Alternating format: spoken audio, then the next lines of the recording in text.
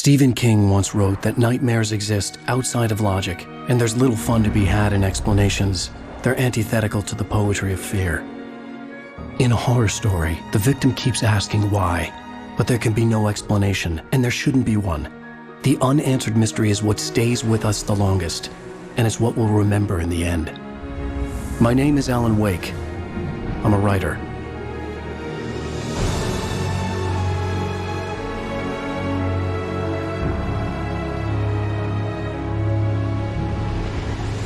I've always had a vivid imagination, but this dream unsettled me. It was wild and dark and weird, even by my standards. So yes, it began with a dream. Following a typical nightmare pattern, I was late, desperately trying to reach my destination, a lighthouse. For some urgent reason, I couldn't remember. I'd been driving too fast down a coastal road to get there.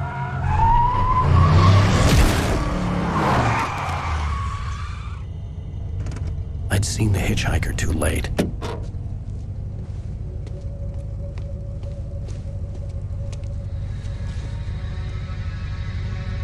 He was dead.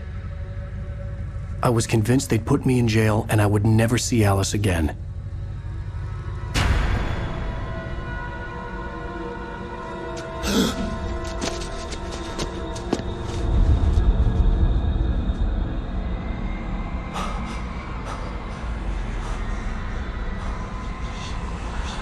Suddenly, his body was gone. I was in shock from the crash. I could hardly stay on my feet.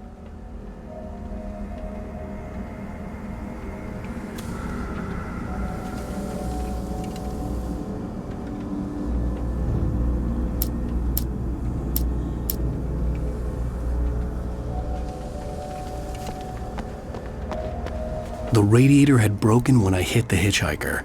The car wasn't going anywhere.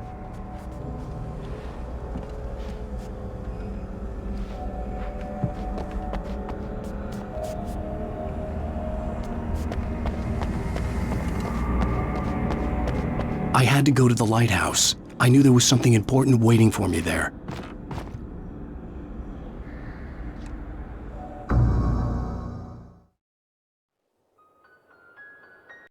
I was in shock from the crash. I could hardly stay on my feet.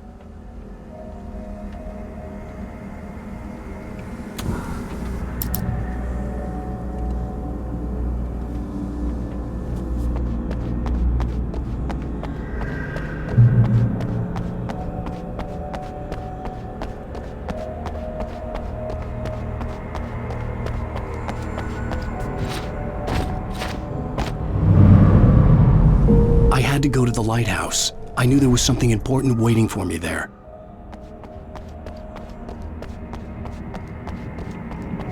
The bridge had collapsed. I'd have to find another way to the lighthouse.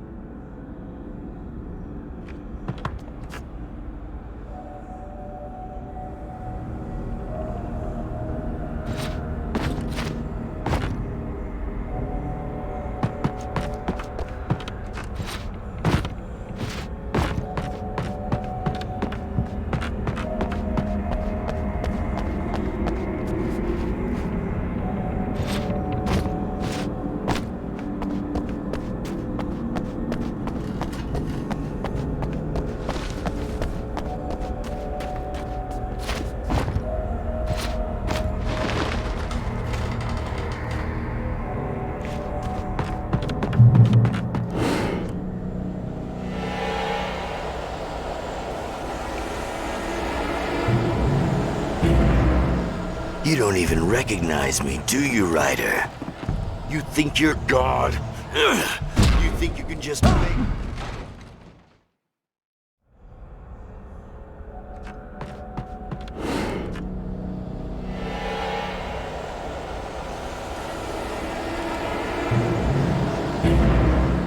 You don't even recognize me, do you, Ryder? You think you're God?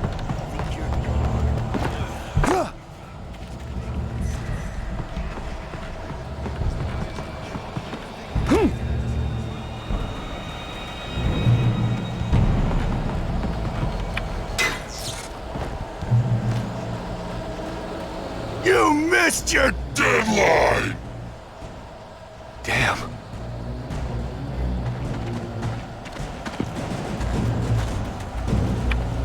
You can't stop me!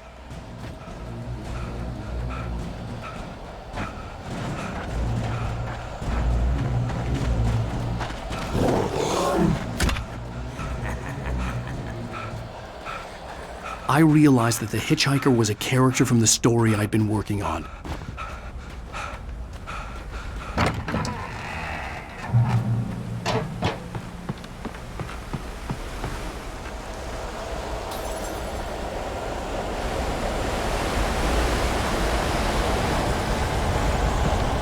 How does it feel to die by the hands of your own creation?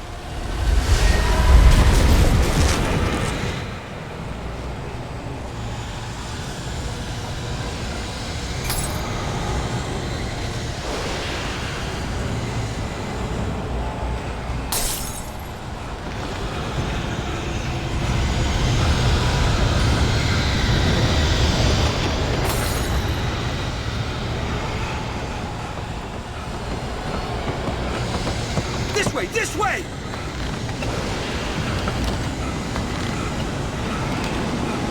Hurry!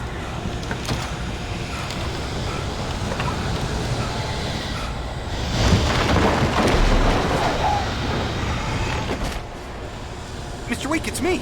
Clay Stewart, remember? Quickly, get inside! There's no time to lose!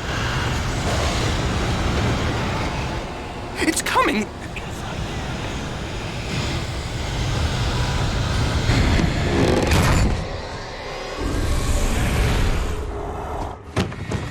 Oh no! Stop!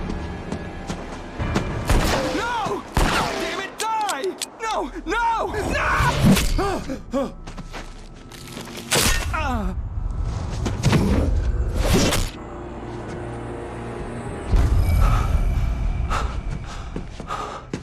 I was trapped. There was no way out. Die, die, die, die, die, die, die, die.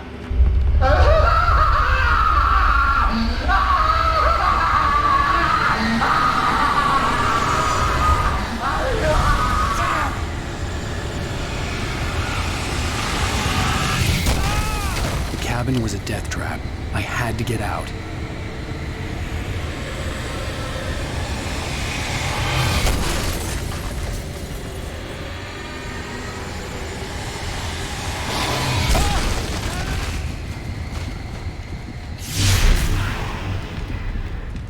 Follow the light.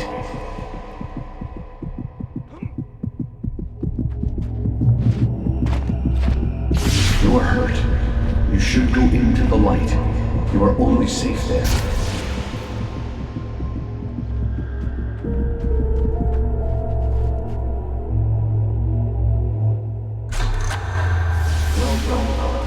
I have something important to tell you. It goes like this. For he did not know that beyond the lake he called home lies a deeper, darker ocean, where waves are both wilder and more serene. To its ports I've been. Do you understand? No. Follow my light.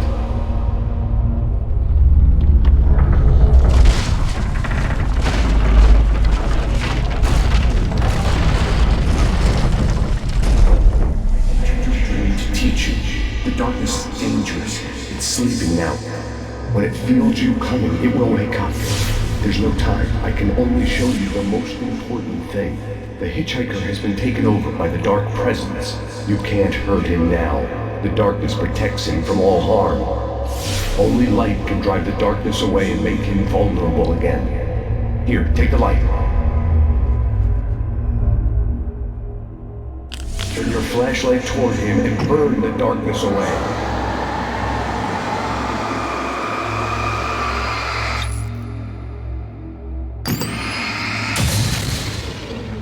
You did it. Now the darkness no longer protects him, but it's still inside, controlling him. He can't be saved. He's still a threat. He is still your enemy. Here, take the gun. Now you'll die!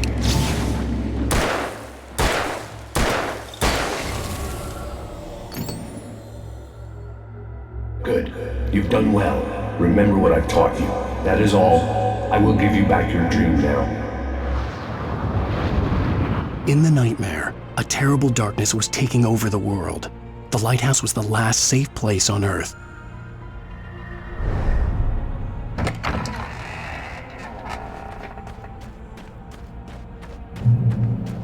You made me this way, and now I'm gonna kill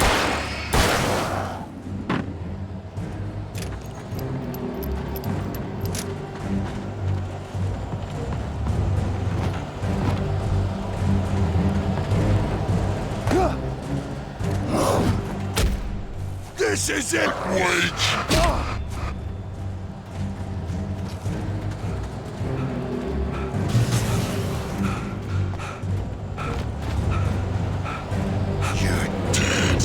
Just like me.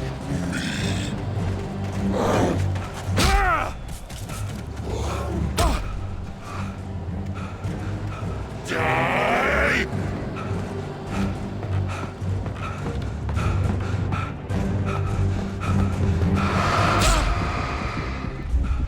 I can keep this up forever!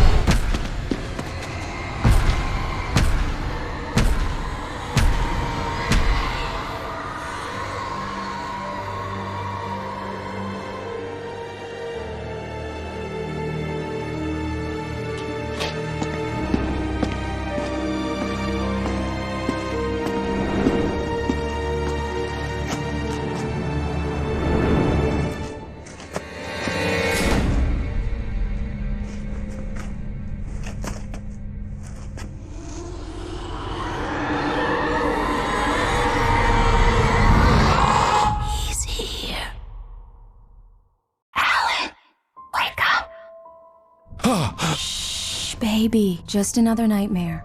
Everything's fine. You dozed off. Right. Anything more than dozed off would be news for everyone. Cheer up, handsome. We're here.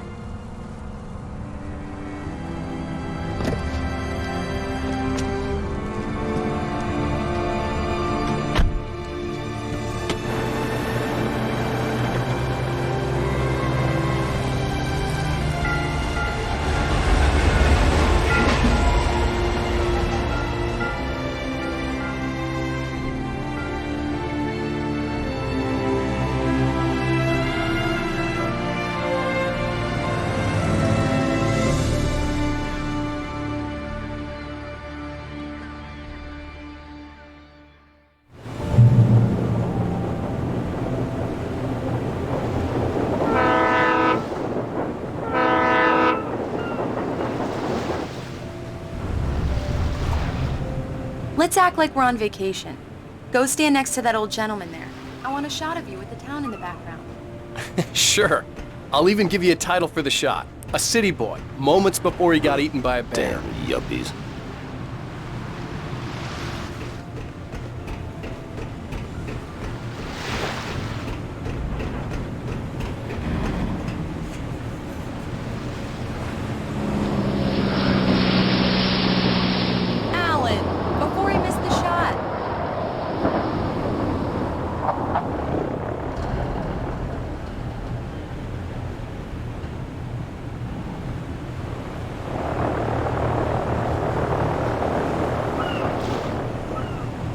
Come on, Killjoy. For me, please. Pretty please. I'll make it up to you later on.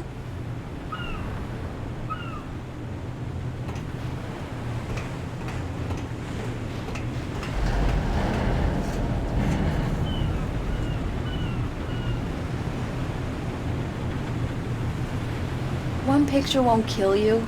By the railing, next to the old man.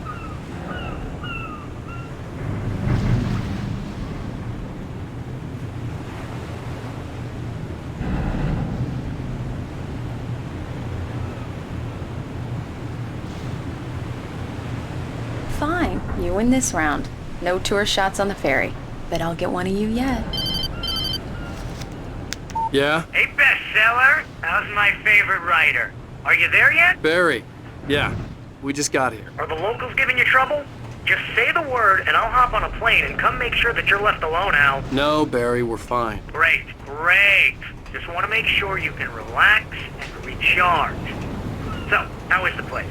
Has it gotten your creative juices flowing? Barry, we're just settling in. Okay, Al. I'll call back later to make sure you're doing okay. And you call me if there's a problem, okay? Okay. I'm just looking out for you, buddy. Talk to you later. I love you too, Barry. You know he's going to be calling you every 5 minutes. Barry is Barry. I can always turn off the phone. What did I do? Text message from Barry. He says hi to you too. Alan, I'm here. Come on, let's get back to the car.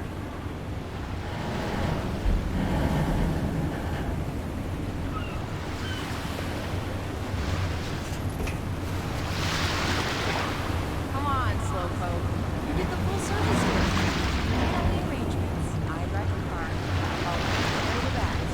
All of you have to do is drag your cute butt into the car and enjoy the ride. Yeah, sounds like you've got a lazy bastard for a husband.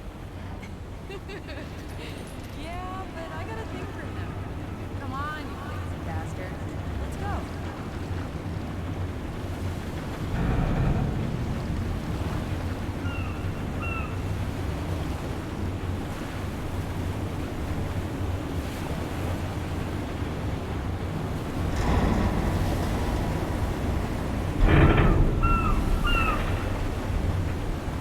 Let's get back in the car and drive to the town.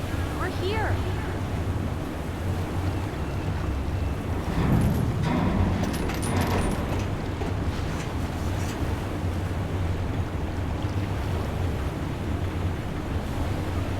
The ferry's about to reach from here. Let's get back in the car.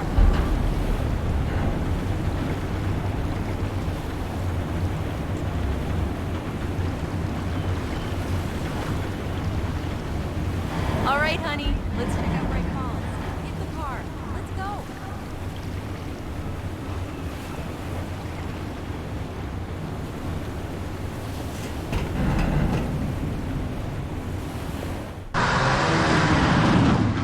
We need to stop at the local diner to get the cabin key from the landlord, a Mr. Carl Stuckey. He's waiting for us. I'll go fill her up while you get the key. I'll pick you up here in, say, 15 minutes? Sure. Alan, thank you for coming here with me. I love you too. Go on. I'll promise to behave.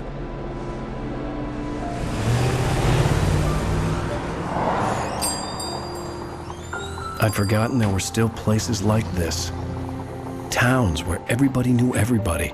Welcome to the Oh Dear Diner. Hi, I was wondering if you could help me. I'm looking for... Mr. Wake. Alan Wake. Oh, God! I am your biggest fan. I know people say that all the time, but I really am. I'm glad to hear that. Rose. Rose, I'm looking for Mr. Stuckey. Carl Stuckey? Carl? Oh, of course, Mr. Wake. He must have gone to visit the restroom. He'll be back in a moment. I can't believe it. I've got all your books. I got the cutout from the bookstore when they took it out of the window. And you keep it here. Well, okay. Good for you.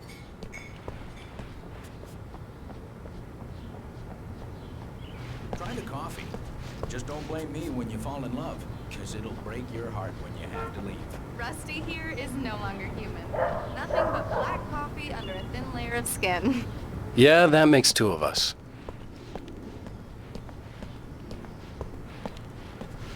Are you staying home this vacation with Alan Wake.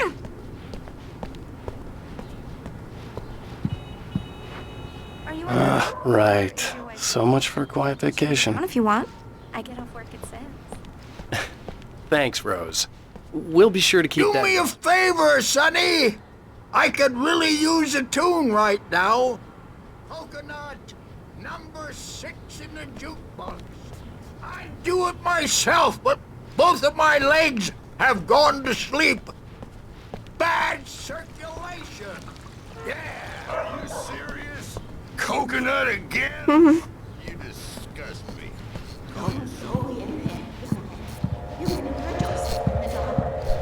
I didn't want to wait. I wanted to find Stucky, to get the key and get out as soon as possible. The waitress was giving me a headache. Overeager fans always did. Hello?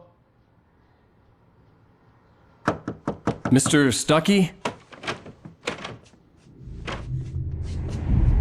Carl couldn't make it. Unfortunately, he was taken ill. But I have the key for you and instructions on how to get to the lake. Okay. I wish you a good stay in my cabin. I'll come by later to check how you've settled in. And to meet your wife. I insist. Thanks.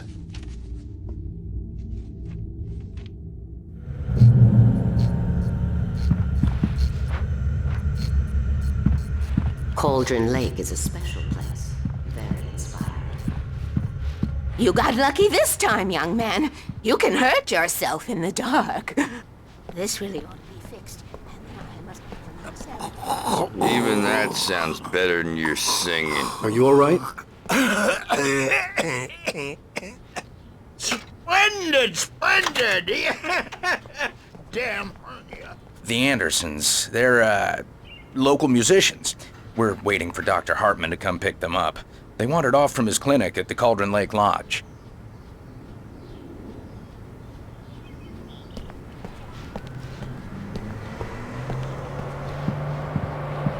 Bye, Mr. Wake. Mission accomplished. The key and the directions. My hero. I got some flashlights, just in case. Hey, wait! Mrs. Wake! Your keys!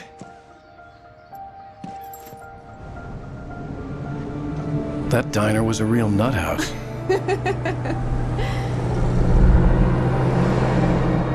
Can you believe this place? This would make a wonderful setting for a book. We're supposed to be on vacation, Alice. I'll figure it out when we get back home. Okay? Okay. We can talk about this later. Batman here on PBFF. I didn't want to talk about it. I wanted to bury my head in sand. Here's another one of my favorites to go with it. Once upon a time, I was a successful writer, but that was a long time ago. I hadn't been able to write a word in 2 years, not since my last book. And now the weather. It's gonna be a clear night, so you folks in the big city might want to look up every once in a while, see those stars winking down at you. It gets pretty dark out here, but they'll light your way.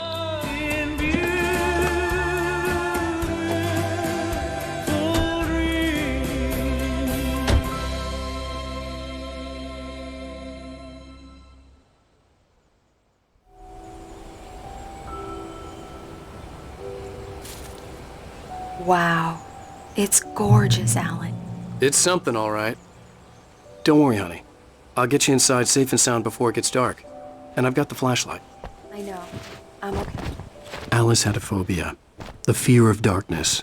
I wanted to make sure we were inside with the lights on before sunset.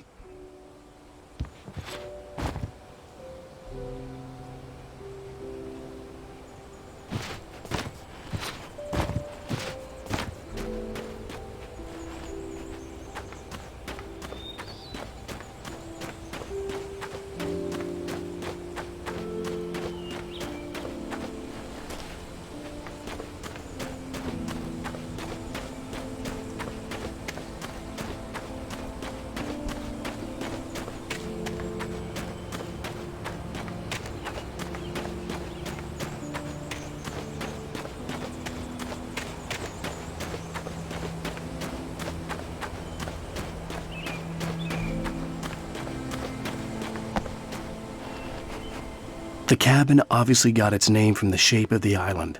It looked like a giant bird leg. Alice had mentioned that the lake was a caldera. There was a dormant volcano under it.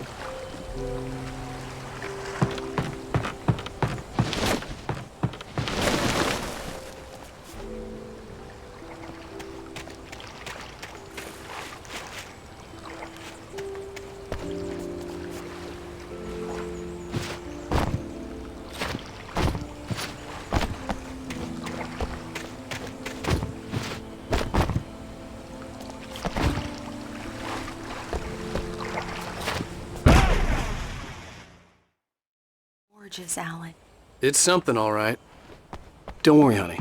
I'll get you inside safe and sound before it gets dark. And I've got the flashlight. Alice had a phobia. The fear of darkness. I wanted to make sure we were inside with the lights on before sunset.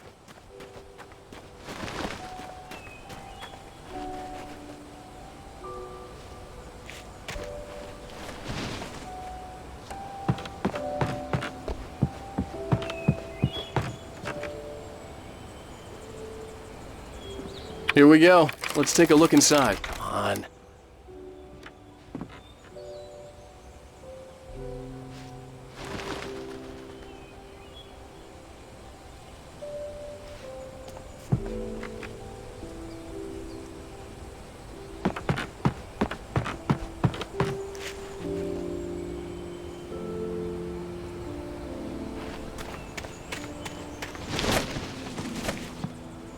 The island had once been the site for a love story. Maybe it would be that again.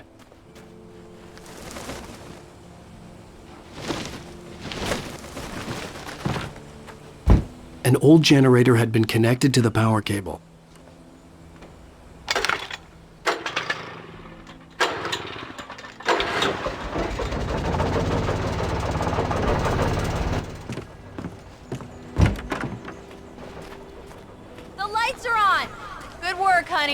I'll freshen up.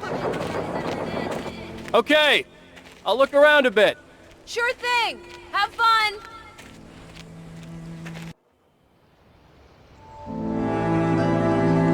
It was a beautiful place. I told myself I could rest here, sleep here, and forget about my work.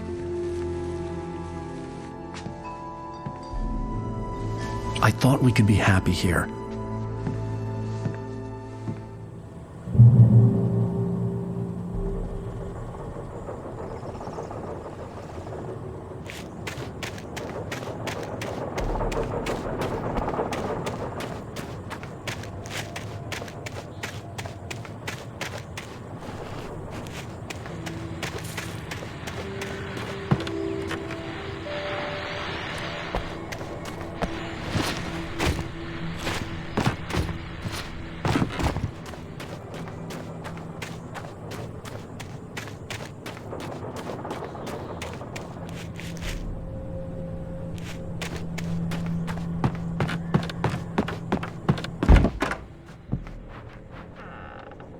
Alice? Honey? A shoebox filled with books by Thomas Zane sat on the shelf. I'd never heard of him before.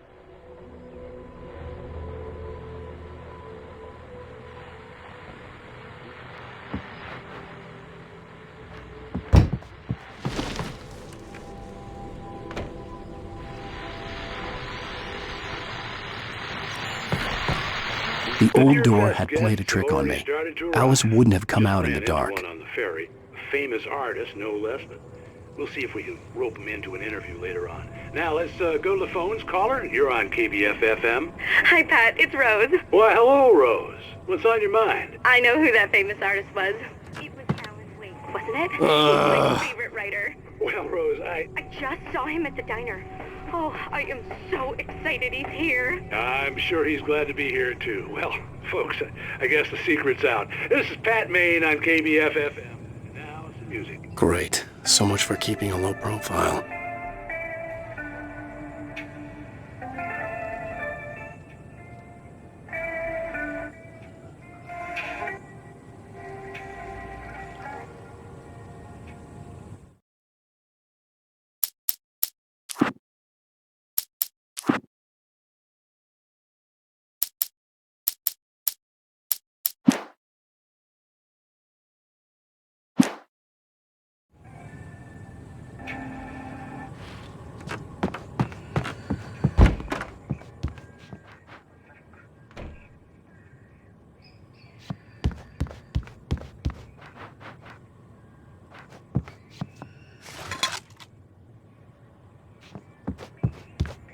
Alan, I'm upstairs.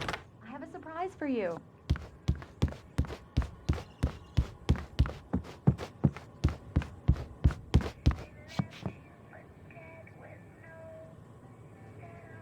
Well, hello there. I'm not the surprise. It's in the study. Go take a look. Okay.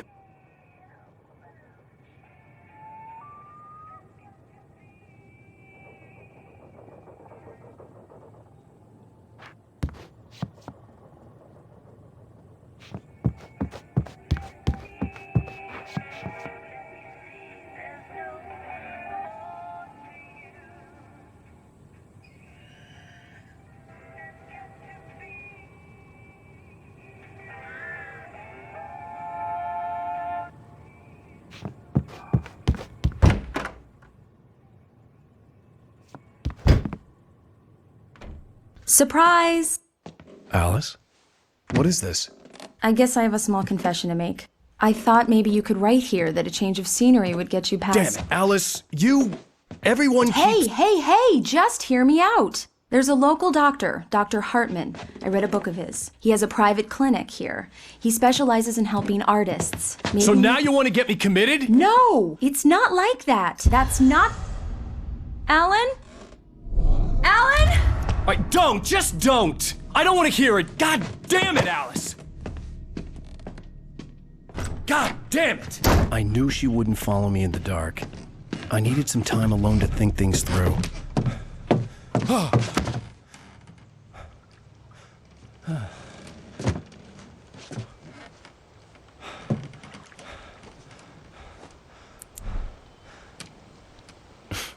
Damn it.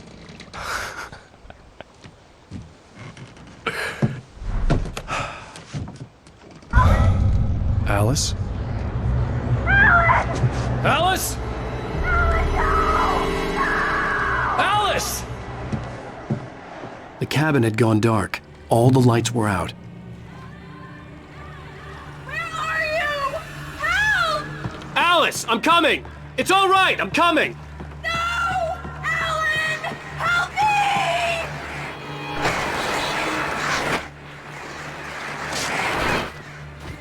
What the hell?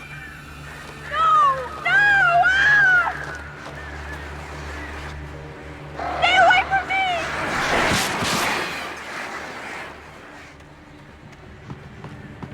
No! Oh no!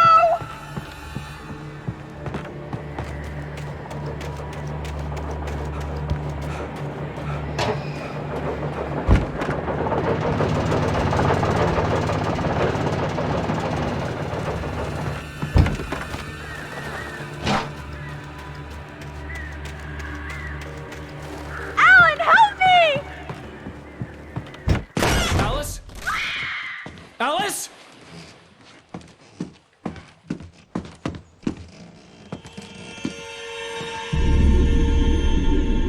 Oh no!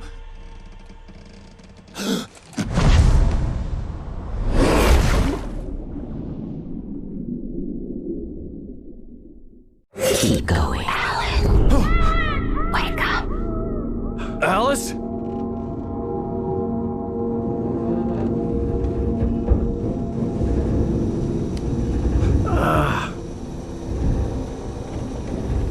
Waking up in the crashed car felt like I had woken from one nightmare and entered another. I couldn't remember how I got there. All I knew was that something terrible had happened to Alice. The phone was dead. I'd have to find help on foot.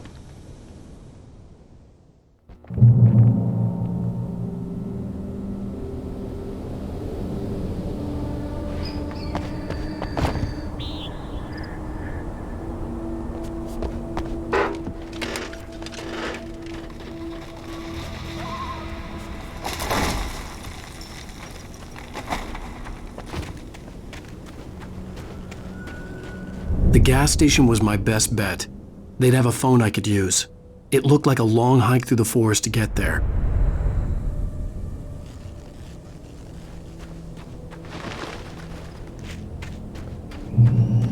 Damn.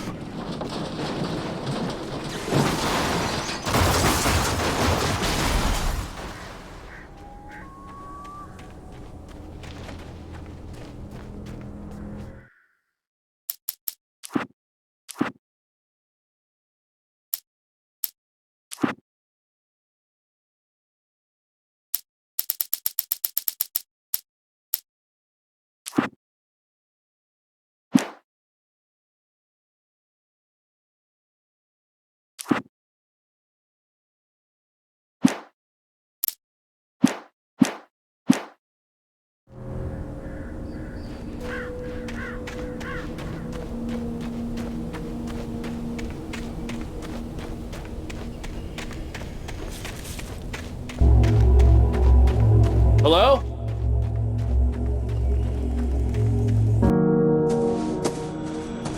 Hello? Is someone there?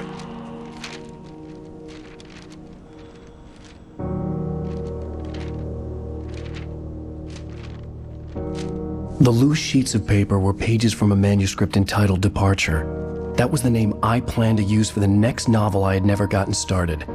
I was named the author. I hadn't written it. I couldn't remember writing it. In the scene on the page, the hero was attacked by an axe murderer in the woods at night.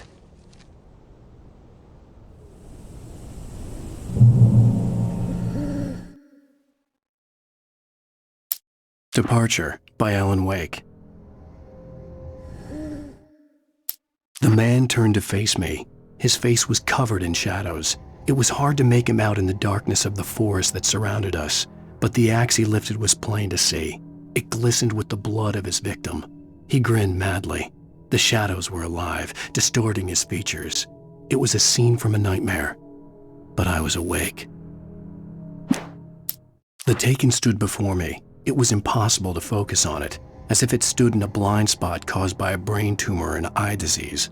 It was bleeding shadows like ink underwater, like a cloud of blood from a shark bite. I was...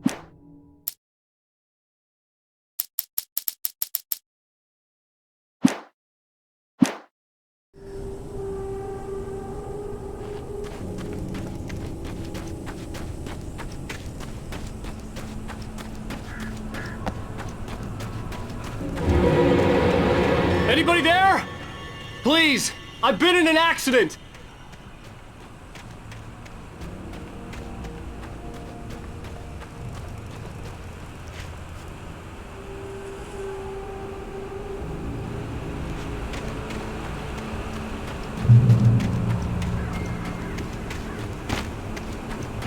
The lights up ahead were a good sign. Maybe I wouldn't have to hike all the way down to the gas station to find a phone.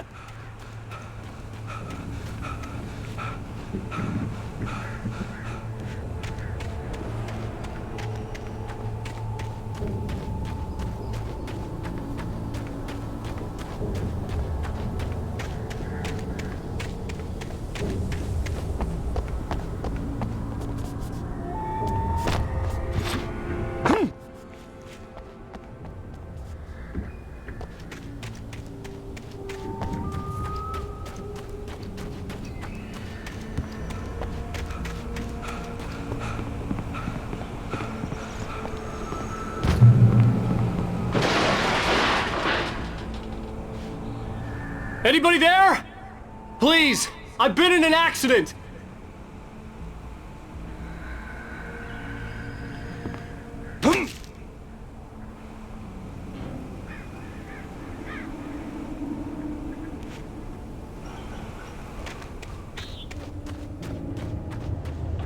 Hey! Hey, you! Phil! There's been an accident. I need help. Listen, I need to... Premium cabins for rent in... Oh, hell. Carl Stuckey. Pleased to meet you. Non-refundable reservation deposit required. Fair and square. And square. Carl Stuckey. Pleased to meet you.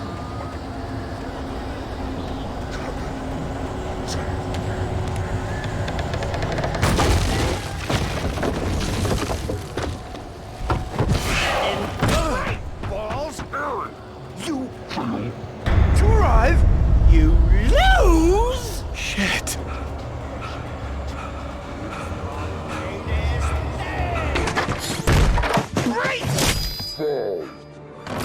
I had to figure a way out of this.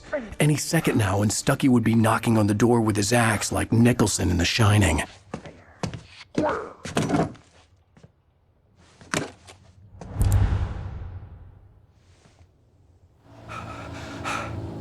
During your stereo recommend trying Nordic walking. It's the latest in testimony. Yes. Bright Falls Sheriff Station. How may I... Hello? Hello?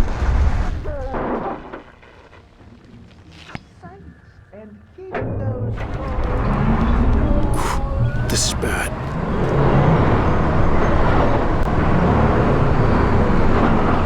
I wasn't about to open the door, as long as I was liable to catch an axe with my forehead.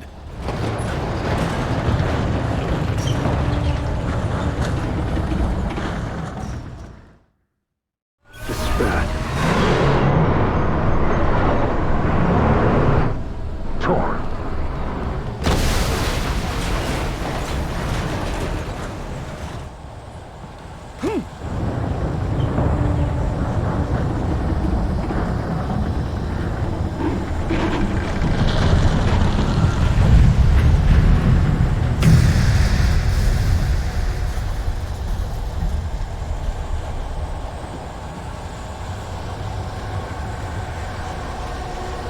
The bulldozer had gone over the cliff with the office. I hoped Stuckey had suffered the same fate, but I wasn't planning on staying to find out.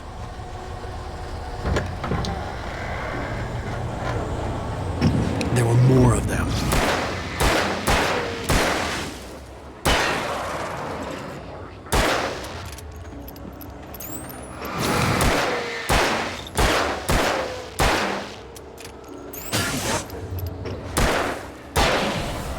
My head pounded with a concussion.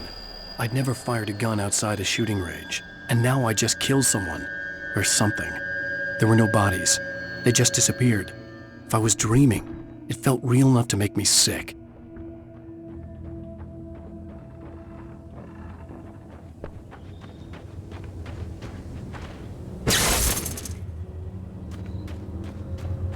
The dark forest was the last place I wanted to go, but I had no choice. I had to get to the gas station.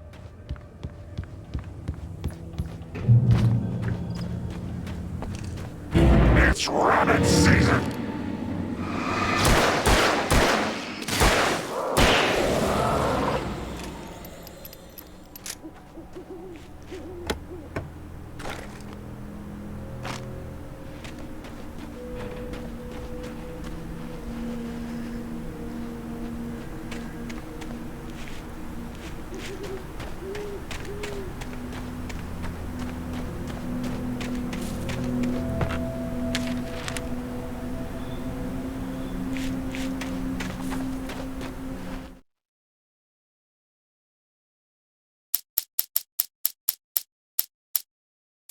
Rose knew she had been gushing, but right now she didn't care.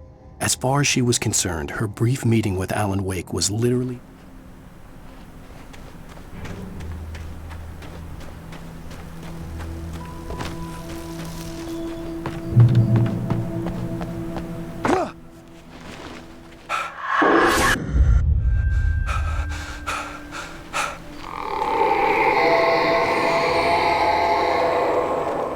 What the hell was that?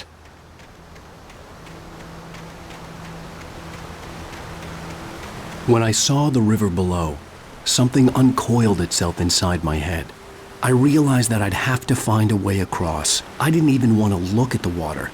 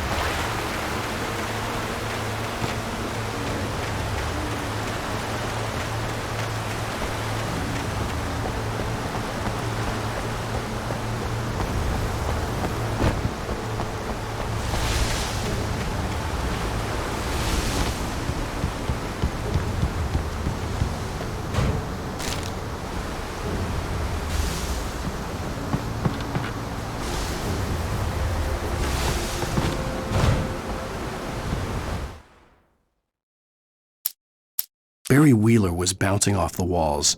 He jumped on a plane after his calls were ignored by both Al and Alice for several days. It couldn't...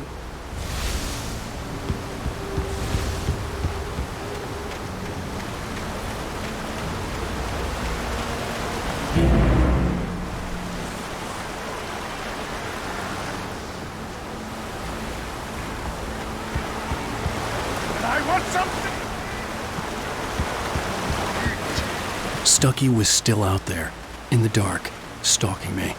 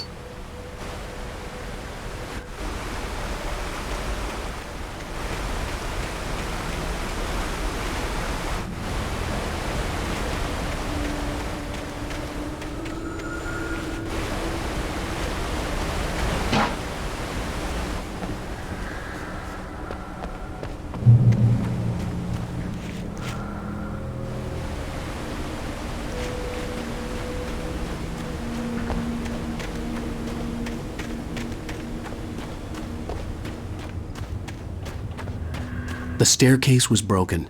I had to make my way up some other way.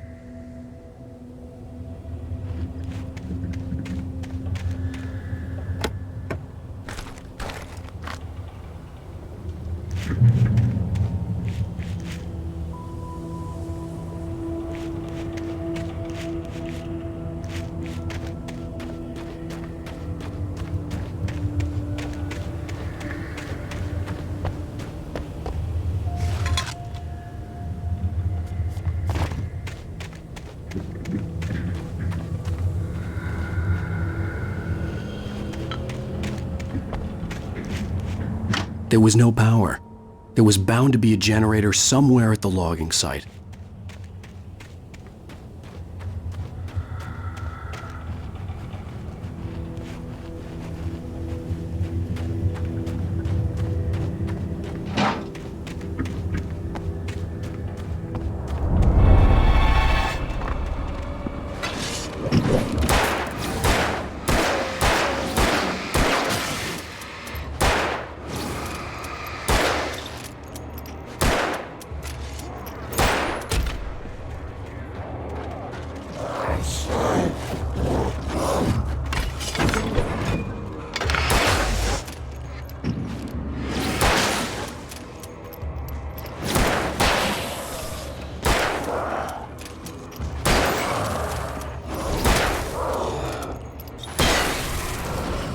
this forestry equipment around, there had to be something I could use to reach the top.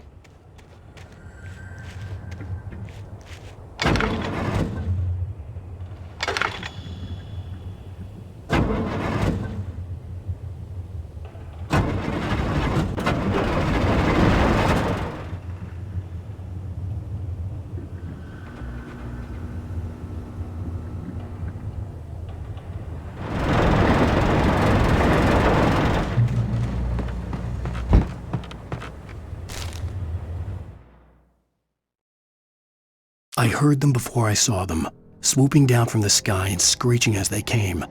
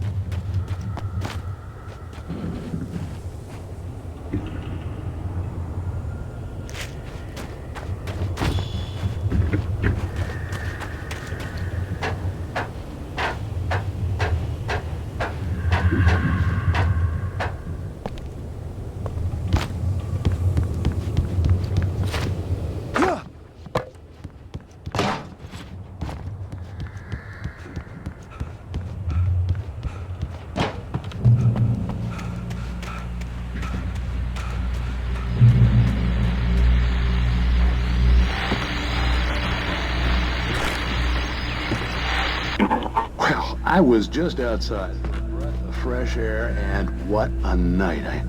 I know most of you are probably in your beds by now, but if you're still up and around, take a moment.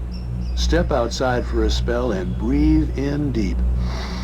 The weather is absolutely still. The sky is crystal clear. It's like the forest is quietly breathing along with you. As you listeners know, I'm a night owl, and it's on nights like this I wish I wasn't cooped up in the studio. Makes an old man like me wish I could just roam wild. But here I am, and it would keep you company all night long if I weren't.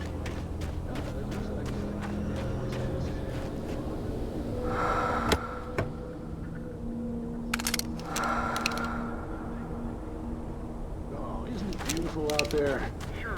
Pat, the reason I called is that Toby heard something rustling in the undergrowth and took off after it, and I couldn't find it. Probably a rabbit. Sure. Toby loves rabbits. Well, sure. Anyway, I figured that, if anyone runs into Toby, they could grab him. My number's on his collar. And Toby's a friendly dog? Oh, Toby loves people. Usually he comes back, but we were pretty far from home, and it sounds like he went pretty wild there. Great dog, but he's just too dumb for his own good. Well, Maurice, it's out there now. Hope Toby comes home soon. Yeah, thanks, Pat. You have a good night now.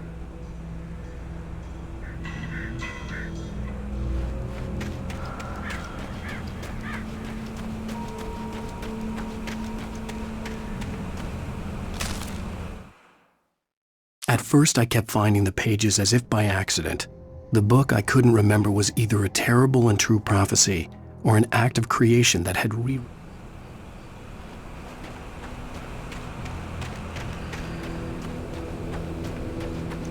The gas station was closer now, its light welcoming in the darkness. Paul makes the best dogs in the state. Belly Burster is the best with no cuts. Monster Dog is second best. The famous dog is...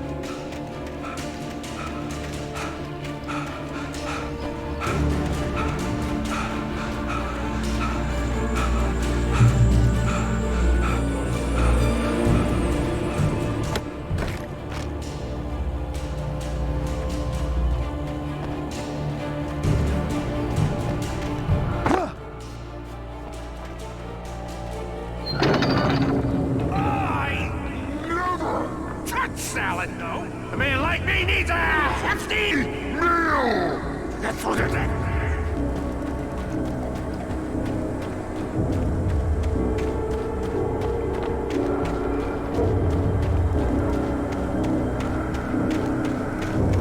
Eerie hand-painted graffiti was revealed by my flashlight. Someone had hidden a chest of supplies near it.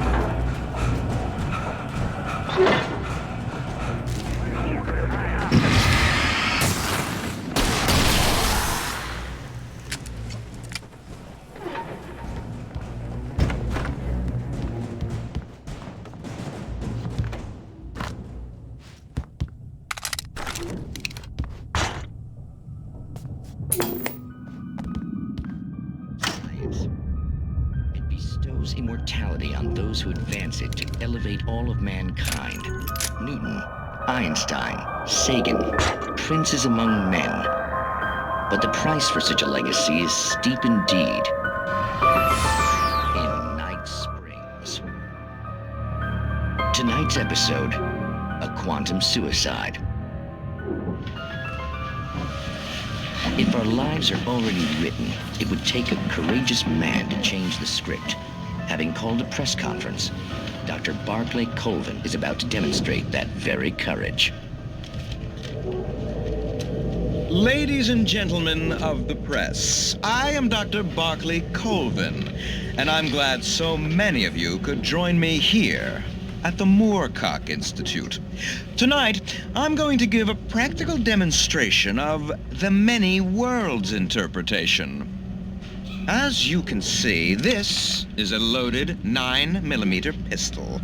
It shall be part of a thought experiment. The cabin on Cauldron Lake? She asked. The sheriff looked at me suspiciously. The early morning light flooded through the office windows. And now? I stepped into the gas station's garage. It was dark and quiet. The place was a mess. It looked like someone trashed the place or that there'd been some kind of fight. A real experiment, known as a quantum suicide. Did he say suicide? Is that a real gun? He's kidding, right? Please, stay calm. There is no risk.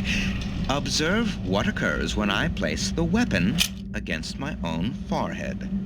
Now, you might think this round is merely a dud. Not so.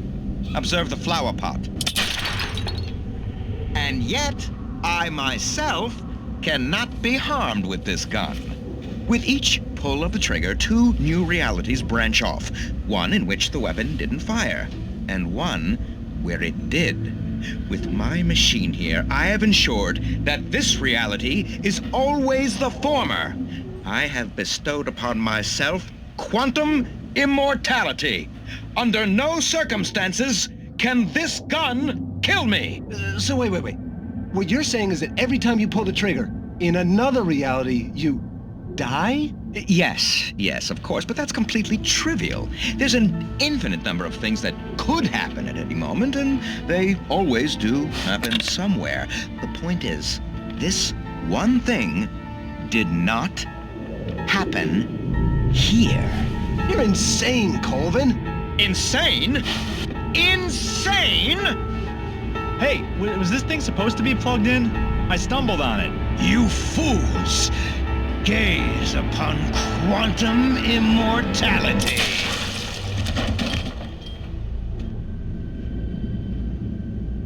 Poor Dr. Colvin, felled by his own hubris or the ignorance of the masses. Perhaps he should have left the crate unopened, the decaying atom unobserved. Curiosity often kills the cat in Night Springs.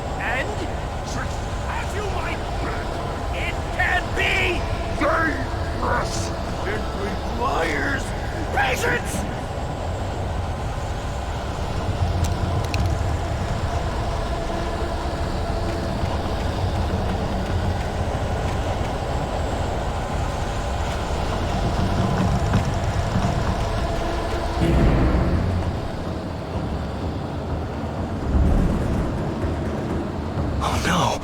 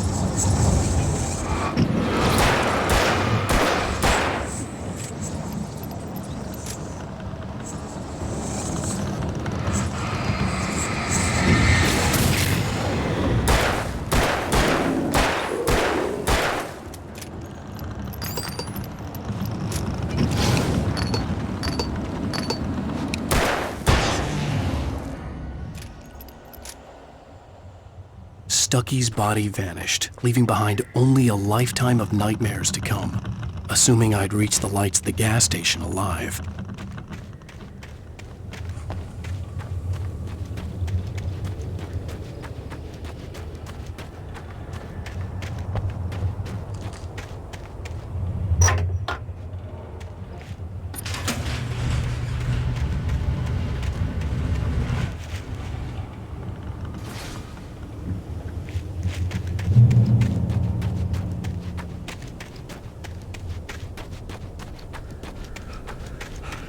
I recognized the parade float I had seen in Bright Falls when I first arrived with Alice.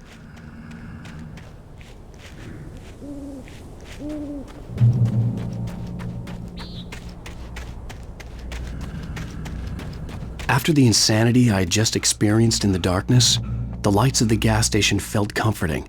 At least for a moment, the sane world reasserted itself. Stucky spat on the garage floor and tried to shake the cobwebs from his head. Ever since the couple never showed to pick up the keys, things had been fuzzy. Something. The Deer Fest had been 2 weeks away when we arrived.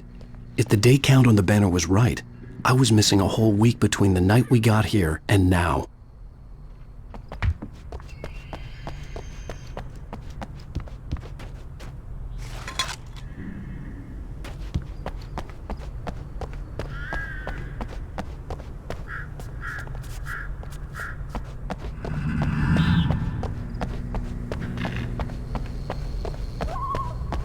The garage was a mess.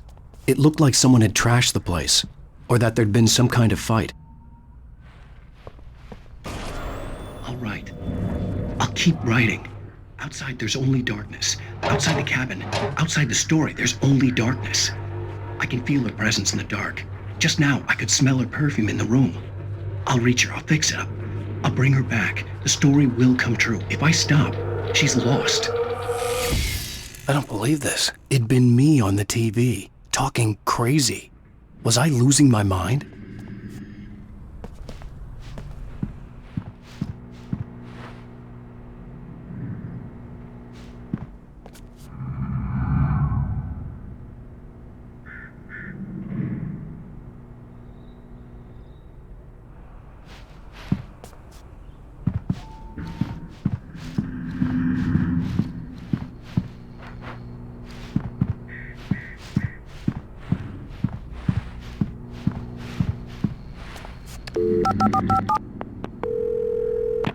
Bright Falls Sheriff Station.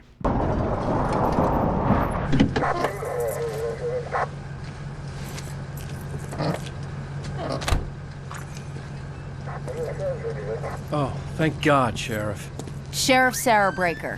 You are... I'm Alan Wake, but listen, I was in a car crash. My wife, Alice, she's missing. Calm down, Mr. Wade. We were staying in a cabin on the island, on Cauldron Lake. There's no island on Cauldron Lake, not since the big eruption in the 70s. Please, I can take you there, okay? You look like you've taken a pretty bad knock to the head. Are you okay? Listen. We'll figure this out. Please get in the car. We'll swing by the lake and then we'll go to the station, okay? Mr. Wake, have you seen Stucky, the guy who owns this place? I realized I couldn't tell her what had happened in the forest. She wouldn't have believed me, and then she wouldn't have helped me with Alice.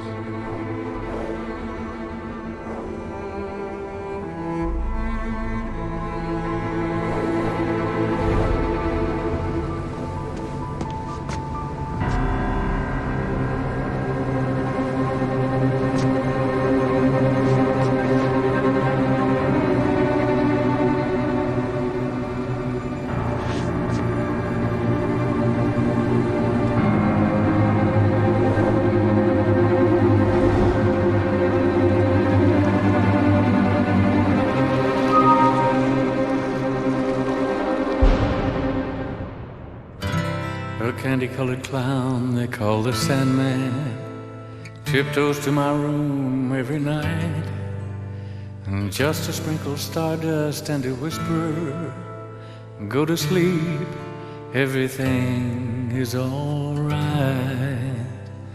I close my eyes, then I drift away into the magic night. I softly say a silent prayer, like dreamers do. Then I fall asleep to dream. Previously on Alan Wake, I came to Bright Falls.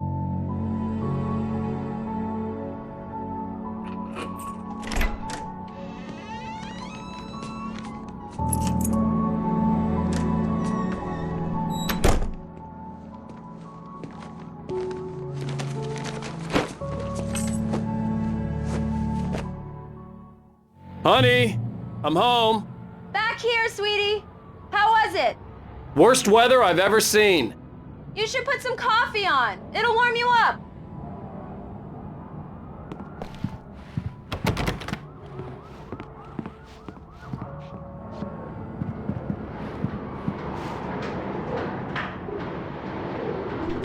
Coffee's on. Great, thanks. I'll need it if I'm gonna finish this by tomorrow.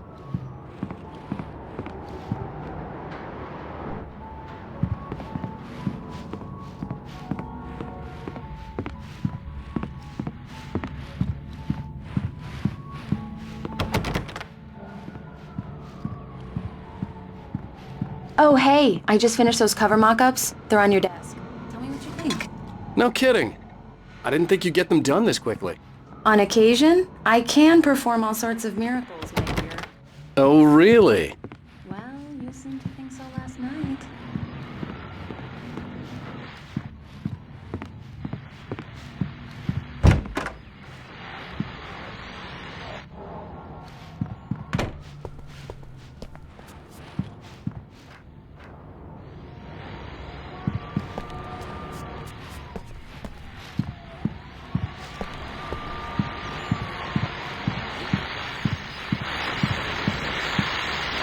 The continuing freezing rain and heavy snowfall have necessitated a winter storm warning in the entire tri-state area.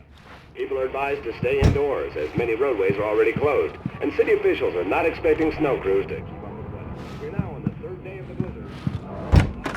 It'll erupt anytime soon. These look really good. Oh, sure, until Barry gets his hands on them. Which, by the way... It's true what they say about the fall and the sudden stop at the end. I'd lain here in the snow while the lurid chain of scenes that had led me. Will happen over my dead body. This was a late goodbye. 13 years after I'd gotten my revenge, it had finally caught up with me. The last time was the last time. Oh, and speaking of Barry, he called. Alan? box! I'm right here. I'm on it, honey. Please, hurry!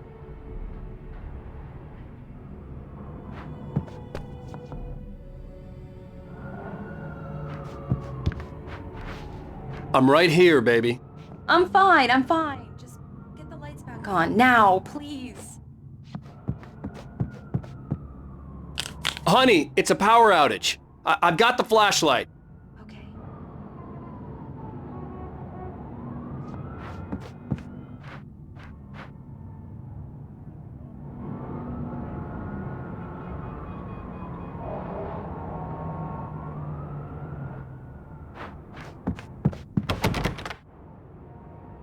I'll be right there. Come on, deep breaths, okay?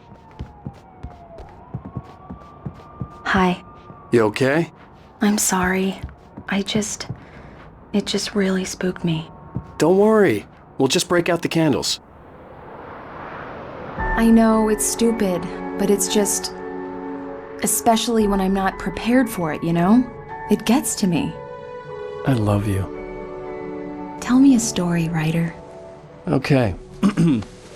I used to have these nightmares when I was a kid. The dark really spooked me, too.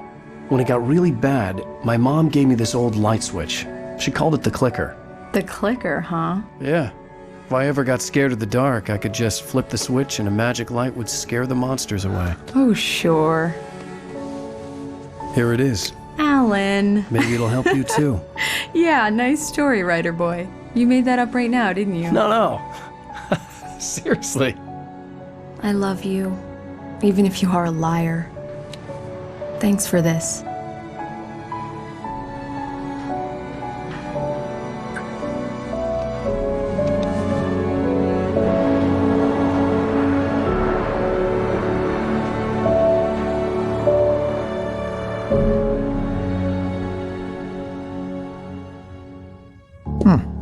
How do you feel, Mr. Wake? Any nausea, disorientation, anything like that? Mr. Wake, how are you feeling? I'm okay. My head's fine. I had to lie about my headache and memory loss. He'd send me to a hospital for tests. I couldn't leave without Alice. Very well. I don't think you have a concussion, but you've obviously been through quite a shock. You should take it easy for a couple of days. Thanks. Well then, Mr. Wake, we're done here. If the pain gets any worse or you experience any other symptoms, you should come see me. I'll let you get on with it then. Sarah, Sheriff Breaker, is waiting for you. She's very good at her job. I'm sure she can locate your wife in no time. Doc Nelson was the image of a small-town doctor. Sheriff Breaker had called him to the station to take a look at the cut in my head.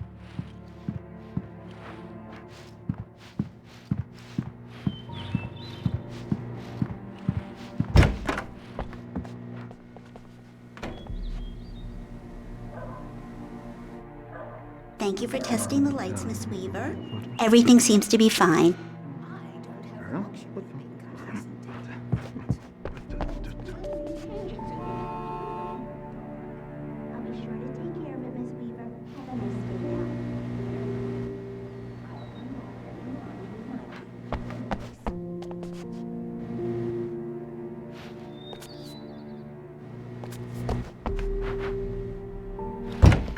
Come in, Mr. Wake.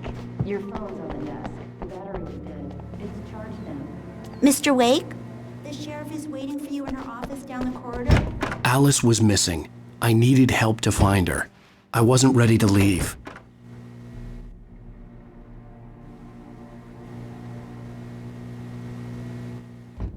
Alice was missing. I needed help to find her. I wasn't ready to leave. Her office, Mr. Wake.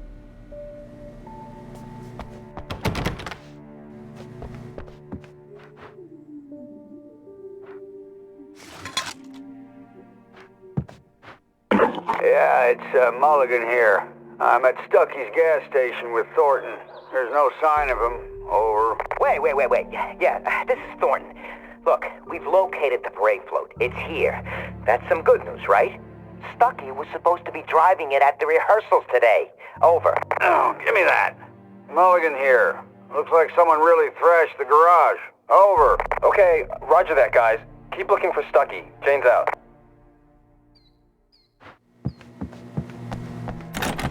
Sheriff Breaker is waiting for you down the corridor in her office.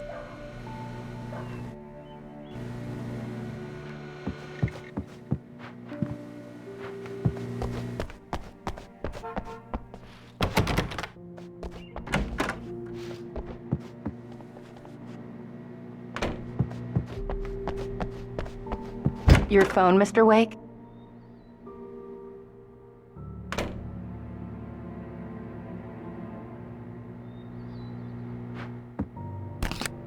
Have you started looking for my wife yet? My men are already on it. Now, can you tell me what happened? I'm not sure. I can't remember. We were arguing. I walked out of the cabin. How did you end up at Stucky's gas station? I wanted to tell her what had happened last night, but I couldn't. She'd lock me up. Excuse me, I need to take this. Hello? Alice, please help me. Alice? Stop talking to the law. You'll do exactly what I say if you ever want to see your wife again. Who is this? Go to the back lot. There's a hole in the fence on the left. Look inside the junker. I left a little something there to convince you we're all on the same page here. After you ditch the cops, you're gonna meet me in Elderwood National Park. There's a spot called Lover's Peak. Midnight. Don't do nothing stupid, pal. We're watching you. I need some fresh air. Can I go out? In the back, maybe? Of course, Mr. Wake. I understand. You can get there through the cells. Deputy Grant can show you the way. I'm sorry. All of this, it's just a lot to take in. Mr. Wake, can I help you with anything? I need to get some air. The sheriff said I could go out back. Of course, Mr. Wake. Corridor. Hey, mister! Hey, can you turn the lights on? The deputies, they don't understand. They won't listen to me. I need it to be bright in here.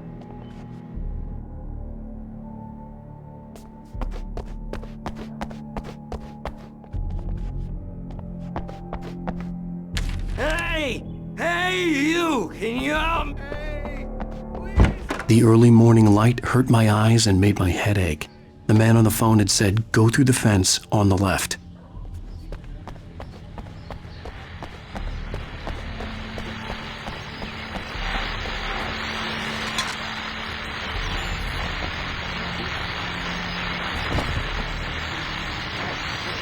Well, folks, it's been another long night, and it's about time for me to sign off for a while. God knows I need my beauty sleep. Just one more item before I go.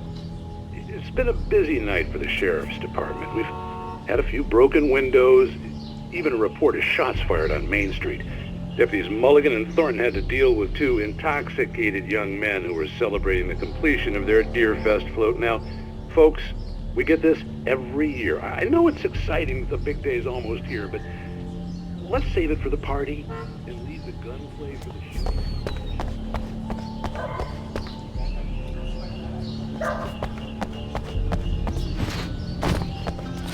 The caller had told me to find a hole in the fence behind the police station.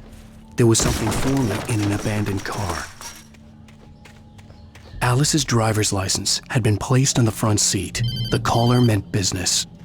Barry? Ow! Thank God! Where the hell have you been? I've been trying to reach you for a week, you and Alice. I've been worried sick. I flew out yesterday. I'm here in Bright Falls. Barry, listen to me. I'm at the sheriff's station. Come and get me. I can't talk now. Al, what the hell is going on? I had to get the sheriff to let me go. I needed to get to Elderwood National Park to meet Alice's kidnappers.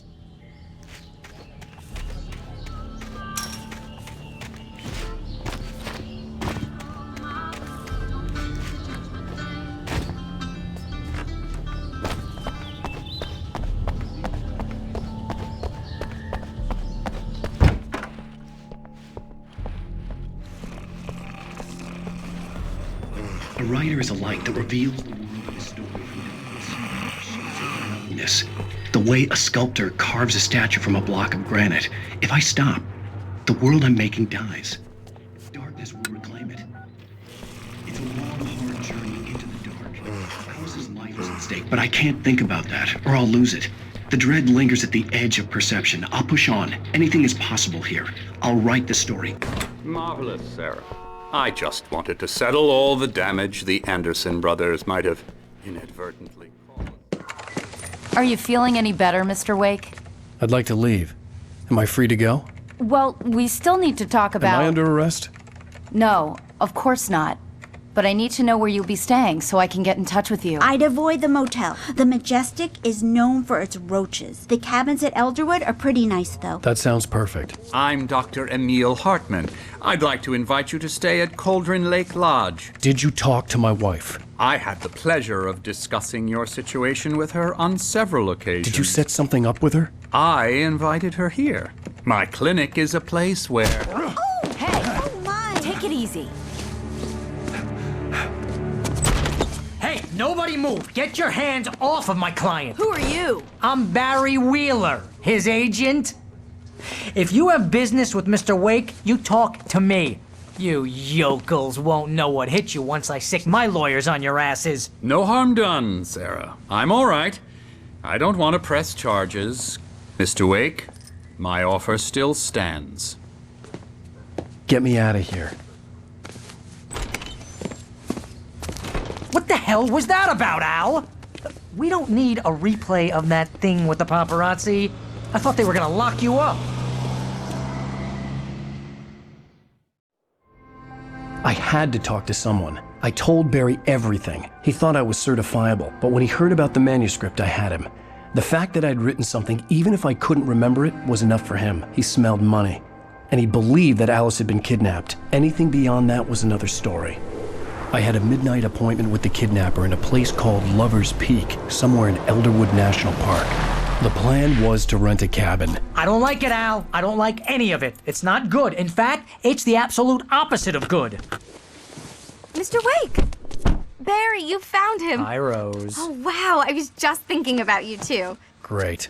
I was just bringing Rusty some coffee. He's on the balcony, looking after Max. Poor thing. I really need to go. Great to see you again, Mr. Wake. Later! Who's Max? What an airhead. Jeez, Mr. Takes a swing at everybody.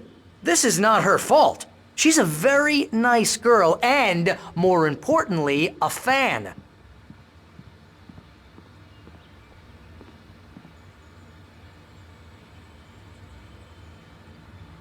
Ed. Jeez, Mr. Takes a swing at everybody. This is not her fault. She's a very nice girl and, more importantly... I'd come here to rent a cabin, where I could wait till midnight.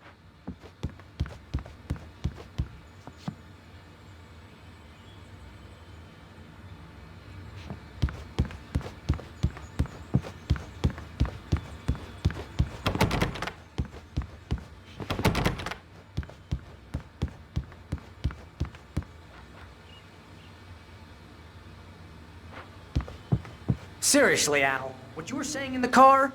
Just listen to yourself. What, you shot a guy and his body just disappeared? When was the last time you slept? What, are you high? Have you been drinking? No! Look, Barry, I'm missing a week, and someone's got Alice, and everything's just... Easy there, boy. I'm almost done. Hey, Rusty, right? You rent cabins. Oh, Mr. Wake. I'd shake your hand, but mine are kind of full here. Do you understand what it sounds like when you say stuff like that? Don't get me wrong, it's a good story, could be a bestseller. But when you start confusing fiction with reality, you're buying yourself a ticket to the funny farm.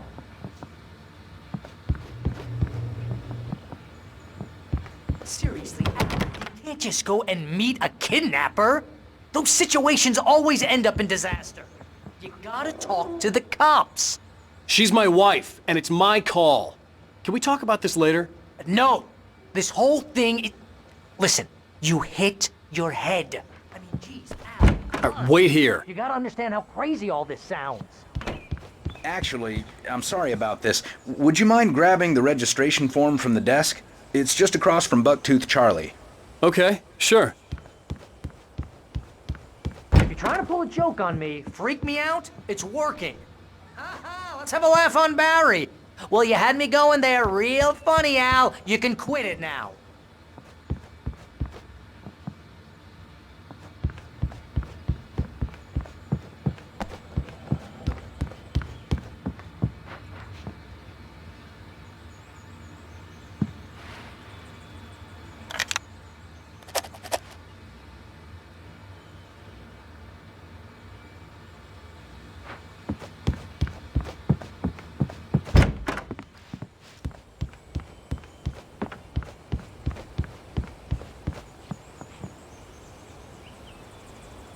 I think this is the form you wanted. And here are the keys. Okay, you're all set, Mr. Wake. Glad to have you staying here. Thanks. Can you tell me how to get to Lover's Peak? Oh, sure. It's at the end of the nature trail. Just follow the paths, you'll get to it eventually. It's an easy walk. Nice spot, too. If you have any trouble finding it, just keep your eyes on the radio mast. It's right below that. Ow. You're asking me to believe that you shot a dude who went poof into thin air, a guy who was bulletproof until you pointed a flashlight at him. You hear that from people who end up spending time in padded...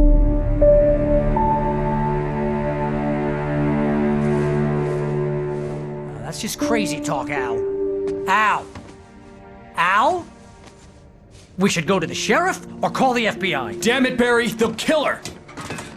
This is not a goddamn debate, Barry. I'm going to Lover's Peak. He said to come alone. Okay then. I understand. You're my best friend and I'm worried that you're not right in the head. Tell me what to do to help and I'll do it. You stay here, and if I'm not back by morning, call the cavalry. Achoo! Achoo! Just be careful with the natives, Al. These yokels are dangerous. Everybody hates a tourist, or it'll be deliverance all over again. Bless you. Oh, this place is trying to kill me. I'll bet there's mold in here, spores, poison ivy, God knows what. This is so not worth a 15% commission.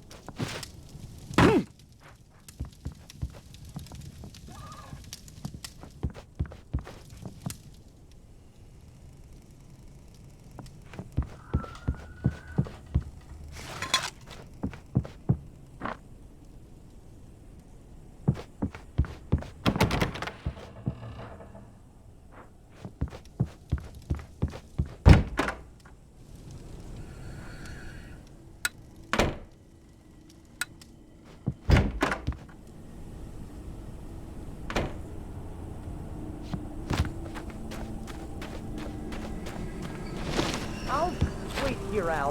I'll hold down the fort. I'll be with you in spirit every step of the way, Al.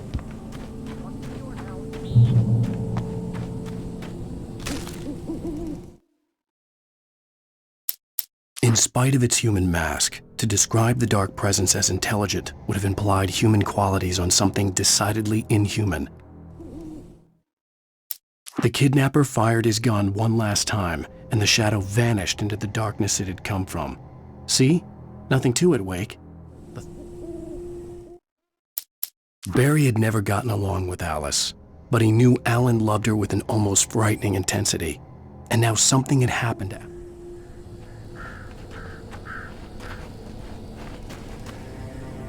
Barry had the keys to the car he rented. Wasn't a long walk to the visitor center, and it wouldn't be any use to me in the forest.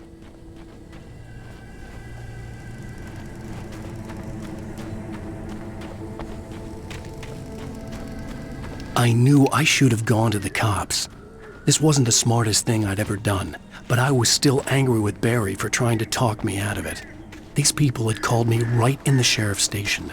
The cops wouldn't scare them, and they had Alice.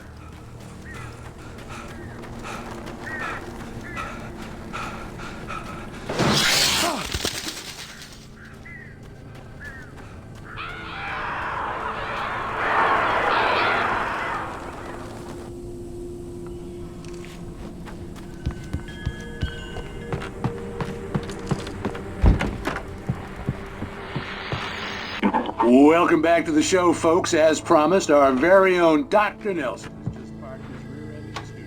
Doc, what's your Deerfest plan like? My plan? You make it sound a lot more organized than I ever seem to manage. Oh, yeah. No plan, really. Just taking the atmosphere.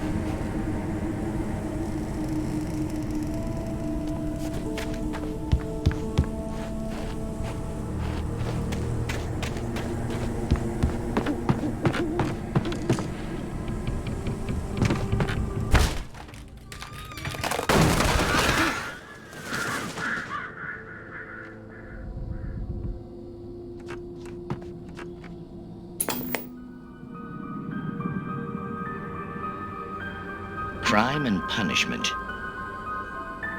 The cancer and cure of civilization. But some crimes are impossible to punish, especially in Night Springs. Tonight's episode, The Man in the Mirror.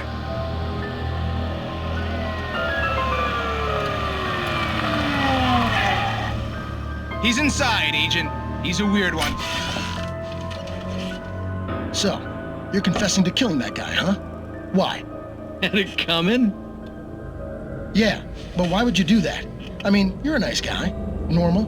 Took your kid to a soccer game. So how come at the game, you pick a guy and, quoting from the arresting officer's report here, assault the victim's head area repeatedly with the weapon of choice being a pair of bare fists? Wow, that sentence really flows, huh? Maybe you're not the literary type. Okay, so you mess him up. But why? Who was that guy? We couldn't ID him. Why would a guy like you do him like that? I didn't like his face? Well, you must have hated it, because you really went to town there. I mean, there's no way to tell what he looked like. No ID on him either. That must be difficult. But then we ran the fingerprints. Got a match. Your prints. Identical. Huh, how about that? Your son said you were wearing a white shirt when you took him to the game. But the white shirt is on the dead guy. It's plenty red now. You won't get away with this. Do you really think that's in any way relevant to me? I had plenty of time to talk to my boy before the cops arrived, you know? He won't stop screaming, am I right? You think he's ever gonna be okay? I left my mark, believe me. You bastard. What? You gonna shoot me? What's the point? I'm going to prison. You got me. I don't understand any of this. And you never will. Don't worry. Maybe you'll see me again, Agent. Maybe in the mirror.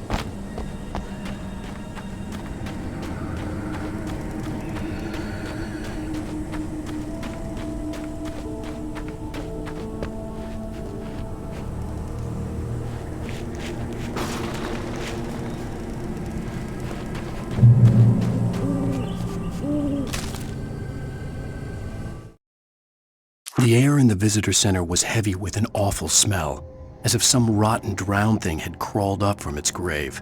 Rusty kept coughing blood. My eyes were drawn to...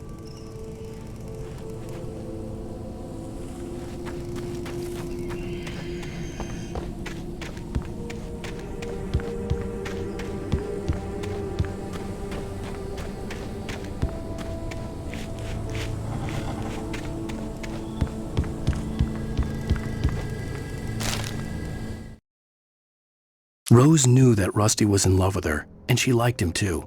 She liked him a lot. He taught her to dance, and life had certainly taught her the value of a man who was gentle. He treated her well, made her smile.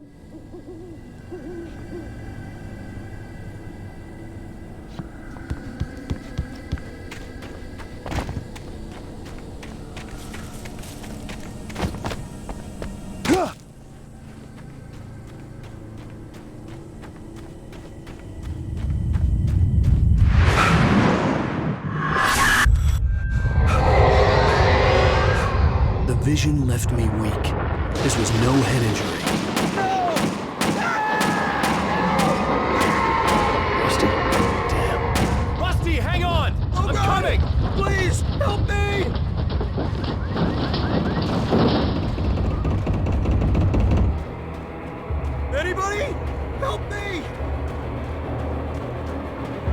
Help! Help me!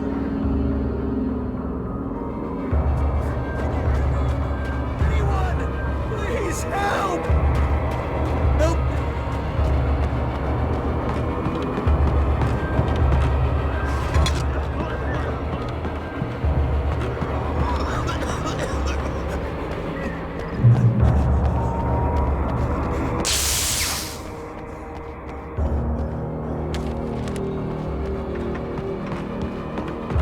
The ranger's office was locked. I'd need a key to get in.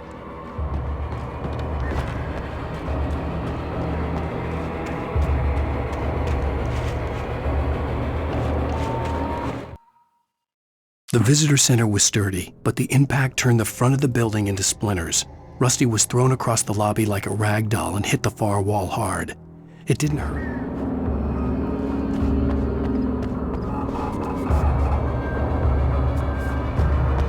The gate to Lover's Peak was locked. Hello? Back here! I'm back here! Hey, please help me!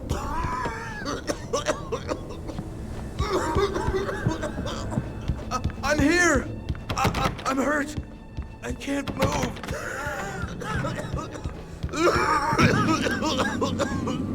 Please help me!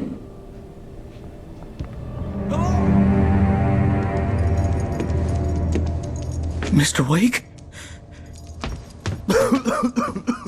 Oh, hell. It happened just the way it was on that page. I found. Came true. It knew.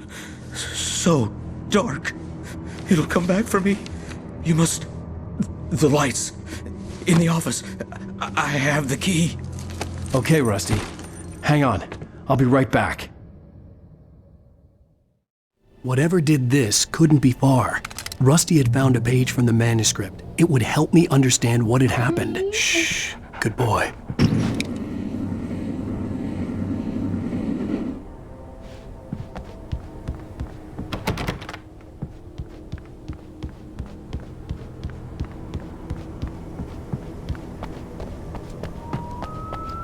The only way to make sure that Rusty was safe was to get the power running and the lights back on.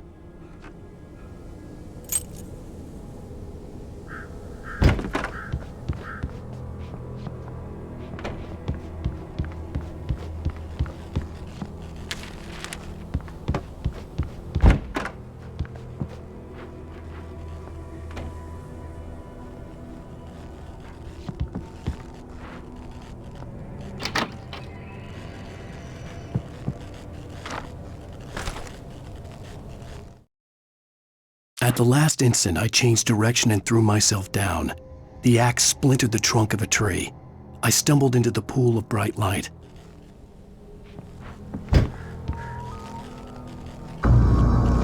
I was too late. Someone had destroyed the circuit breaker. There was no way to get the lights back on.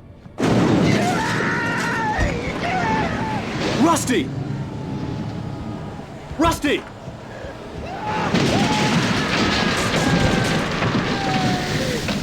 The ground was covered with oily patches that looked like liquid darkness. Hunters need hunting licenses!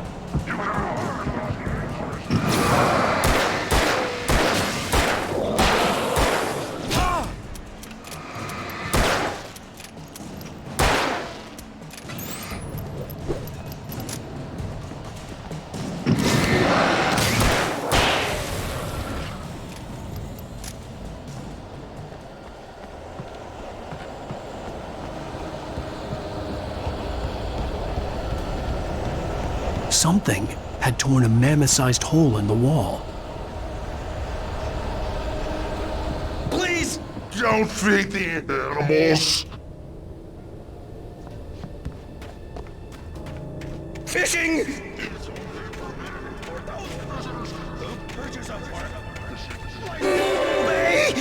The Park Ranger's instructions! At all times! Rusty? Rusty, no! Never! Never closer than 100 yards! 2 bears and wolves! Never approached any other wildlife closer than 25 yards. All times, Leave your pet unattended. It is against the law to remove any natural objects or historical artifacts from the park.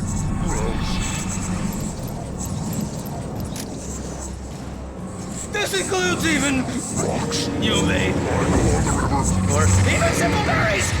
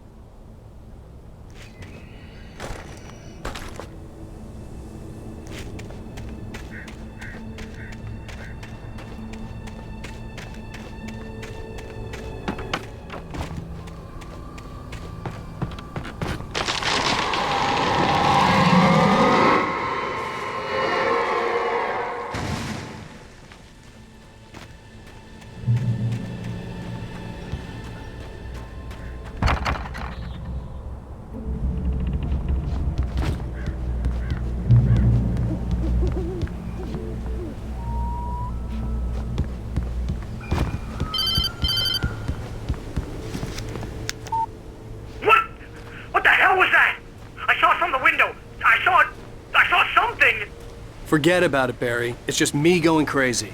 Oh, jeez. Oh, jeez. You're not crazy. I wish you were crazy, but you're not crazy. Ow, be careful. Stay in the cabin. Don't open the door for anyone. I mean it.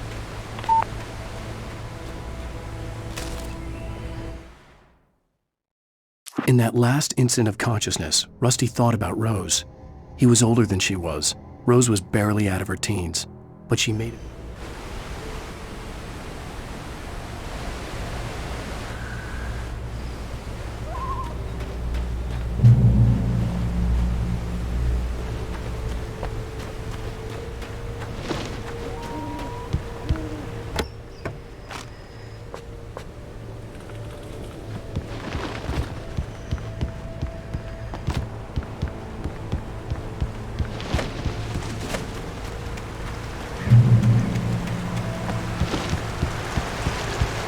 Lover's Peak was at the far end of the nature trail.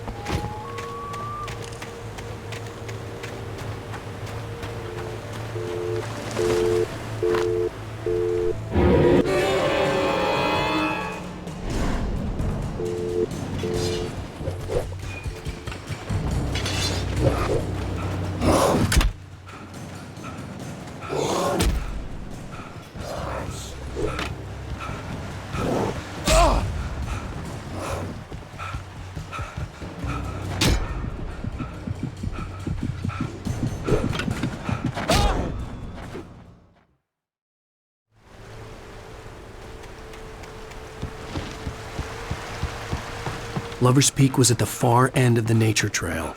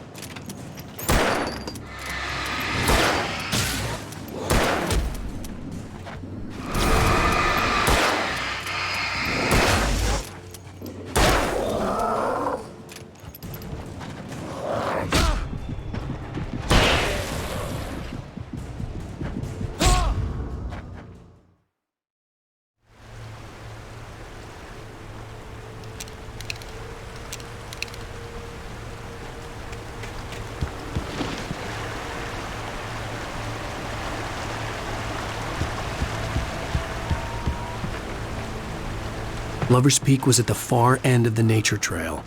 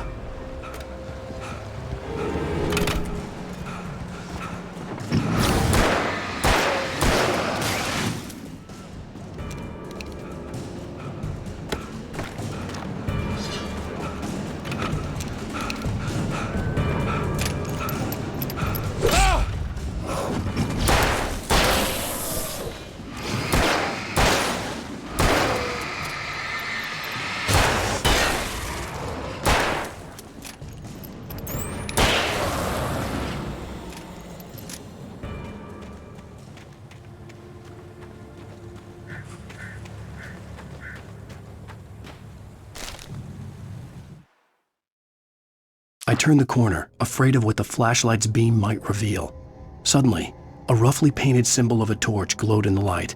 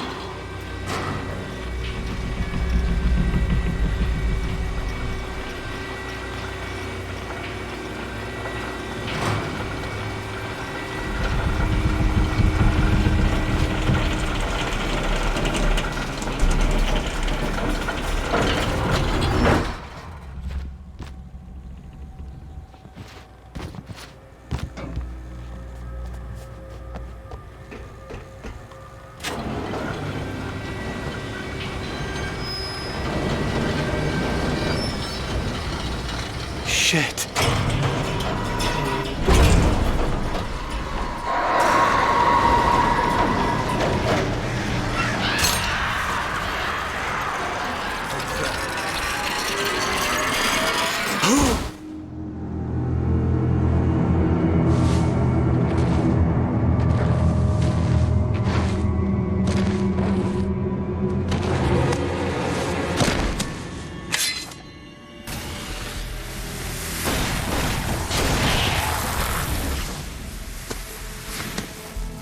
Come on, we gotta get moving. More of them coming. That flashlight's kid stuff. The flares will keep the bastards away.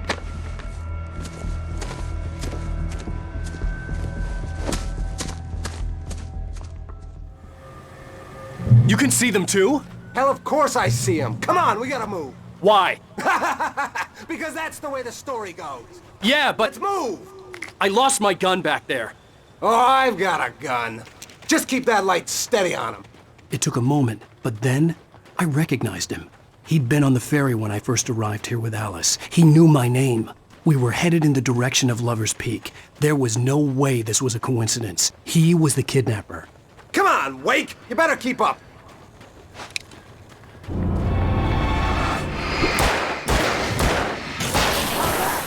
That's what I got for you!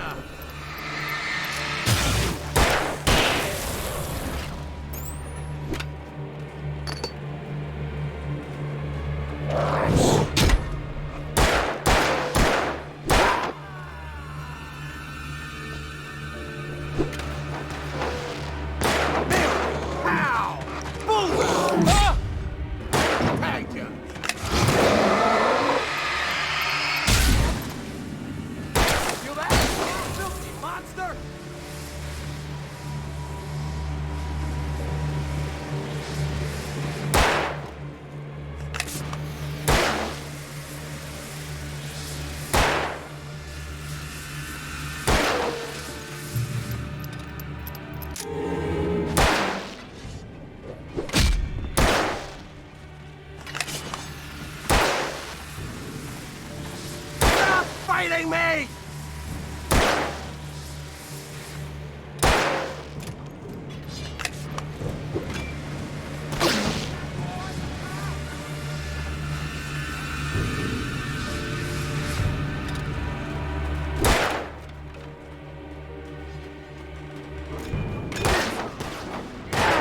That's right!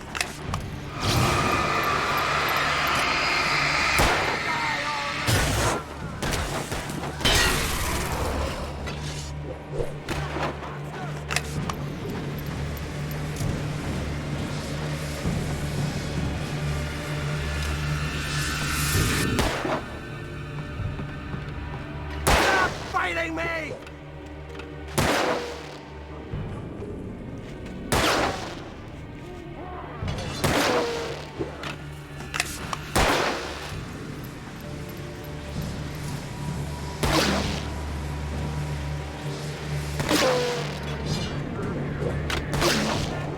Ah!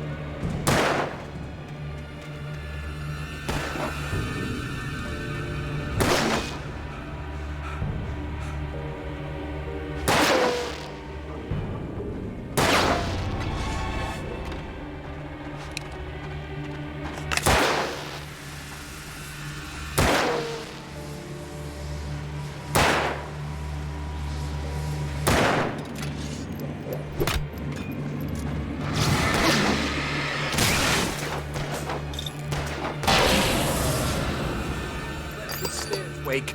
Use the flares from the emergency box to hold them off while I get these boards off. Give me the gun. Yeah, no can do, Wake. Are you kidding? Give me the gun! No time for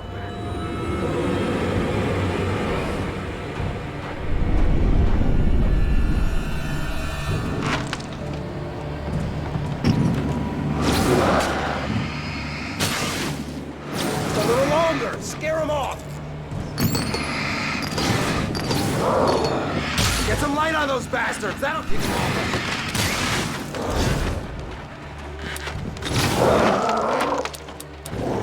Just a little longer! I almost got it! Okay, it's over. Over to lose it.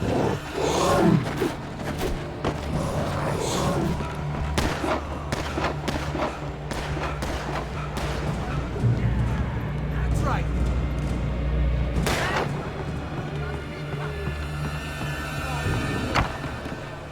All cozy and safe. Better get ready. They'll be on us soon.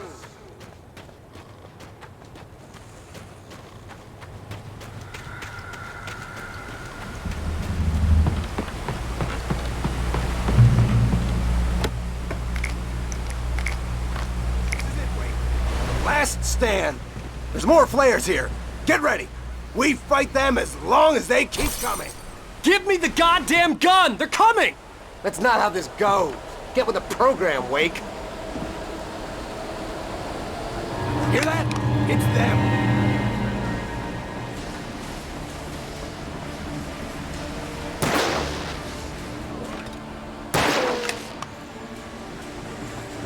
Die already, die!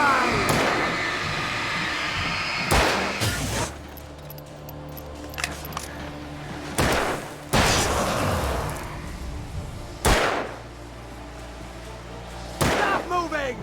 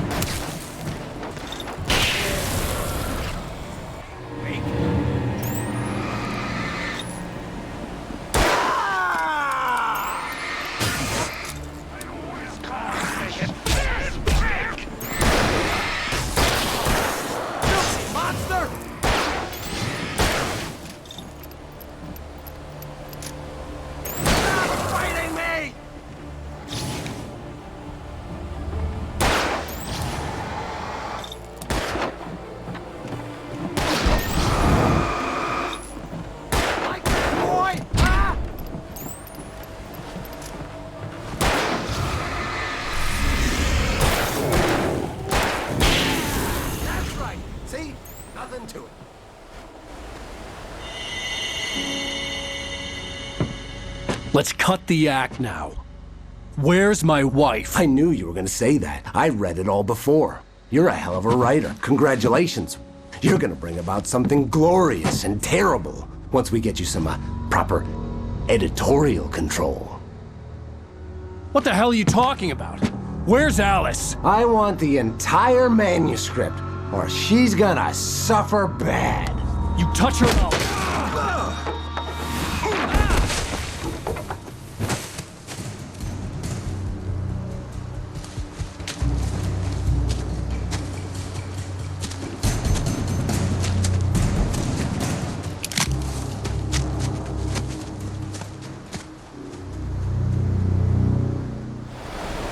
You're gonna give me the manuscript or you'll be sorry!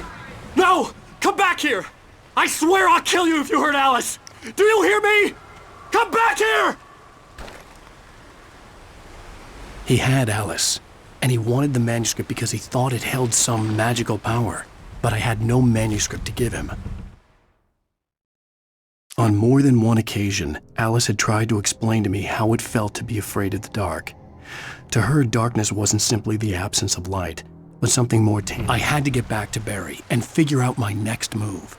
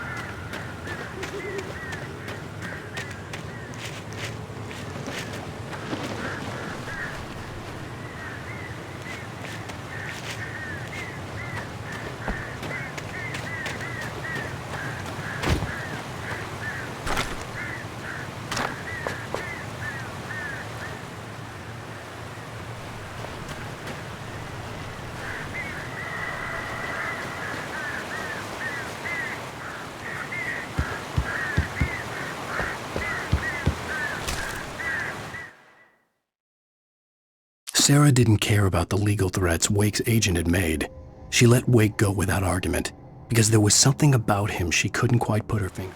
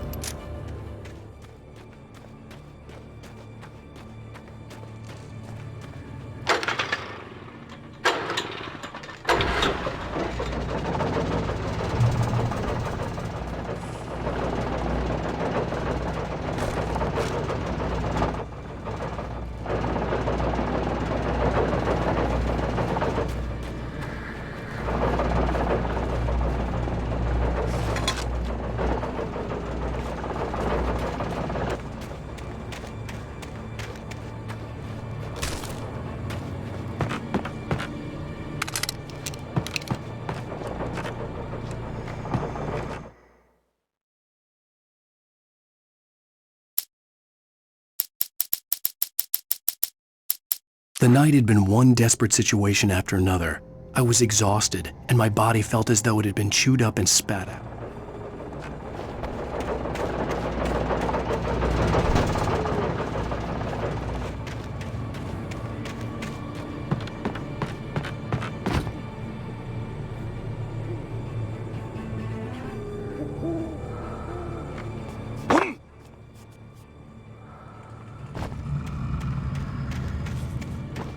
I had heard the plane fall.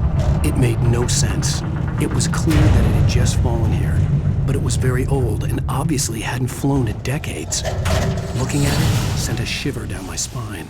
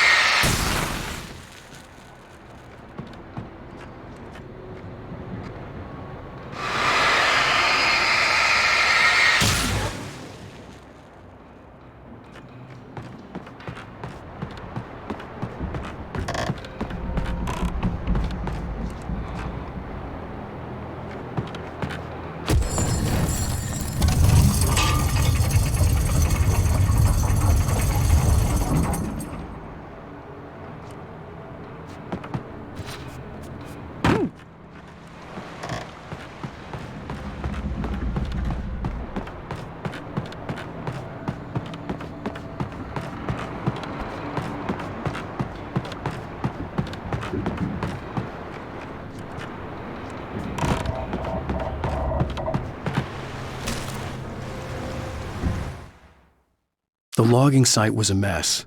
The modular office had been pushed off the cliff. Deputy Thornton climbed up from the wreckage, excited.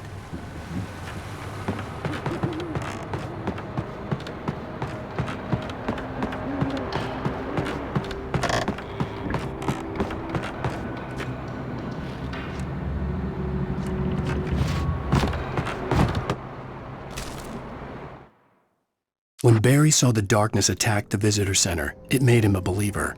The men Al said he'd shot, they hadn't been just locals on crank. Somehow the world had changed, like the channel had been.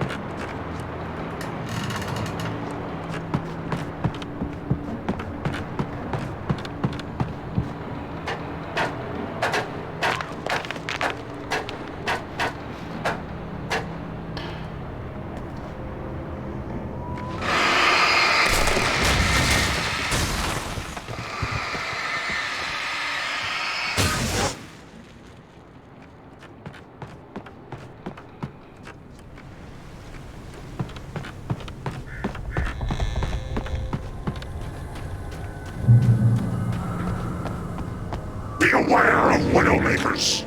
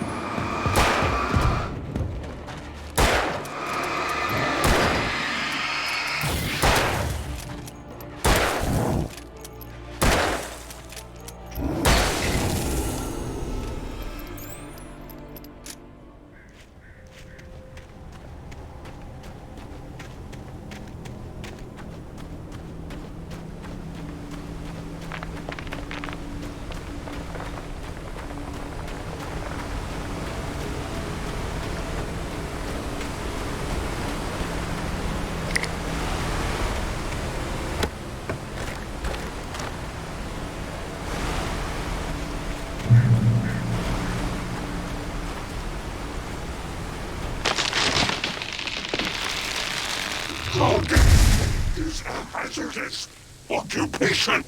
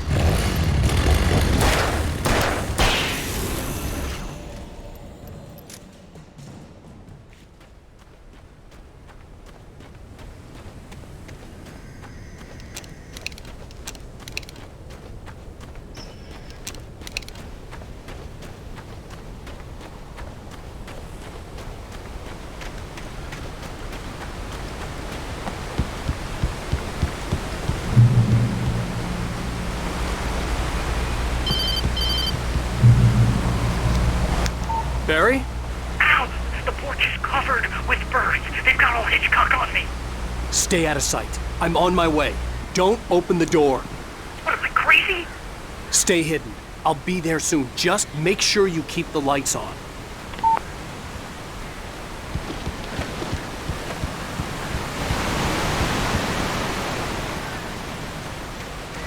I still had to reach Barry at the cabin, but at least I was out of the woods.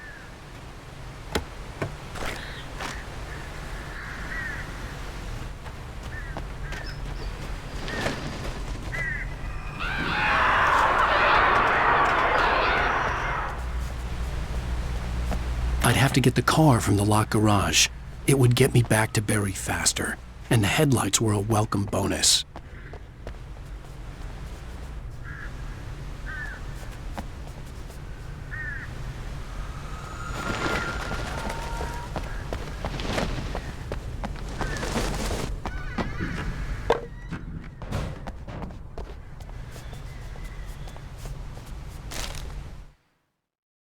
The FBI agent's command froze me in place. I considered surrender. It was all falling apart anyway. I could give in, let someone else deal with it, but it felt all wrong.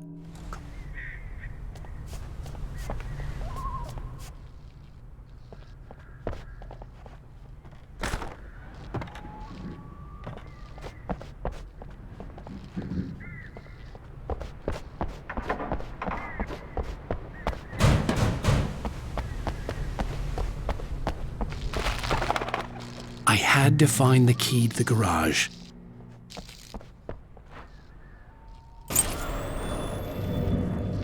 A story is not a machine that does what you tell it. A story is a beast with a life of its own. You can create it, shape it, but as the story grows, it starts wanting things of its own. Change one thing and you set off a chain reaction of events that spreads through the whole thing. The characters have to be true to themselves. The events need to follow a logic that fits the story. A single flaw and the magic is gone. The story dies. Alice dies.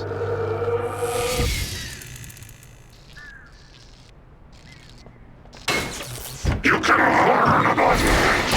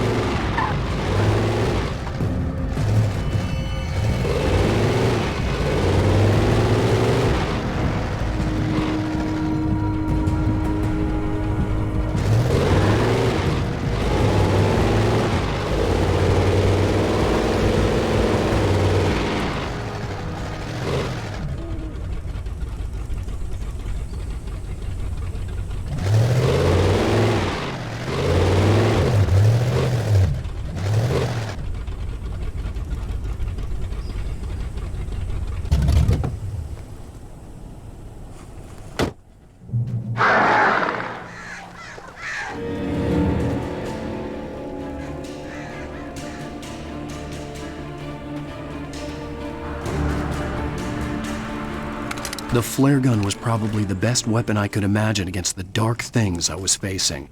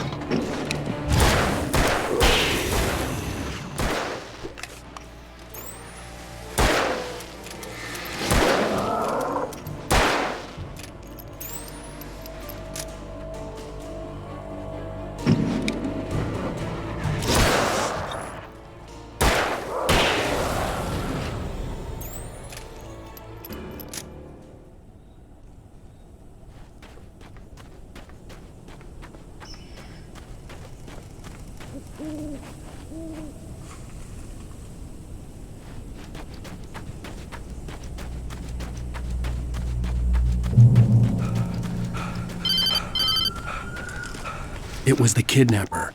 You son of a bitch! Where's my wife? Enough horseplay, Wake. You deliver the manuscript, and you can have your woman back. Simple as that. I don't... Listen. I'm gonna need time to finish it. I still need to write the ending. I need a week.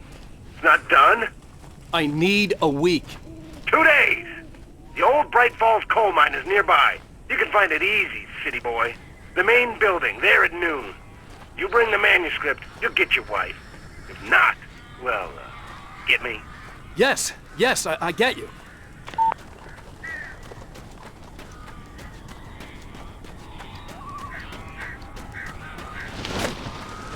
Barry had talked about birds over the phone.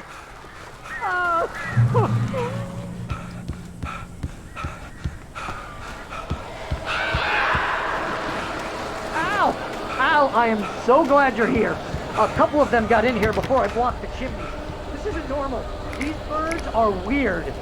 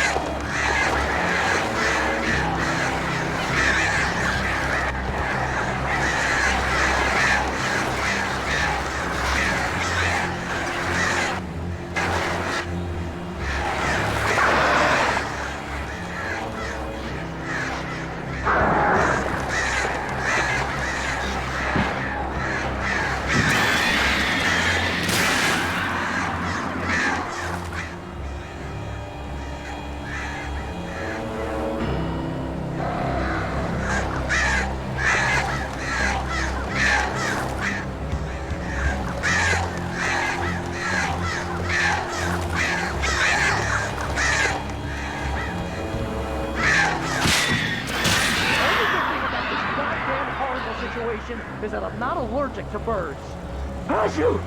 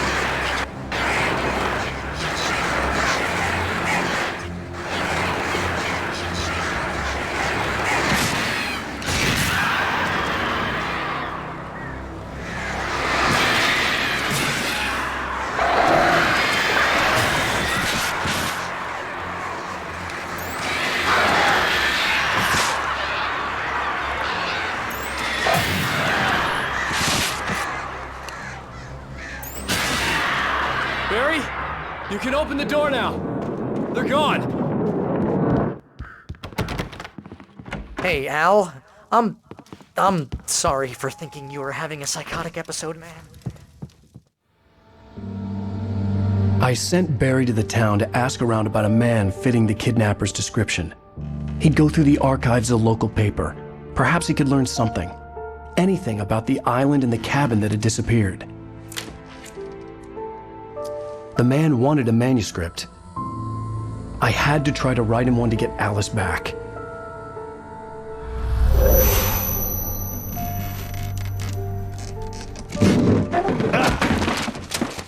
For me, the supernatural had always been nothing but a metaphor for the human psyche, a tool to use in writing fiction. Now, it was happening for real, and I couldn't put a single word on paper.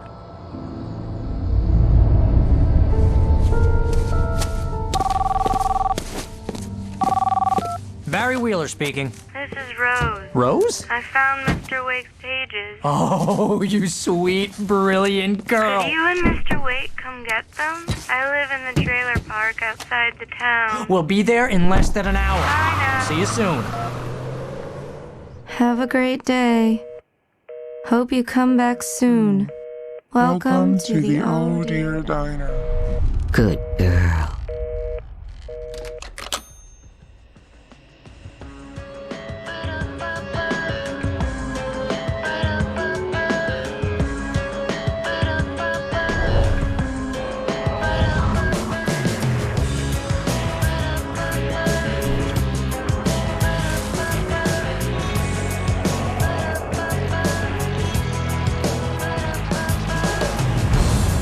Come here. Pretty please, can you tell me where I am? You, won't you say something? Previously on Alan Wake. How the hell did she get her hands on the manuscript anyway? I don't know. She's resourceful. I told you were too hard on her. Listen, I found out all sorts of interesting stuff while I was digging around. Yeah. Mr. Wake, it's Sheriff Breaker.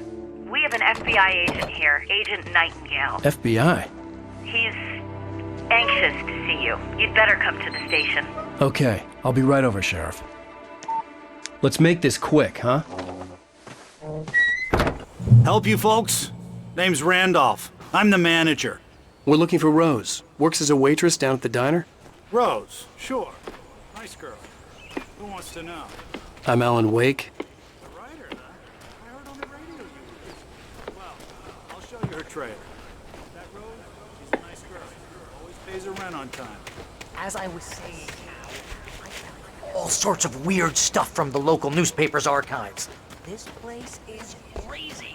Disappearances, mysterious deaths, urban legends come true. And get this, most of the stuff takes place around Cauldron Lake. Well, you ain't wrong. The Indians thought the lake was a doorway to the underworld. I'm the God-fearing type myself. I don't hold with that sort of thing. Yeah, okay. Anyway, there was an island there owned by a guy called Thomas Zane. Now, some of the articles I found about him make him out to be a famous writer. But I ran a bunch of searches, couldn't find a single thing he wrote. Zane was heavily into diving, so much so that the place came to be called Diver's Isle. But the volcano under the lake erupted in 1970, and Zane went down with the island.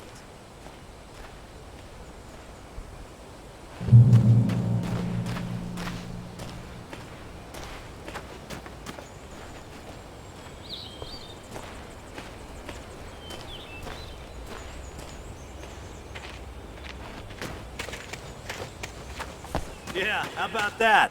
It was there in the morning, as if it had fallen from the sky. But it would take a tornado to lift something like that. We're damn lucky it didn't crush any of the trailers.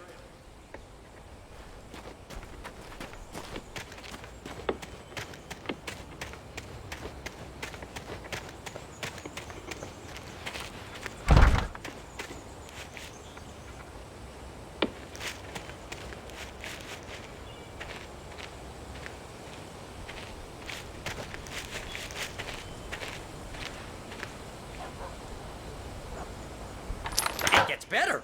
A local girl, Barbara Jagger, drowned in Cauldron Lake just a week earlier. They were lovers. Sure, Jagger's a local spook story.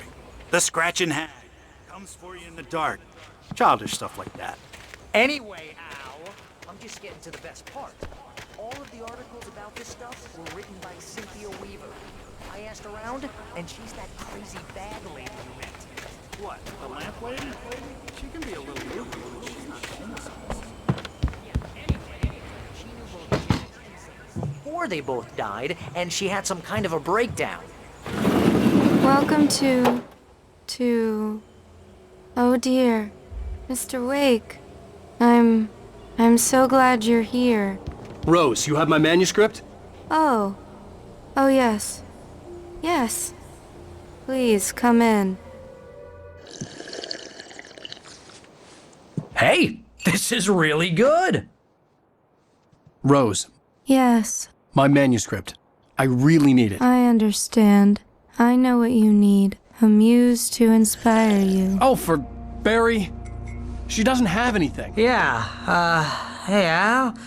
Al, what's... Oh... Barry! What? What?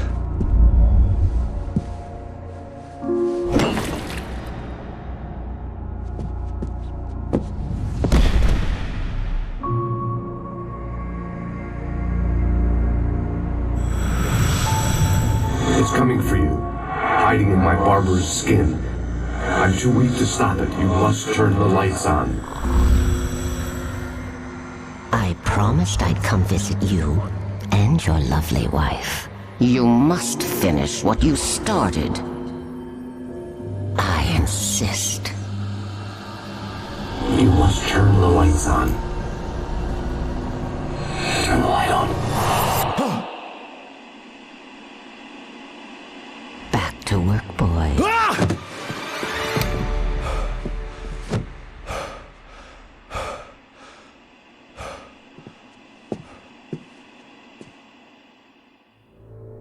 I felt nauseous, hungover.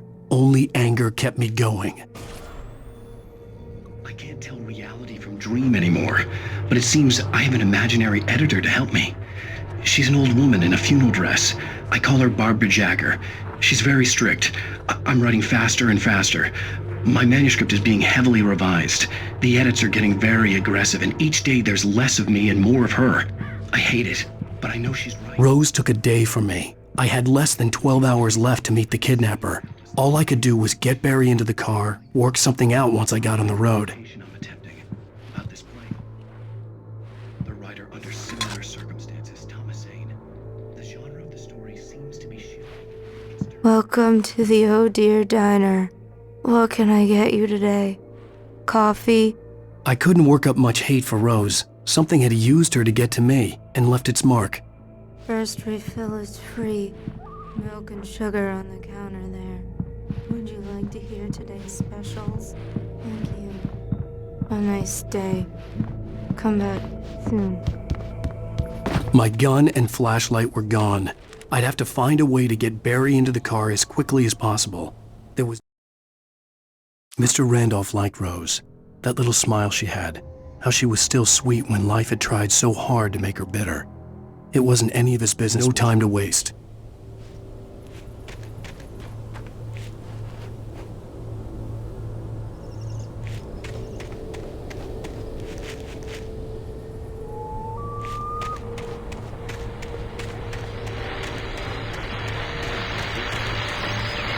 I just stepped outside to catch a breath of fresh air. Let me tell you, the weather's getting heavy. Nights like this make me especially glad I'm here talking to you and not home in bed. Once the weather takes a turn like this, I can't sleep at all. It's all dark thoughts, punctuated by the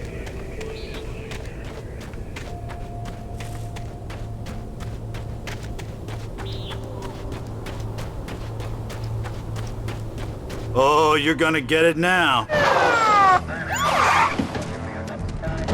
God knows what you've done to that poor girl. This is Agent Nightingale, FBI! Get him up, Hemingway! You're under arrest! You move a muscle, I'll unload right in your goddamn face! Stay right where you are, Spillane!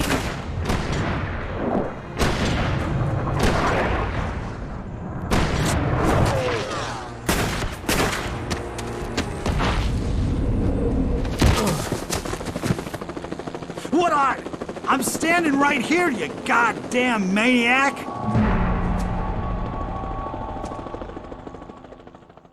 I hated to leave Barry behind, but there was no way I'd miss my appointment with the kidnapper. Give it up, Mr. Wake. Come on. Make it easy. Get after him. Don't let him get away. Move it. I'll have you shot. With the kidnapper.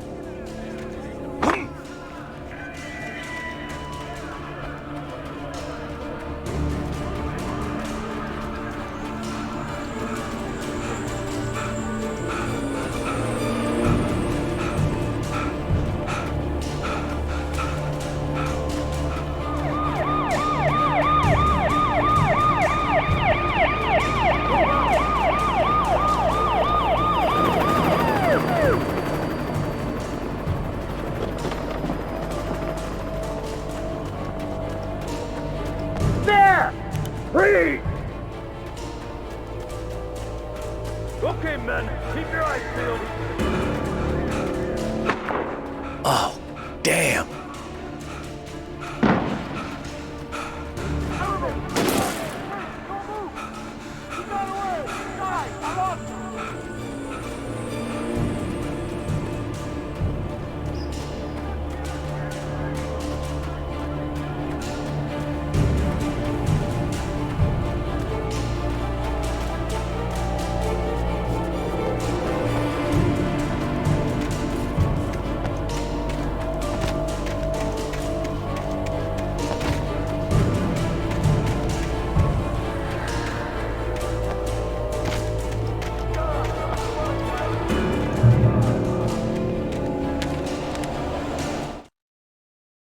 Mr. Randolph liked Rose, that little smile she had.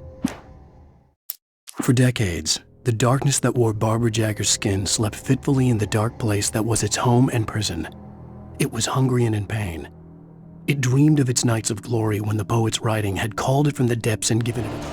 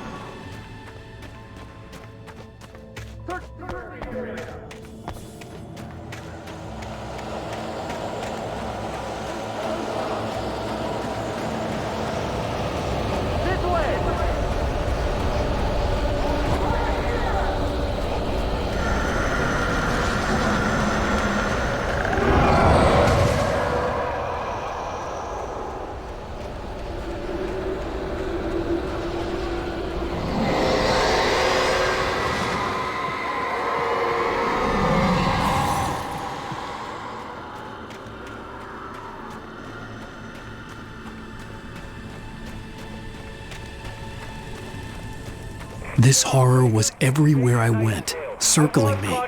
The cops didn't stand a chance. They were after a writer, not a monster.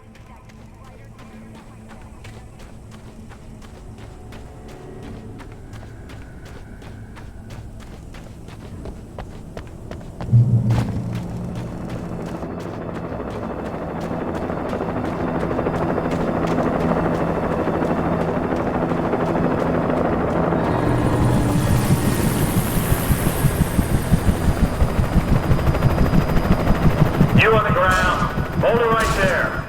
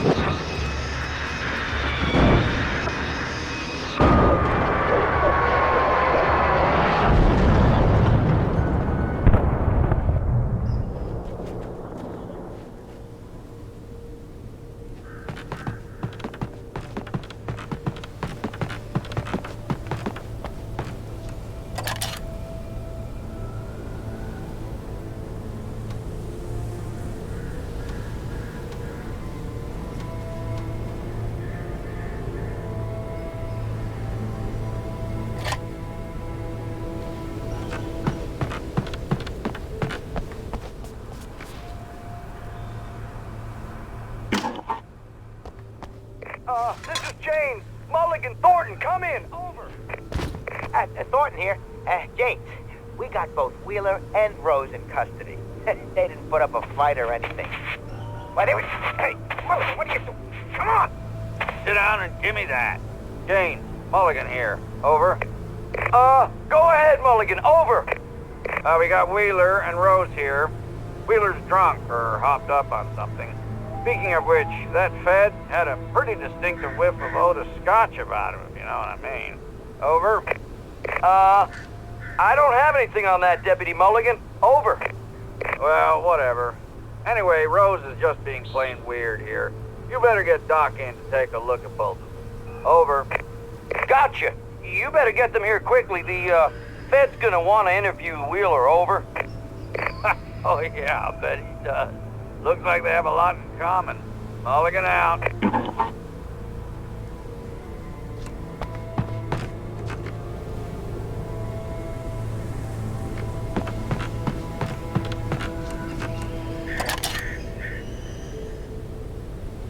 I could see the lights of the radio station in the distance.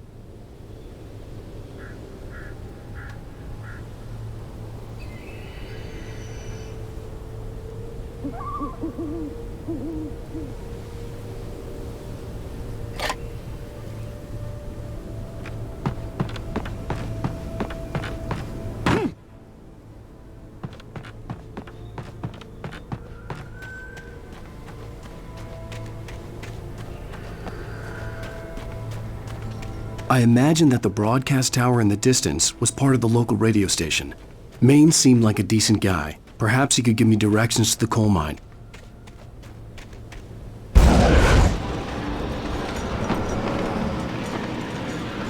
Unnatural shadows clung to the gate. The darkness that was after me was trying to stop me. I wouldn't get through without a light.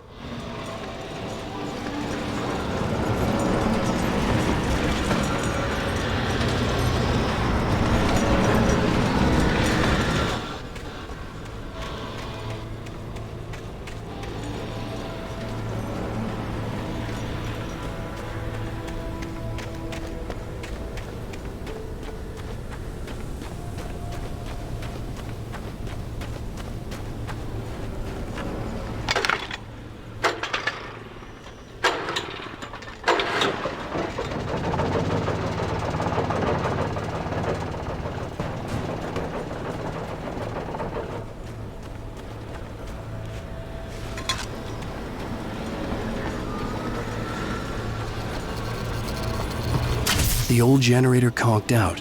I'd have to see if I could fix it and try again.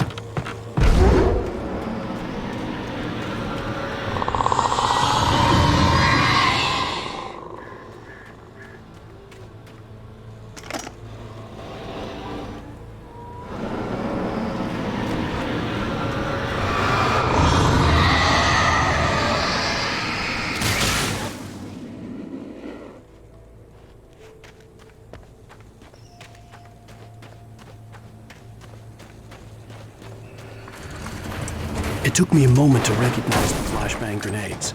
They were an ideal weapon for my situation. Team 1, come in. Over.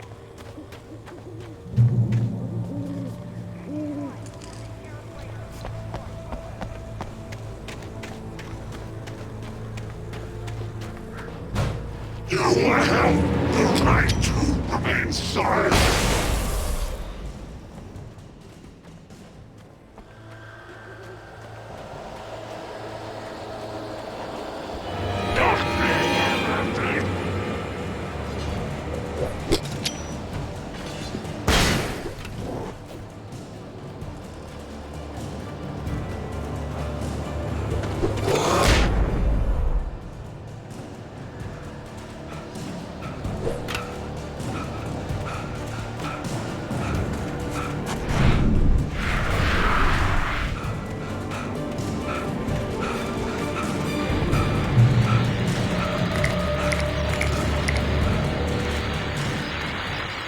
And here's another call. You're on KBFFM with Pat Maine. It's Milt Peabody, Pat. What's on your mind, Milt? Well, I live near the trailer park, Pat, and there's a big ruckus going on over there. Well, that's just up the road from me, too. What's going on, do you know? I don't know, but there's a bunch of police cars there, lots of sirens, a helicopter buzzing around, and I think I heard some gunshots. Gunshots? Yes, sir, like from a pistol. So can you find out what's going on? Because it's just next door and they're popping off guns there. They're still shooting? No, it was maybe 10-15 minutes ago. It sounds serious, Pat. I'm telling you, it don't sound like no party. Well, I'm certainly going to give the station a call, Milt. Okay. You'll hear it here as soon as I hear from them. Okay, thanks.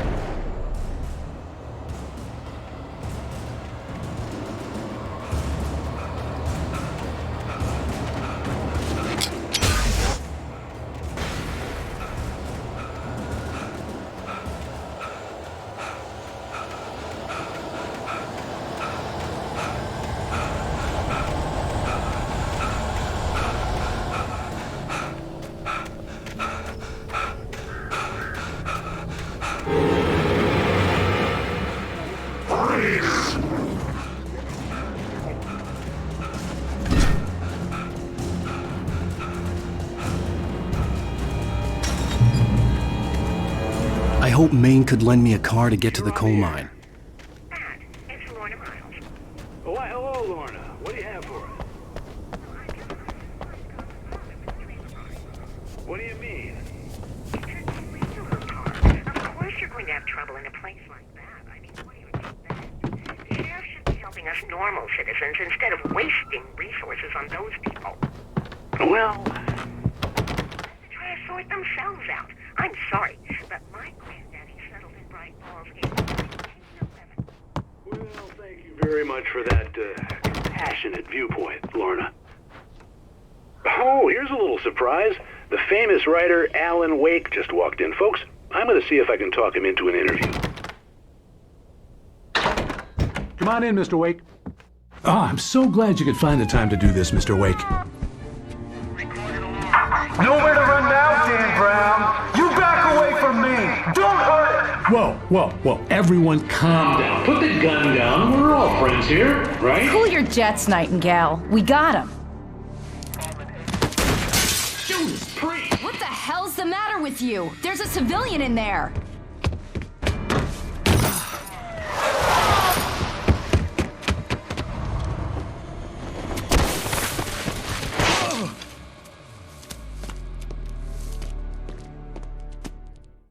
I'll get you yet, even if it kills me, you hear me? You hear me, H.P. Lovecraft? I had fallen off so many cliffs it was ridiculous. That's what you get for naming a book The Sudden Stop. It was probably good I hadn't had the chance to tell Maine where I was going. I'd have to lose the cops and find my own way to the mine.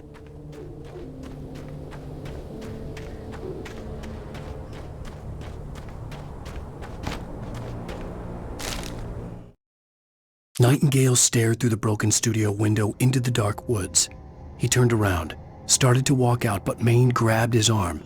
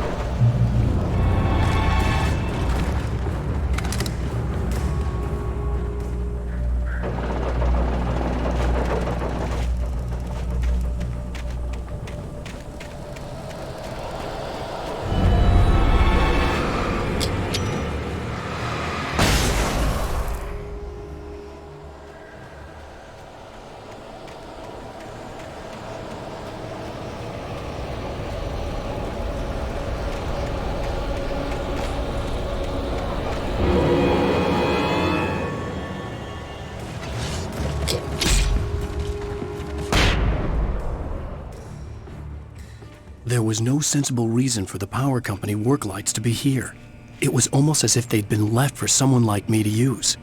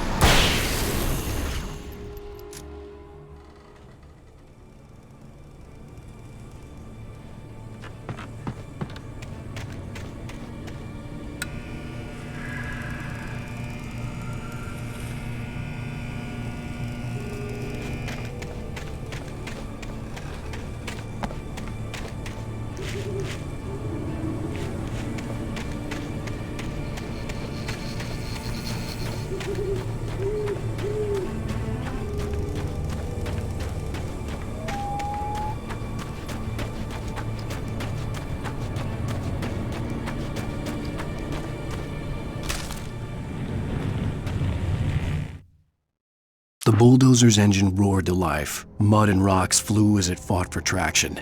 It crashed through the concrete wall and landed heavily in the yard.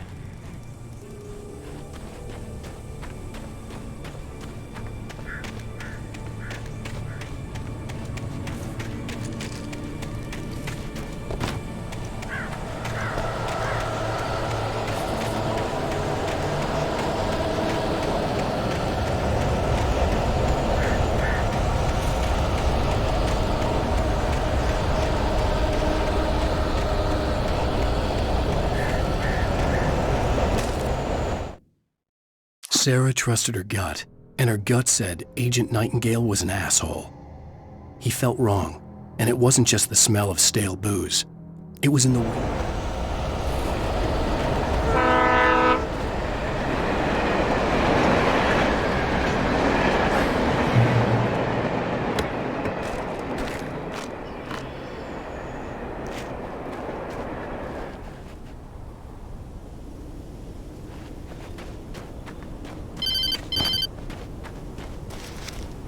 Hello? The most stubborn man I've ever met. Alice? Alice? Alan. I'm so afraid. He keeps me in the dark. Please help me. I look at you, Alan, and it's not you. Something else. Looking out from behind your eyes. Alice, I'm here. I'm so alone here.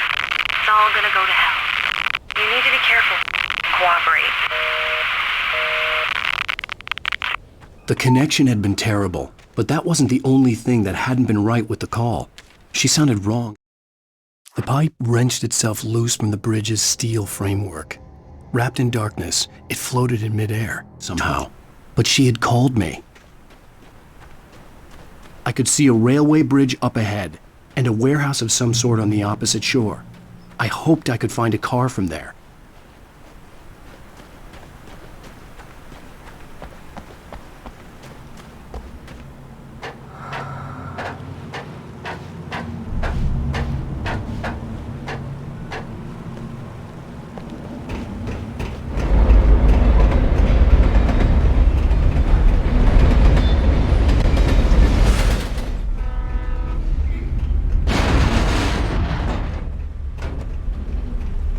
The darkness that was pursuing me was growing stronger, and it was taking over everything in its path. What the hell?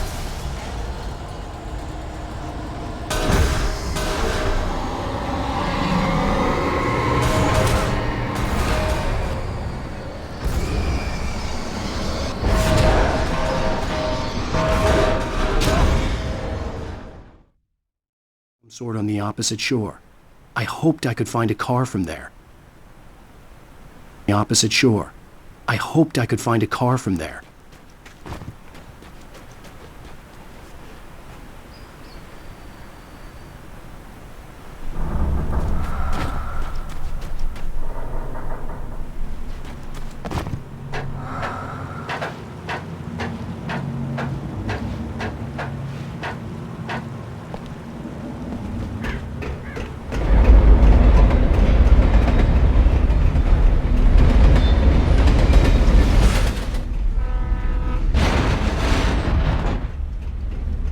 The darkness that was pursuing me was growing stronger, and it was taking over everything in its path. What the hell?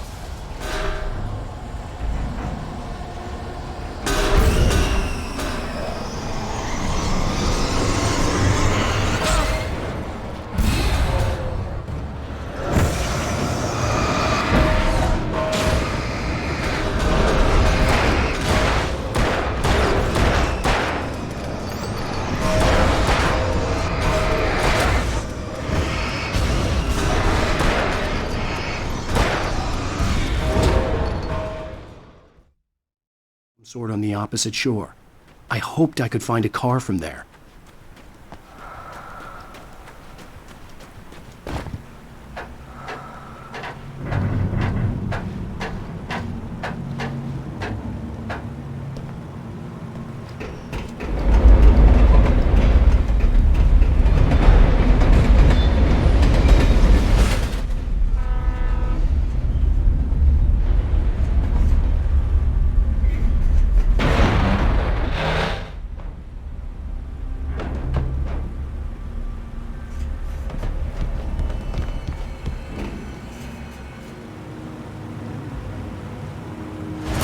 darkness that was pursuing me was growing stronger, and it was taking over everything in its path.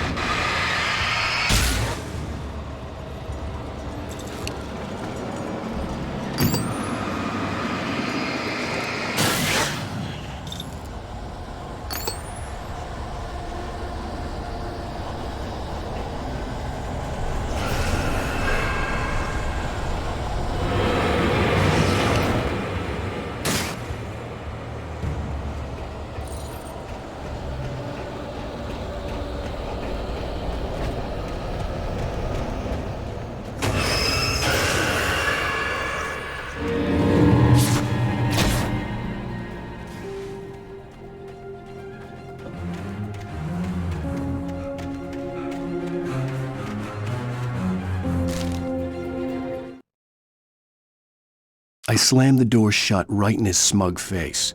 He pleaded for me to open the door. True to form, the asshole actually thought I would obey. As a teenager, just starting to get interested in writing, Stephen King had been a source of inspiration to me. I thought about all the inanimate objects that had come to life in his books. No one is safe in a good horror story. Certainly not the protagonist. That's what makes them fun. This was anything but. The darkness could possess anything, and it was getting closer.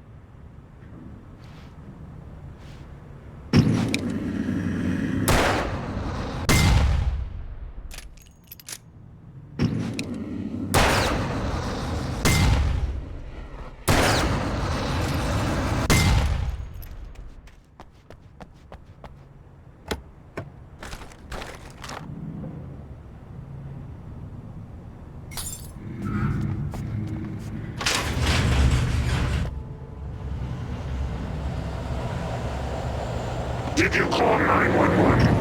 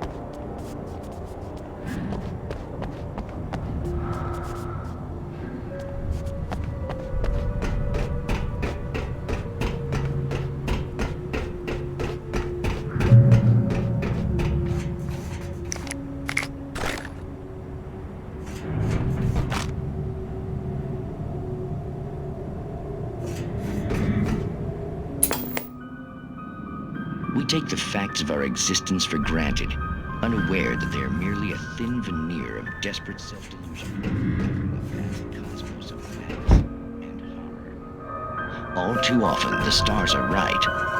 In Night Springs. Tonight's episode, a family occasion. Journalist Alvin Derleth's trip to study the local customs of an insular community in Night Springs has been less than successful. Until tonight. Well, I'm glad you changed your minds about this. Ancient customs, local mythology. My editor loves this kind of stuff. Well, Mr. Derleth, we don't want to feel like we're on exhibition. But you have demonstrated the seriousness of your intent. Oh, I am serious. Really, just do your thing. I'll stay out of your way and observe. Actually, I thought you could assist us. I'm afraid we are a man short. It would provide you with an intimate perspective. Could I really? Of course, Mr. Derleth. Well, I guess that's the least What would I have to do? Oh, here. Let me show you with a kiss.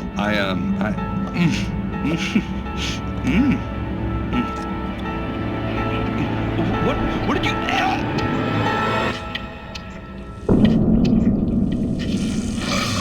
Oh, Mr. Derleth, you have well pleased Nixie Perka, the dweller in flesh. Your body shall host his 1,000 young, and all shall be glory.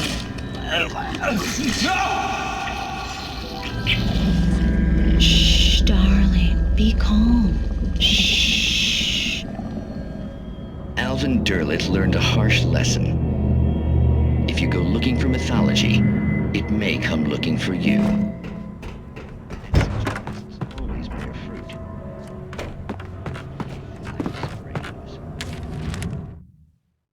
The darkness surged towards me, sucking everything loose from the ground into its depths, tugging at my clothes.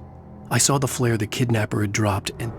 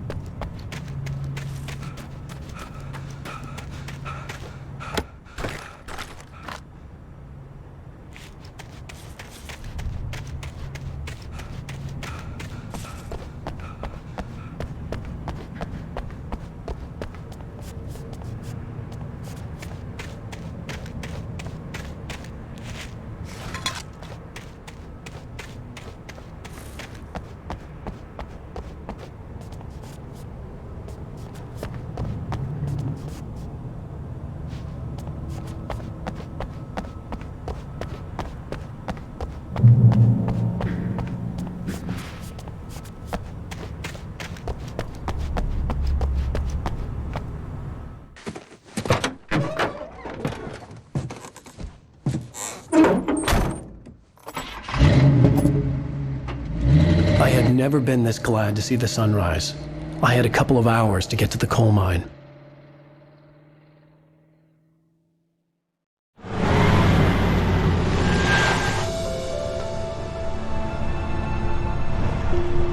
The coal mine wasn't far now.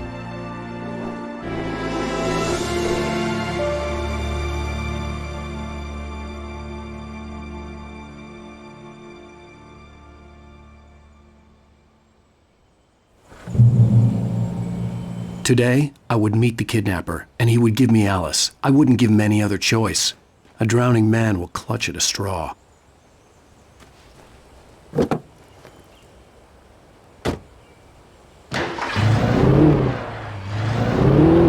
Little by little, without realizing it, I'd come to believe that the story in the manuscript was coming true. The current of its narrative had taken me deeper and deeper into dark waters. Alice had been taken from me.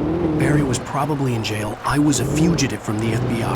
The whole world taken over by the dark presence was trying to destroy me.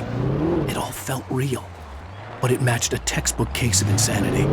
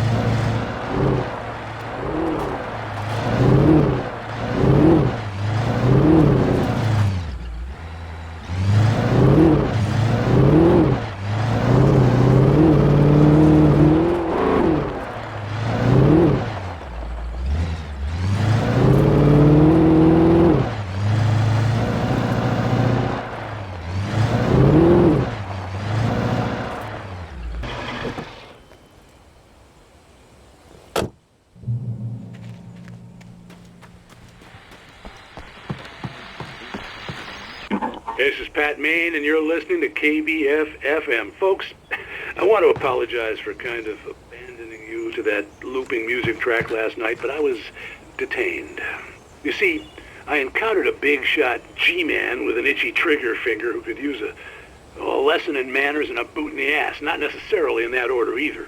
Now, folks, I know I'm not being very informative here, and I apologize for that. I really should just keep quiet, but I'm just so peeved right now, because some people just shouldn't be carrying badges. I'm just glad that our Sheriff Breaker was there to straighten things out. And if someone I met last night is listening, let me just say, I'm sorry if my mouth got you in trouble. I'm pretty sure you're not the bad guy here. Godspeed, son. I hope you know what you're doing. Now, on a lighter note, I'll be talking to Dr. Nelson all morning. But first,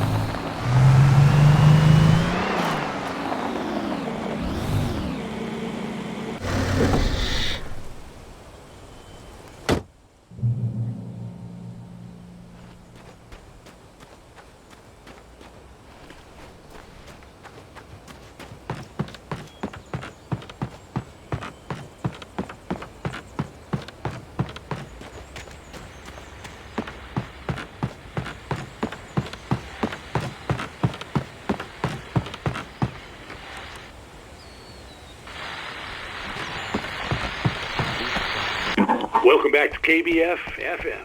Hope you enjoyed that tune. Now, Doc, you were talking about life and finding that special someone, that soulmate. Well, you were talking about that. I was saying I don't buy it. Well, see, to me, that's strange, because I always pegged you as a hopeless romantic. You got me there, Pat. But I think love's where you look for it. And you need to do a lot of looking, sure. But the idea that there's that one special person out there for you, and if you miss that chance, it's gone forever, and you're forever incomplete. I mean, isn't that depressing?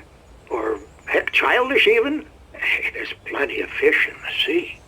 And apparently a fisherman has a fishing analogy for everything, but what you're saying, isn't that a little harsh? Well, no. What I am saying is that your potential for finding that connection isn't limited to what's essentially a chance encounter.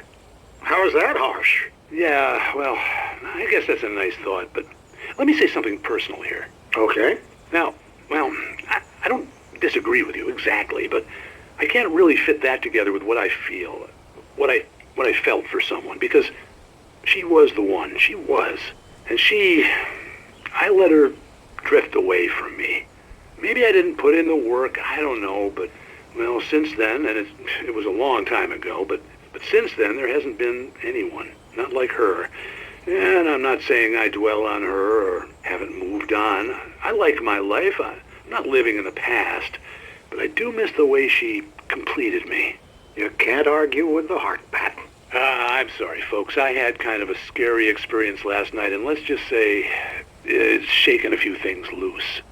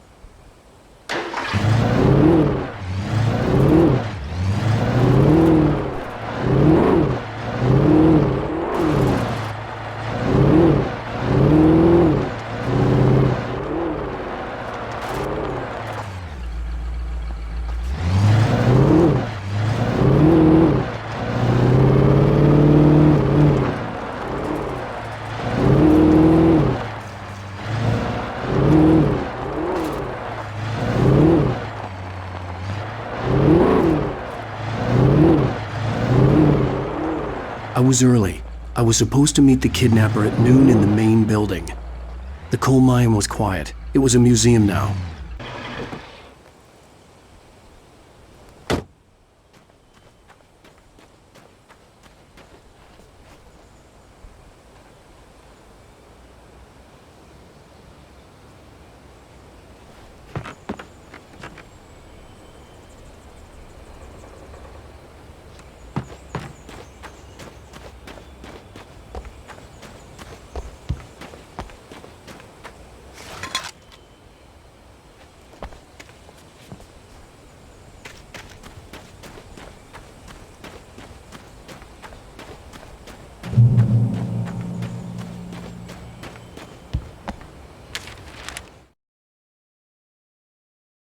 With Nightingale gone and the night wind blowing in through the broken studio window, Maine stared at Sarah.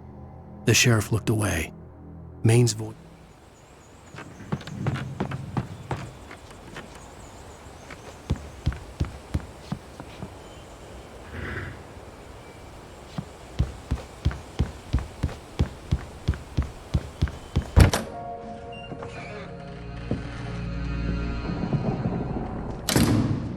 I didn't want to go outside. Cops had to be looking for me. The noon sun turned the place into a sauna. The day dragged on. Different scenarios ran through my mind. Ways of how I'd torture the kidnapper to get Alice back. Or the different horrible things he could have done to her. I imagined her dead. I had no way of knowing she was still alive. It was killing me. I was running on blind hope. It was all a waste of time. The bastard never showed up.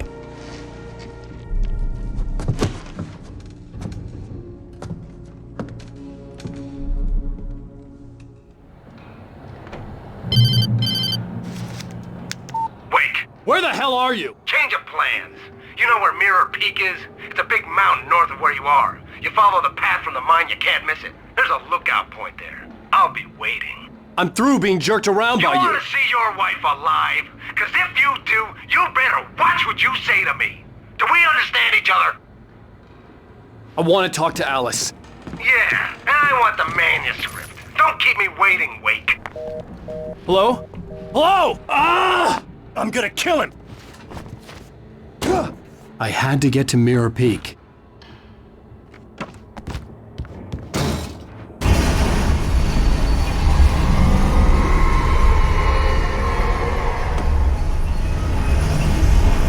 It was close, maybe closer than ever before.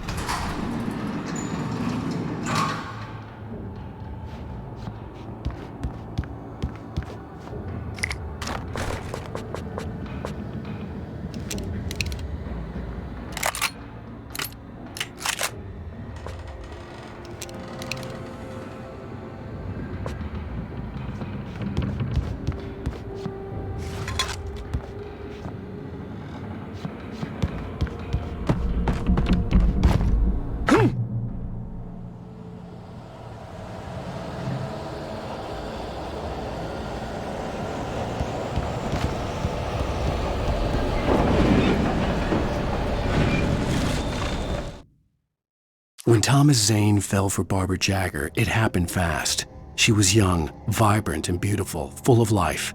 He had never been a very happy man, and without any seeming effort, she had changed all that. Zane felt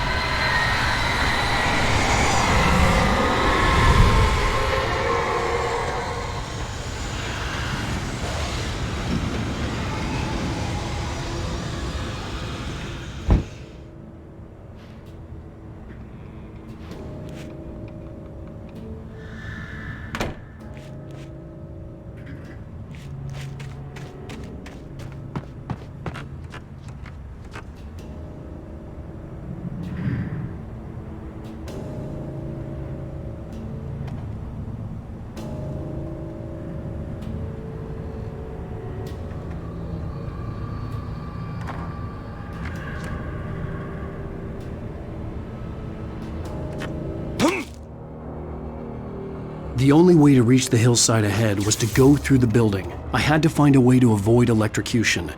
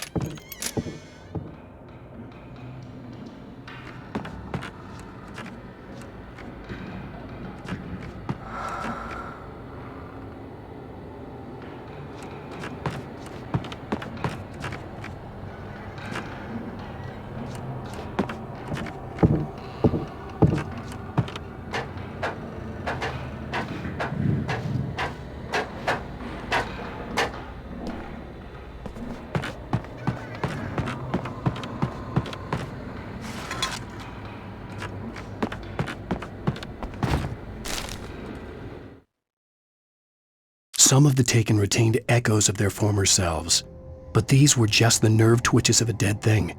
Nothing remained but a shell covered and filled with darkness. In most cases, these puppets...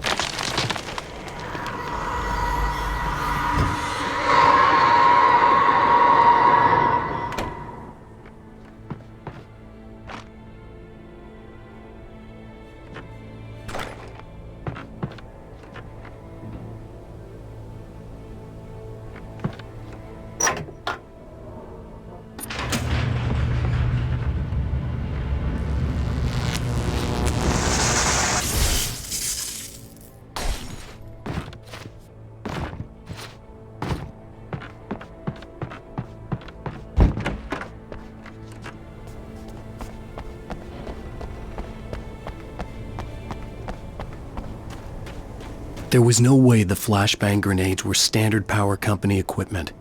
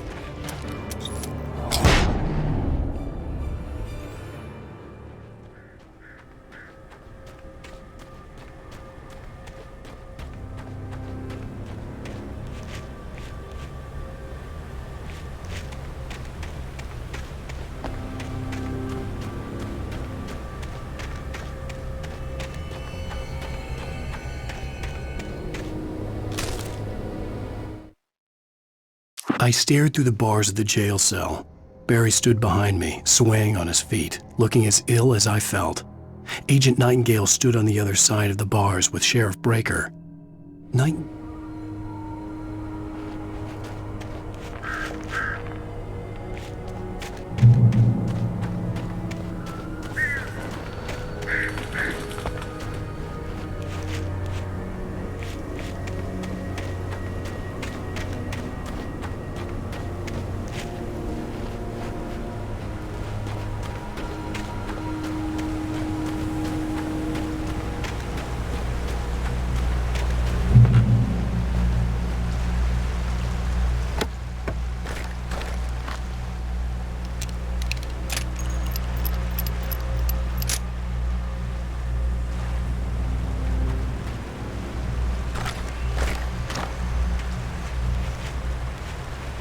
I had no real plan.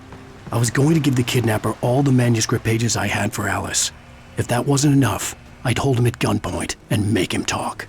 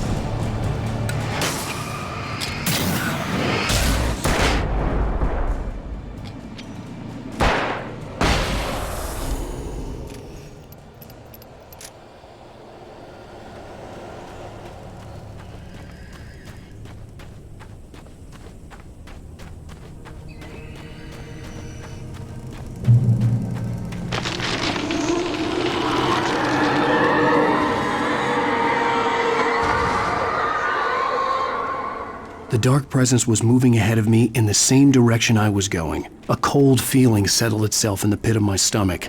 Was it going for Alice? The graveyard shift may cause cancer.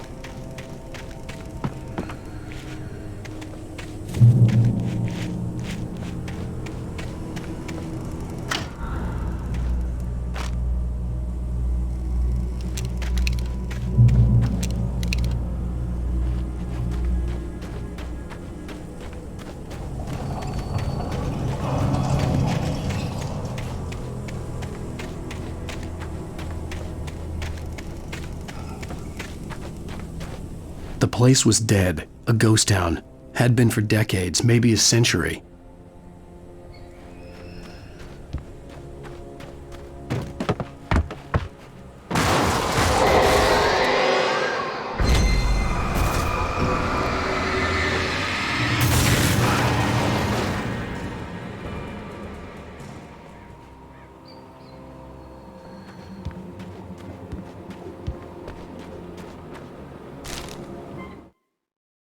Things were never as simple in real life as in fiction. I had lost count of the times I had wished there'd be a clear reason for my writer's block. Something to fight, something to lash.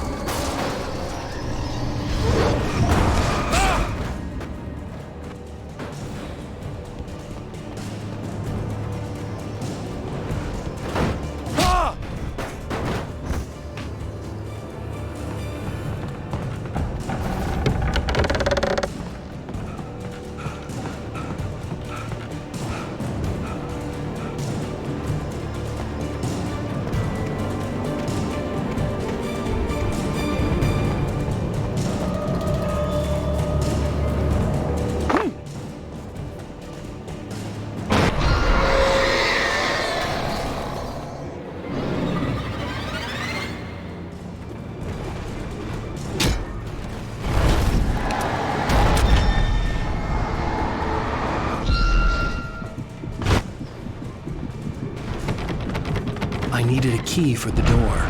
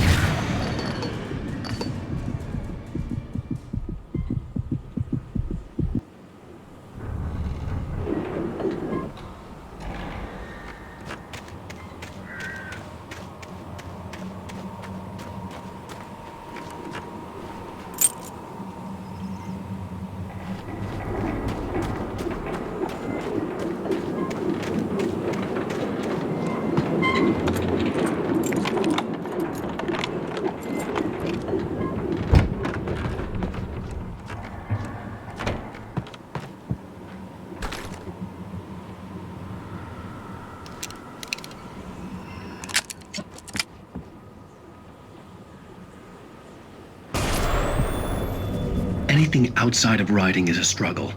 I feel ill. I managed to make my way downstairs. There's a shoebox filled with books and papers by Thomas Zane. Very hard to focus, but I managed to read some of it. He's a poet, and a good one. He writes of muses and creators summoning fabulous things from a magic lake, using his powers to shape the world of a realm of gods and dreams and demons, dark things that wait for a chance to slip through, wearing the flesh of men as disguise.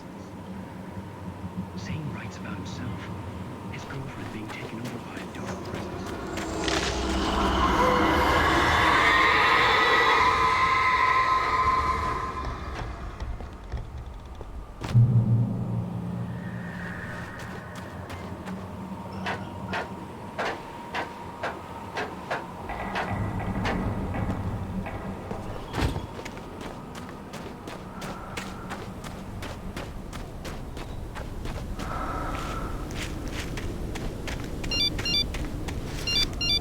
The kidnapper had sent me a text. The message was full of spelling errors and insults. It was telling me to hurry up.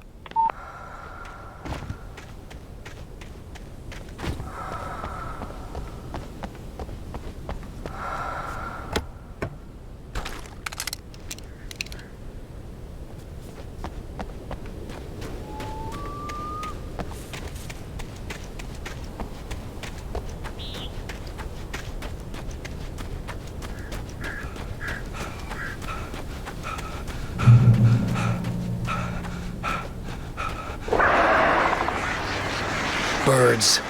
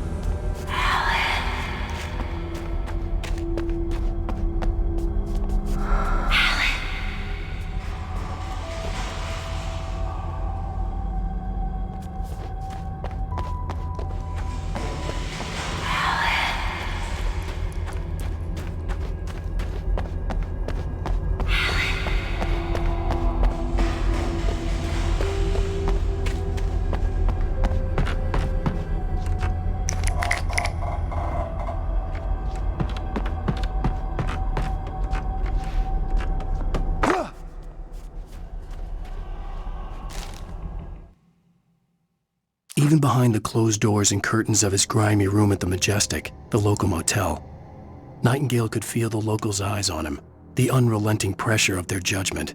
He forced it out of his mind. For all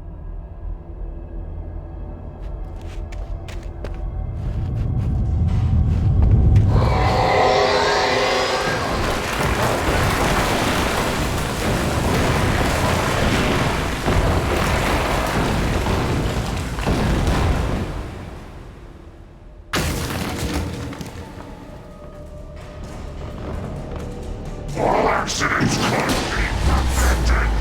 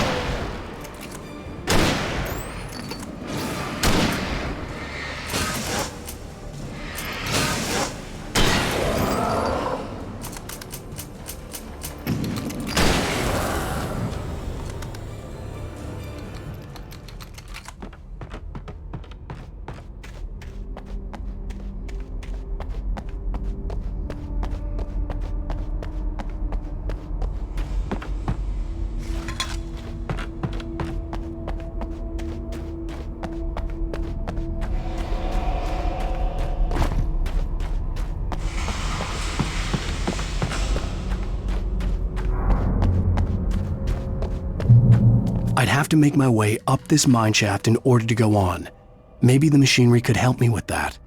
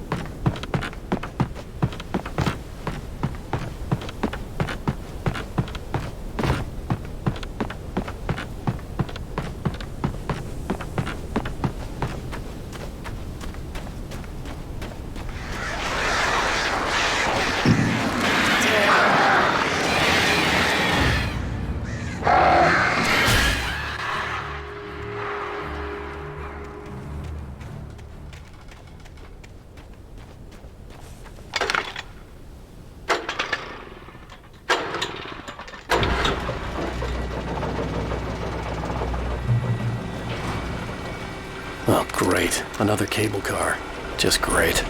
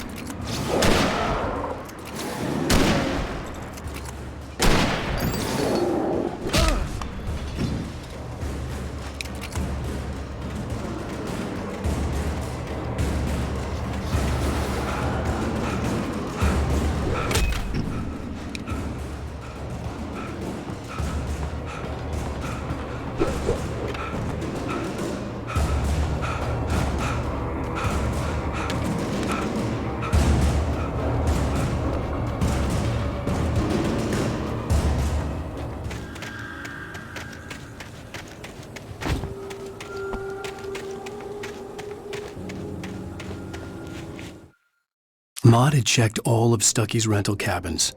There had been no sign of the Wakes. It was dark when he'd found their car parked at the end of the road by Cauldron Lake. It made no sense.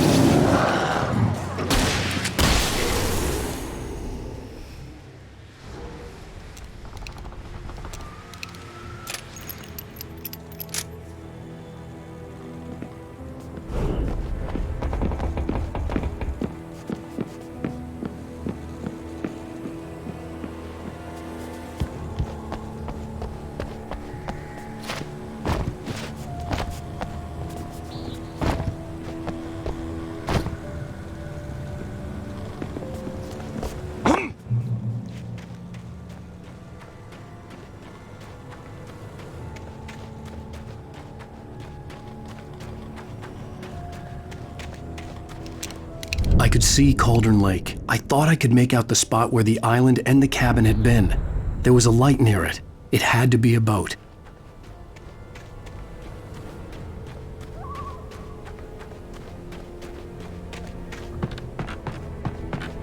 I was close now.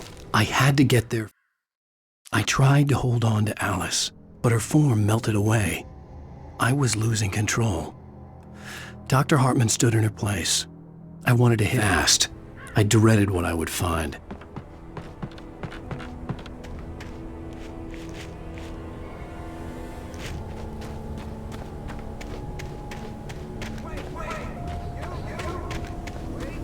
Hey, I'm here! I'm coming! Sorry. Please, it's late. The boss didn't know who he was messing with. I didn't know. I swear, I didn't know. We don't have his wife. We don't know where she is. She's probably drowned. We just said we had her to make him play ball. You see? To get him writing for us.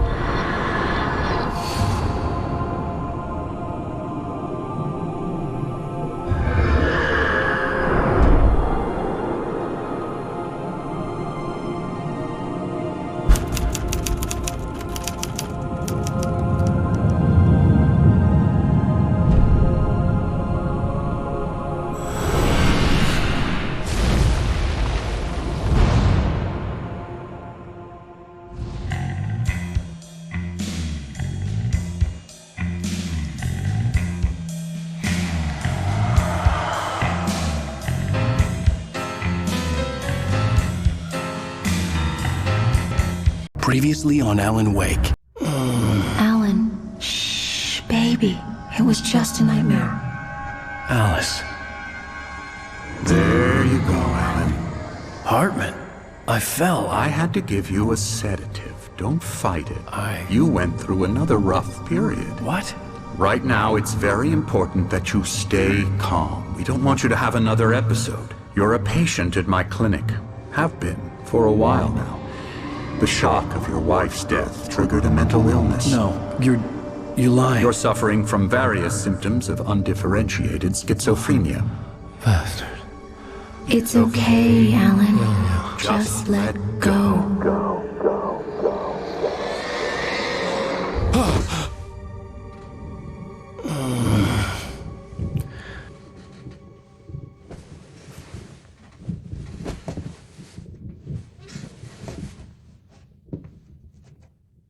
I felt groggy. Whatever Hartman had bumped in me was making me numb. I felt like this was happening to someone else. Someone I was watching on television. I couldn't think. Couldn't focus. The door was locked. I was a prisoner here.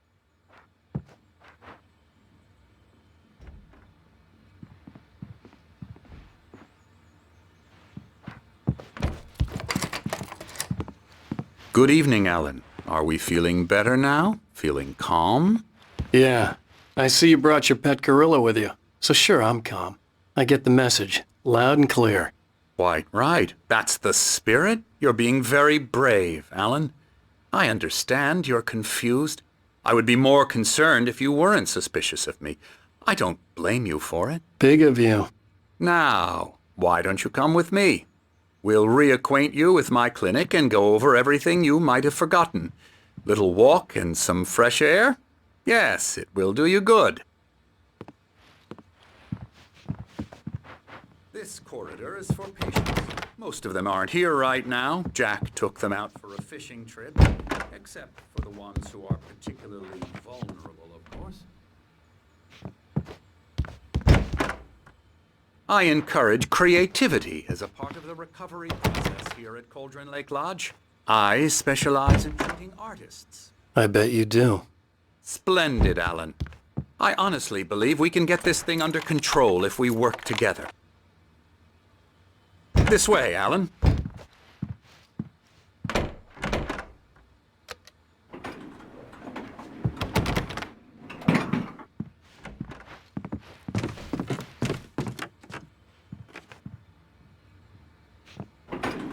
Now, Alan, from past experience with you, I know I need to get right into the heart of the matter as quickly as I can after an episode. So I'm just going to say this. Alice is dead. No. You're in a very vulnerable state until you understand and accept this. Alice drowned, and you couldn't face that. You're suffering from hallucinations, paranoid delusions, Unusual thinking, an obsession about light and darkness, a feeling that everything revolves around you, your thoughts and dreams. Your mind has constructed an elaborate fantasy scenario in which your writings are affecting reality. She has been kidnapped and supernatural forces of darkness are trying to stop you. We go this way, Alan. I wasn't ready for another shot, so I went along with it. He had to be lying. But under the influence of the drug he had given me, I had to fight not to believe his words.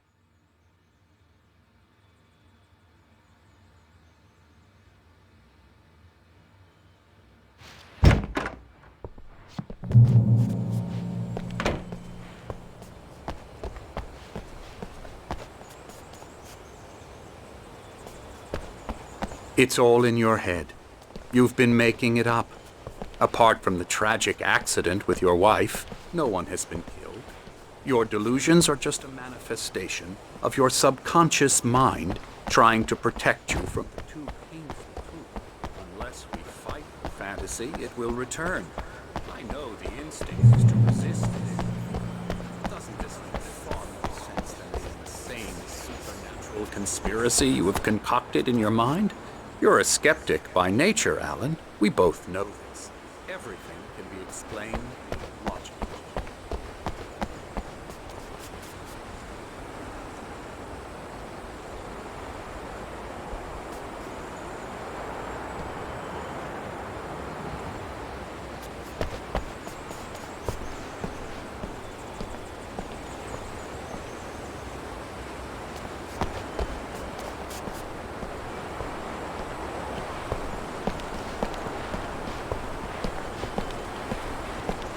I never get tired of this view. Very inspiring, isn't it? Cauldron Lake spread below us. I could see Mirror Peak on the other side of the lake. I thought I could make out the spot where Diver's Isle had been when I arrived with Alice. Now there was nothing but waves. It seems there's a storm coming. Funny, I don't recall there being a mention of that in the weather forecast. Well, no matter. This way. Follow me. Alan, what I'm telling you is good news. Right now we're in control. Every time you have a relapse, it gets more and more difficult to resurface from the dark depths of your imagination. Not surprising, considering your profession. Imagination is what you work with. After all your nightmares, this should come as an immense relief to you. If it doesn't, why is that? Because I'm lying? Or because you don't want to admit that you're not well? It's very natural for you to think of me as your enemy. It's part of the illness. I let him talk. Hartman obviously loved his own voice. His words echoed madly inside my head. But I can't I dug my do it nails by into the myself. palms of my hands to stay You focused. need to work with me. Once you accept that, we can begin the journey towards your recovery. Come along. Let's go inside.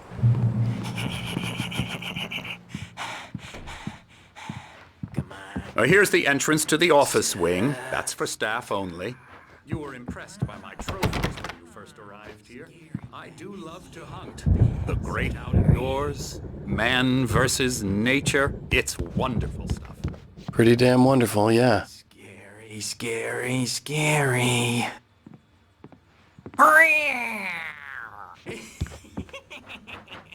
Emerson.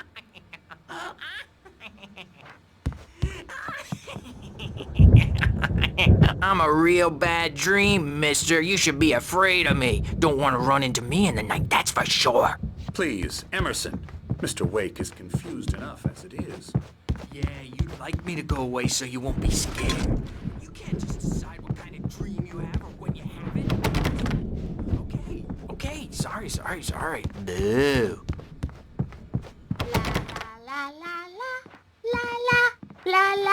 La la la la la la la la la. Ooh, yeah. Come, Alan. This way. It's the typewriter in your room. You've been writing. Oh, hello. I've painted you. Okay. I was just struck by inspiration a couple of days ago. Dr. Hartman wanted me to paint landscapes, and that's what I was doing. But now I've been doing these things, a lot of them. The images just keep coming. Dr. Hartman likes them. He has them in his office. Yeah? He's very proud of me. He says I'm getting much better.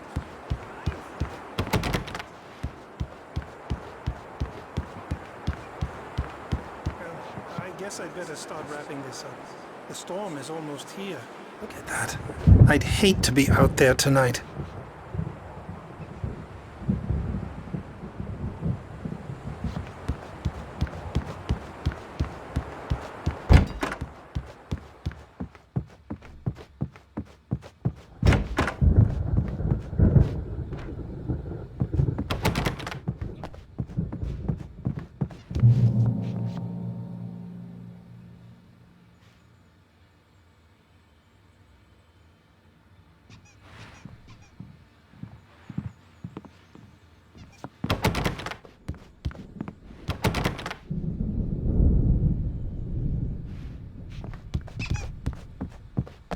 My rheumatism's killing me. There's a storm coming. Oh, what a storm. I hope it wipes this place off the face of the earth. These two are the Anderson brothers, Odin and Tor. They had how should I put this? A heavy metal band in the 70s and 80s called Old Gods of Asgard. They even adopted new first names to complete the image of Viking gods. After the band broke up, they lived on a farm nearby. They are, well, in advanced stages of dementia. They're well cared for, TLC and all that. There's nothing more that can be done. I'm afraid that the rock and roll lifestyle has left its mark. Oh, that won't do. I'm so sorry to cut this short for now, Alan. The power has been acting up. I'd better go check on it. We'll continue this soon. Meanwhile, when you feel up to it, return to your room and try to write. It really is for the best. Don't you think?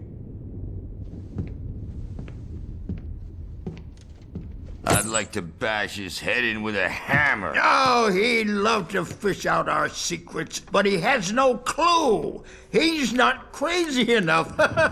Not crazy like us, Sonny. Yeah! Being crazy's a requirement, Sonny. Who else could understand the world when it's like this? It takes crazy to know crazy. That's the sanest thing I've heard in a while. Zane! You're all right, Tom. Hey, we like him, don't we, bro? He's got to go to the farm. The Anderson farm. Valhalla! We wrote it all down, lest we'd forget. A crash course. All you need to know to get your head right. You need to find the message. Here, Sonny, here's something for you. Gave me a rash, but I kept it safe from these bastards.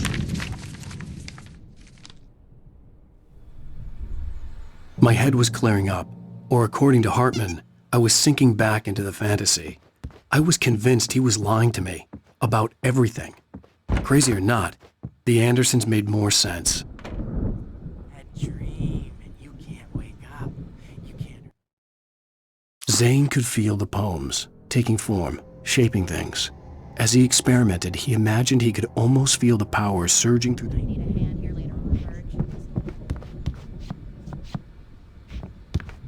Doc's got me looking after Wake here, but holler if they get too rowdy. I'll do that, Birch. Hey, Wake, why don't you humor Dr. Hartman and give the writing a shot, huh? The typewriter's in your room. You can get to your room by those stairs, Wake. Something's wrong. I'm not myself. It's hard to think that there's a shadow inside my head. I can only focus on writing. Everything else is a blur. I'm trapped in this cabin. Have been for days, but it's always dark outside. My editor is real. I saw her again. It's not human. Faces and smiles. My nightmare is the writers. They want to make everything. There's a hole in her chest where her heart should be. I think I've made a horrible mistake. I don't think I'm any closer to... Hartman had mentioned that the power had been acting up. Maybe that was the reason for the generator and the work light on the balcony. The generator hadn't been activated, and there was no key.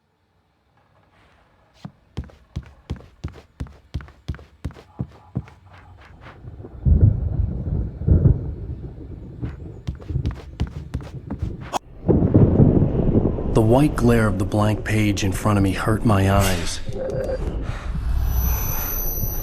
My hands began to shake uncontrollably. Everybody, calm down. Put that down. Bert, I need help. Hey, Wake, you stay here. I'm gonna go see what's up. You just keep doing what you're doing. Be cool, okay?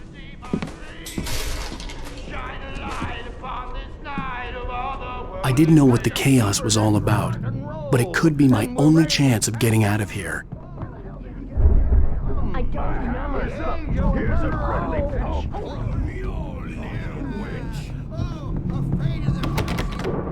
Are ya? Not so weak now, are we? Well, things run rather fast, aren't they? Sinclair looked bad. That wasn't a love tap. The crazy old fart hit her hard. If she was one of Hartman's goons, she had it coming. I had to get to Hartman's office. He had taken all my manuscript pages. That's where he'd been keeping them. Come out and face the music, Birch! It's time to pay the piper!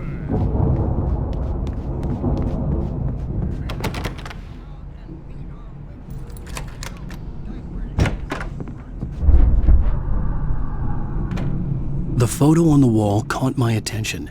In it, the clinic staff was standing outside the lodge. I knew the man next to Hartman. He was the kidnapper. Hartman had been playing me all. Hartman wasn't happy. Mott could see it in his eyes. He quickly lowered his own. He had made a mess of it, and he knew it all along. The markings on the tape said they were recordings Hartman had made at the sessions with his patients. I saw Alice's name on one of them. For a moment, I couldn't breathe right. Hear me? I'm gonna sue your crazy quack ass to shreds! Seriously, do you have any idea Barry? how much... Ow! About time! Barry, man, am I glad to see you. We need to get to Hartman's office. It's right next door. You okay?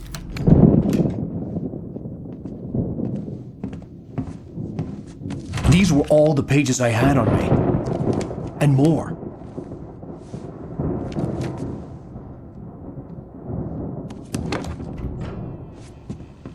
Alan, please.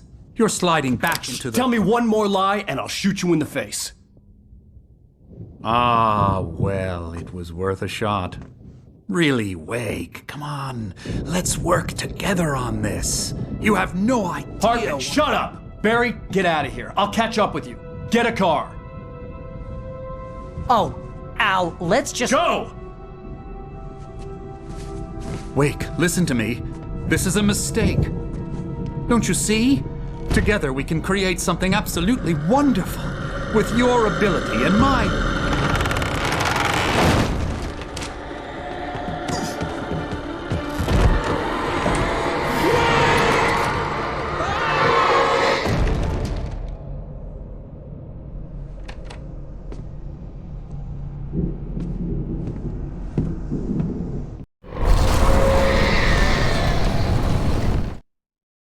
Hartman followed the fall of Alan Wake with his binoculars. When the rider hit the water, he ordered Jack to take the boat to him. The spot was easy to see in the dark, even with all the extra lights in the boat. The dark presence would be on me in a moment. I had to find a way out.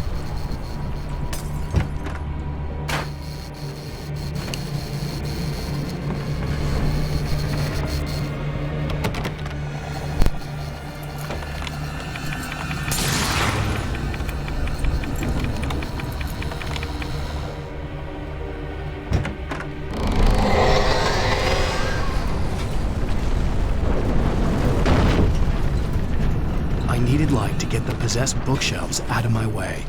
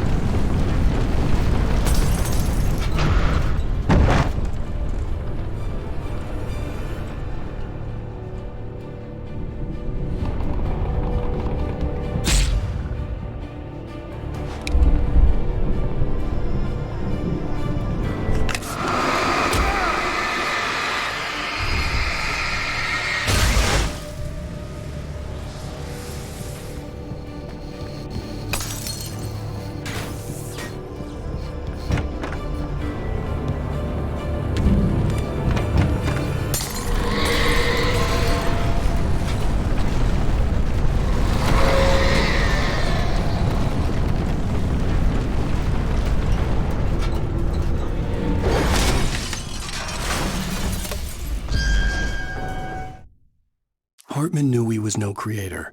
He had no ambitions on that front, and he certainly didn't want to end up like every artist he had worked with here, damaged in ways that were hard to describe, or worse. It was enough for Hartman to make...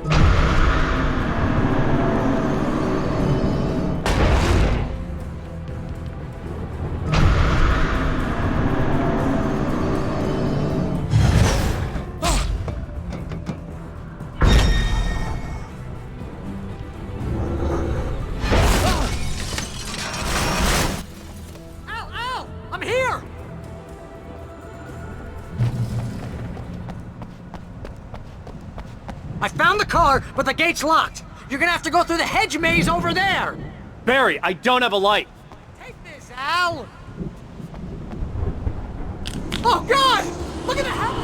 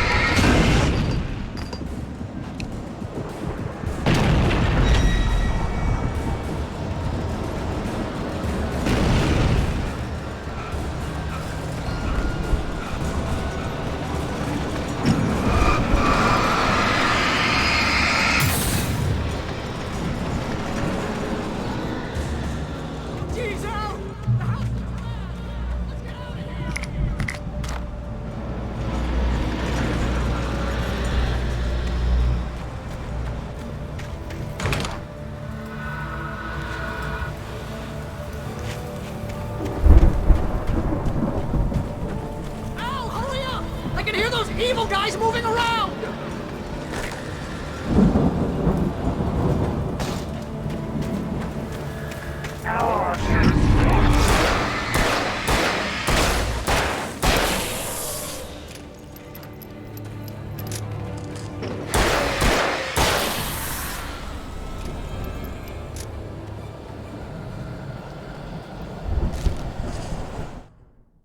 I stared at the Viking paraphernalia that littered the area, surrounding an unlikely centerpiece. A full-size stage complete with an impressive...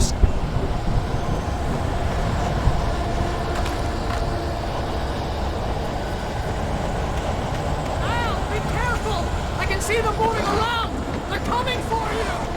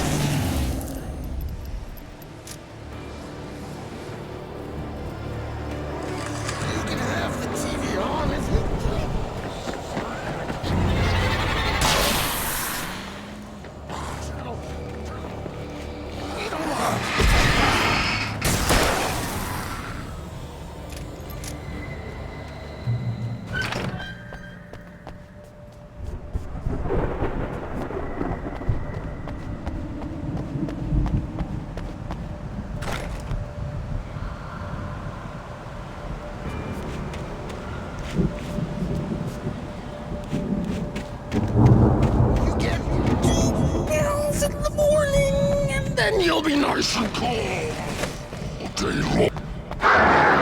You get 3 bells in the evening. And then you'll sleep like a baby.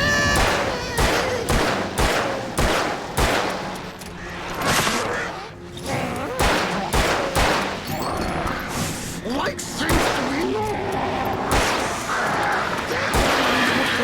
trouble, and I don't have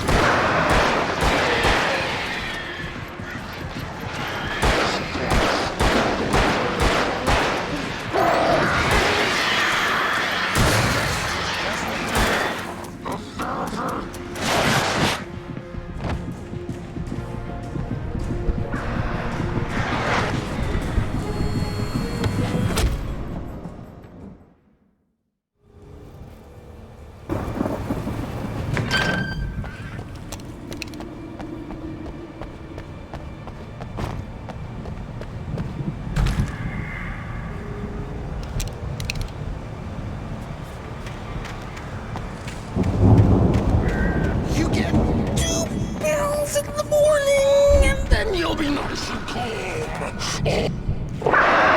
You get 3 bells in the evening. And then you'll sleep like a baby.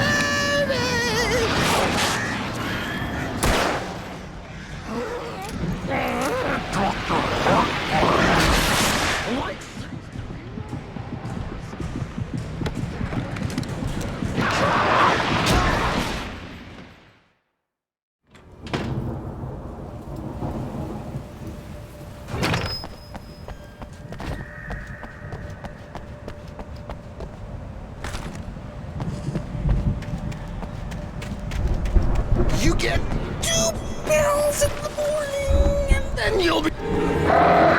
You get 3 bells in the evening. And then you'll sleep like a baby.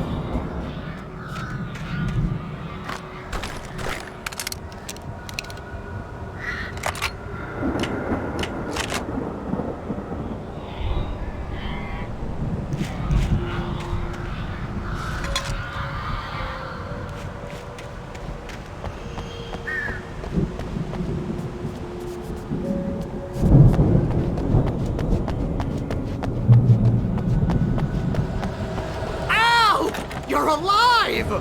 Let's get out of here. Can you open this gate? Maybe. Barry! I slammed it shut when the nasty showed up, and the key fits kind of loose in the lock, so, Barry!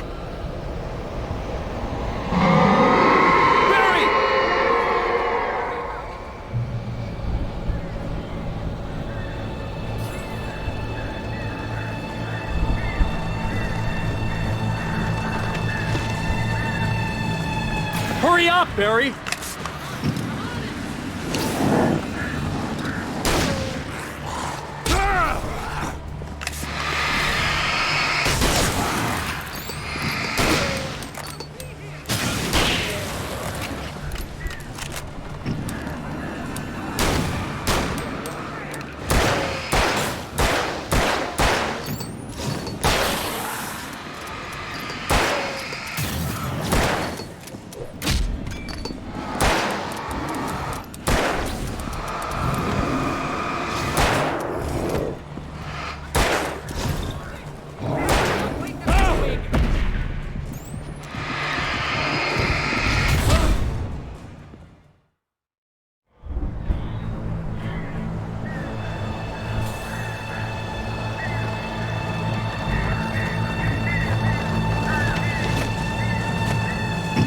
Hurry up, Barry!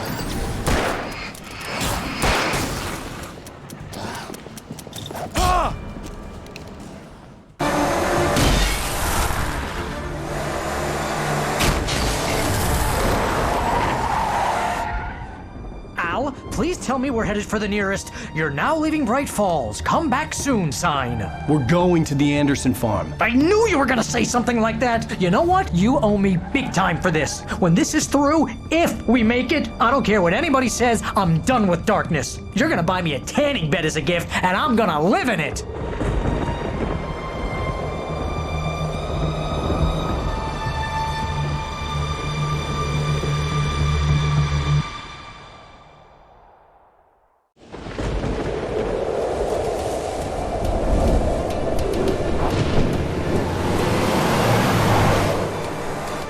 I'm crazy, but that's fine, Barry. Oh, you got that right, Al. You're barking mad. You are by far the craziest— But maybe that's inevitable when you deal with crazy stuff like this. It helps.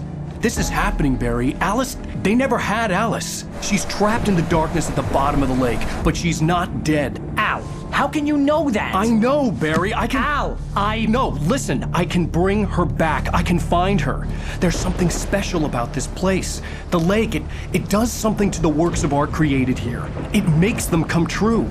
But there's a catch. The dark presence, whatever that thing is, twists it to its own ends. That's why all of this is happening. It's using my manuscript to take over everything. Al, I believe you. It happened to Thomas Zane before, it happened to the Andersons. I believe you. Crazy or not, you're not delusional. Weird shit's going down. That's a fact. I'm on board, man. I'm with you. The Andersons knew about it, but they were too far gone to tell me with all the drugs they were on. But they wrote it down. There's a message somewhere at their farm, Barry.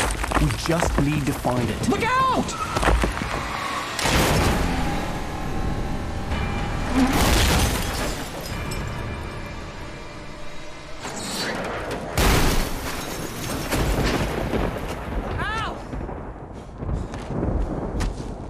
God damn it, Al! Talk to me!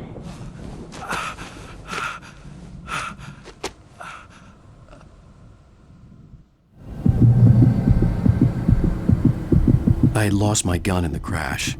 Barry was nowhere to be seen. Barry! Barry! Oh, man, you're okay! Jeez, it's good to hear your voice! I was trying to get out of the car, but the ground gave way.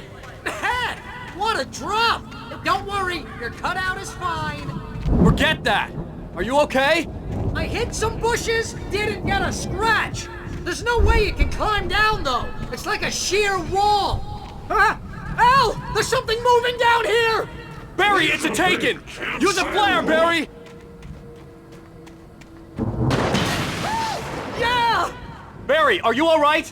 I'm good, Al! I'm great! Guess you never messed with anyone from New York City before, huh?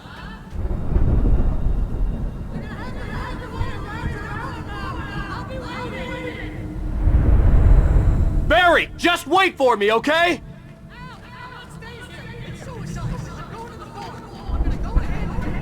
Secure the area! You can catch up! Don't worry about it! I'm on the case! Now he's Rambo. This would turn into a disaster if I didn't catch up with Barry.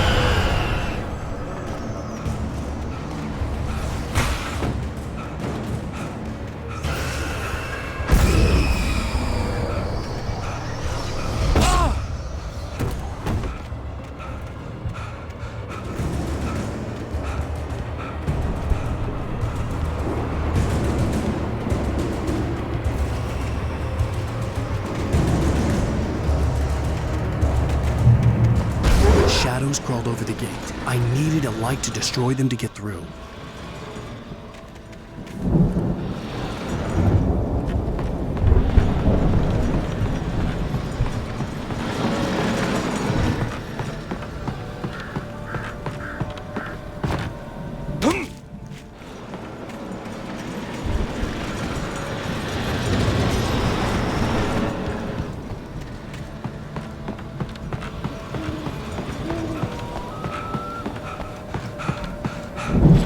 I hoped there'd still be a working generator somewhere around here to power up the old lights by the gate.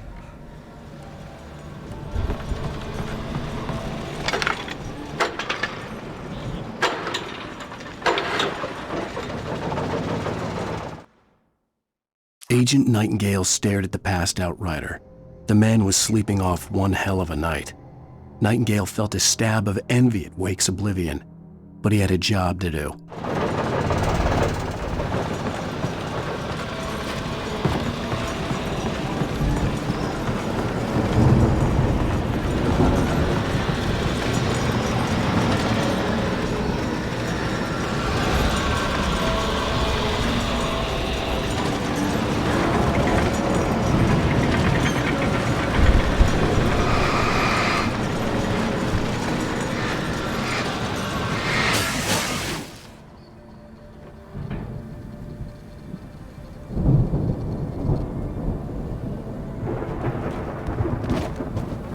I could sense the movement in the woods ahead. Facing the enemy without a weapon was dangerous, but I had no choice.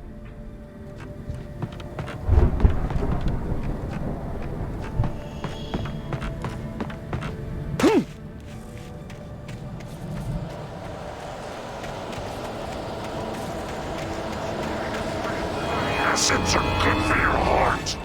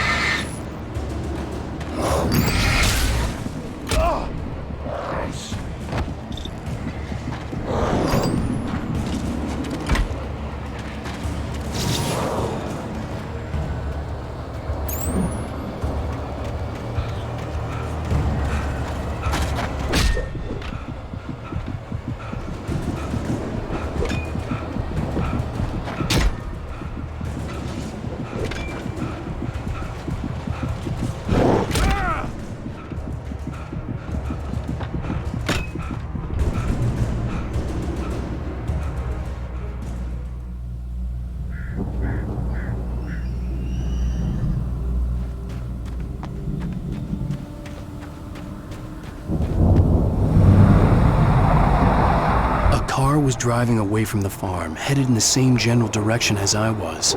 For all I knew, it was Barry, caught in the consequences of leaping before looking.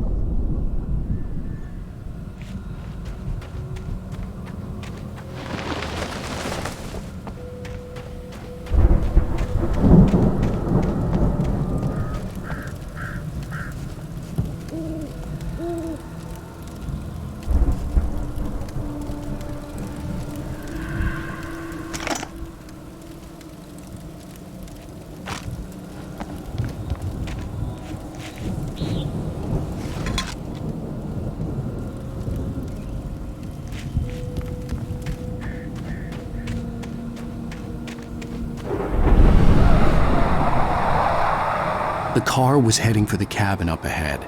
It wasn't far. If it was Barry, I would see the damage soon.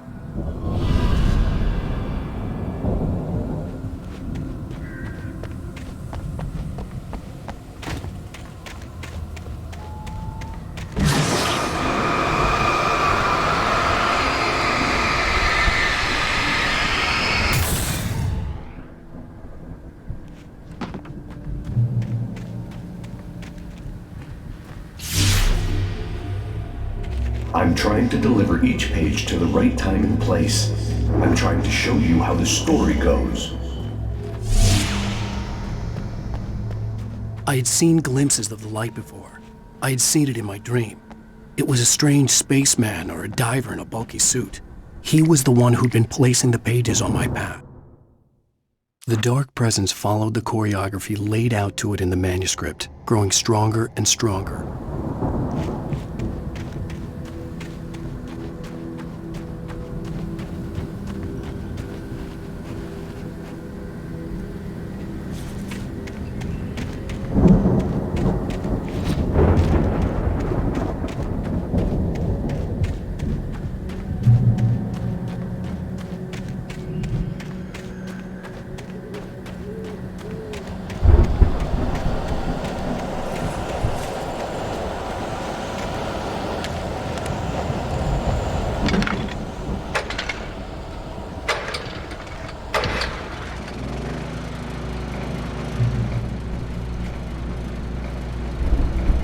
Someone had left a gun behind.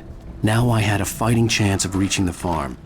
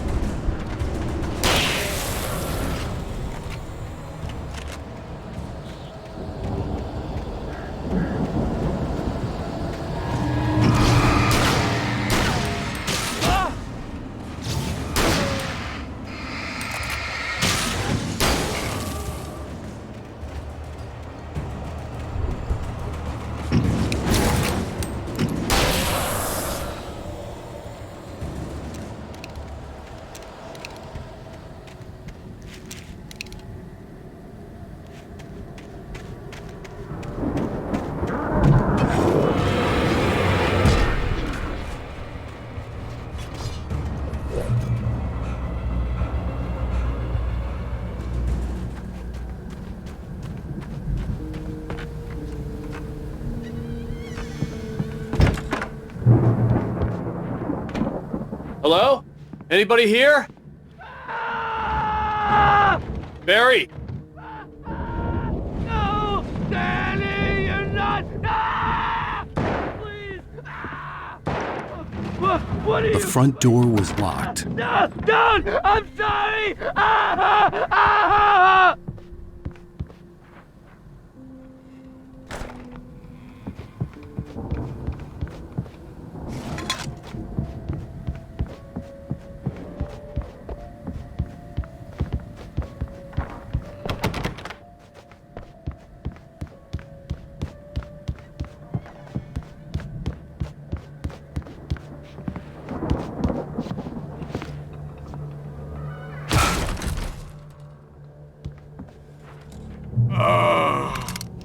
I know you.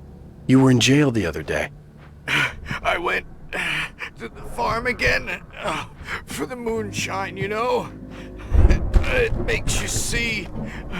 They're not gonna miss it. They're in the loony bin. My buddy, Danny, I lost him. Something's gone wrong with him. It's not him. I've run through every possible course in my head. If I continue like the Dark Presence wants me to, the story I'm writing won't save Alice. It's a horror story, and it's going to kill her, and me, and everybody in this town. No one will survive. Darkness will consume everything. It will be free, unstoppable.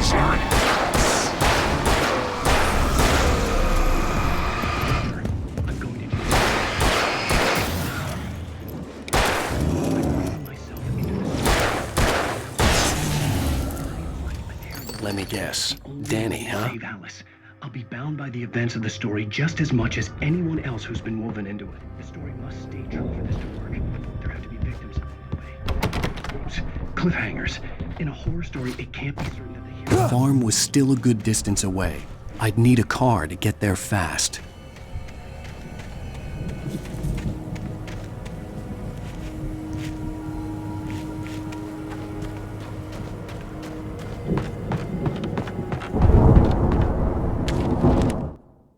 For a moment, Hartman considered strangling the idiot. Mott was mean-spirited, but easily manipulated.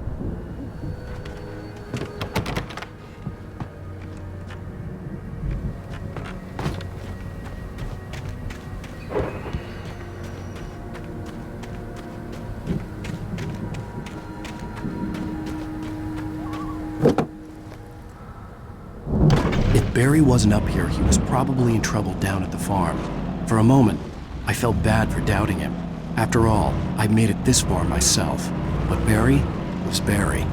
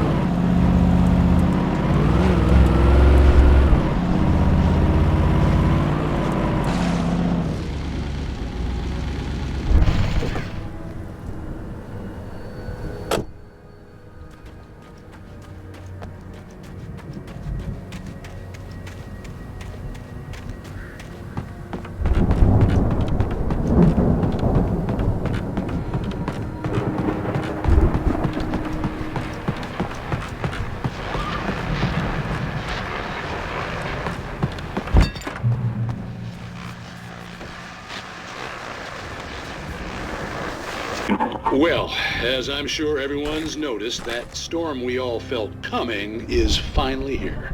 The boys at the Weather Service reckon it'll last until morning at the very least.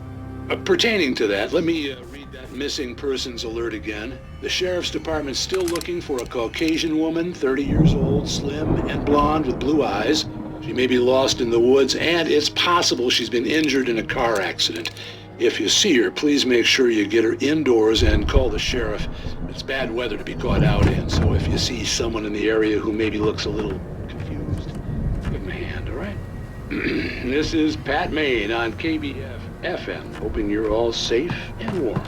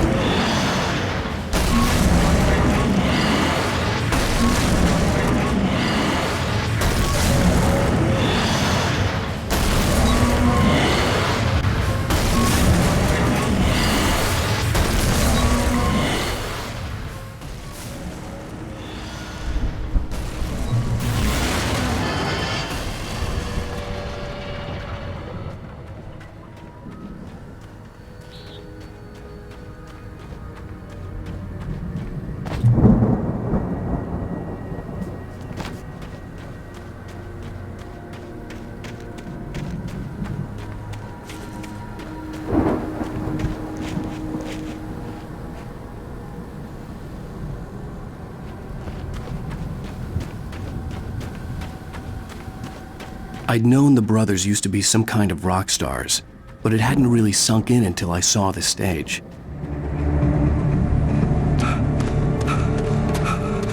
Al! Run! Incoming! There's too many of them!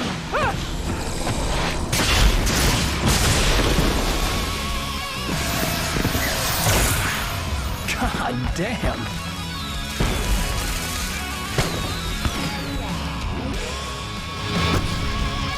I'm so glad you decided to go it alone, Mr. Bronson. Shoot. Al! We have to fight them off! I can set off more of the fireworks from here and help you out!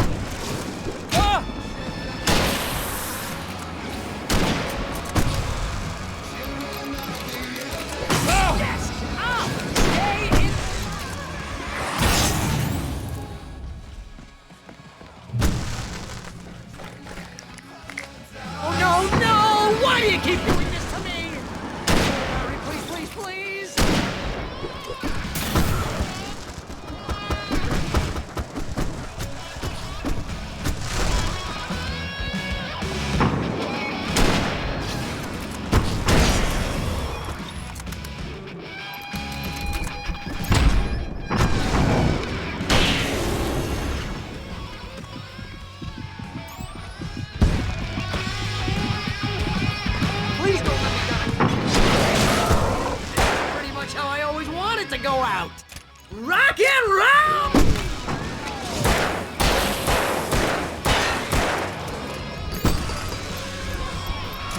They are trying to kill us. That's the high point of my life? Really?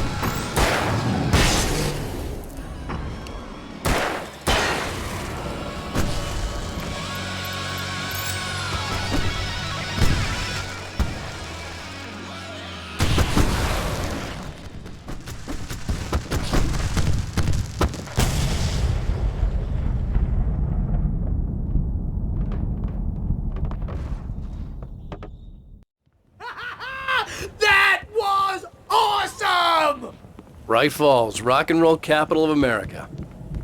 Hey, Al! This way to the farm!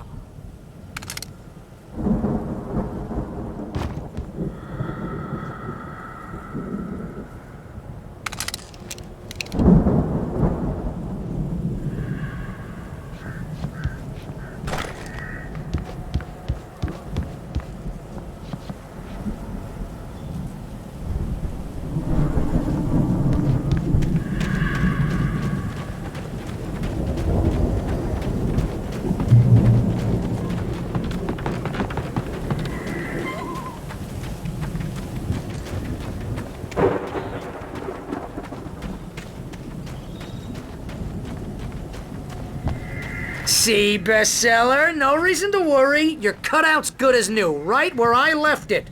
I'll come back for it once we have the place secured. Yeah, that's been my biggest worry all this time.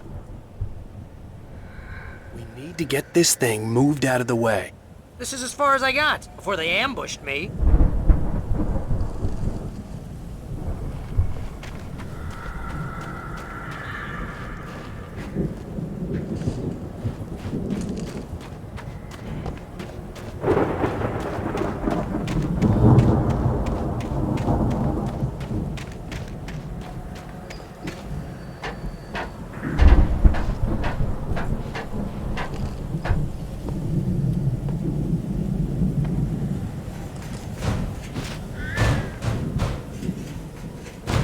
I think Alan Wake here has something to say.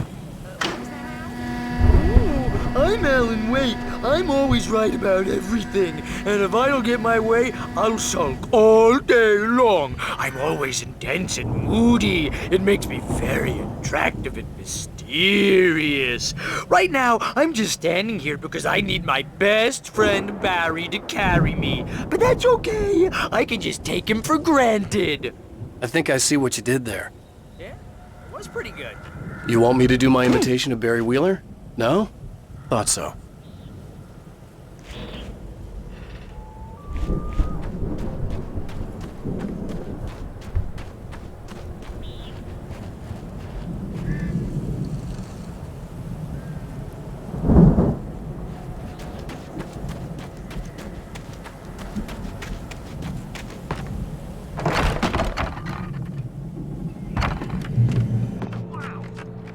Look at that thing, Al! They really went all out with this Viking crap, didn't they?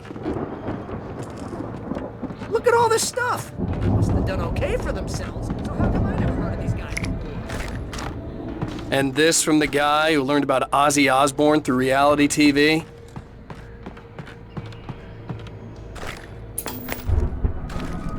Sleep. We all spend a third of our dreams in its soft embrace, somewhere between fantasy and oblivion. Dreams have a way of forcing themselves into waking life, or vice versa, in Night Springs. Tonight's episode, The Dream of Dreams. We join Mr. Jones as he explores the endless dreamscape, only to be brought to a sudden stop by a decidedly mundane situation. A long line of people. Hey, Jones, right? Listen, we're gonna have to wait until His Highness over there is good and ready. Oh, wow. Who's that? You don't know him? What are you, new?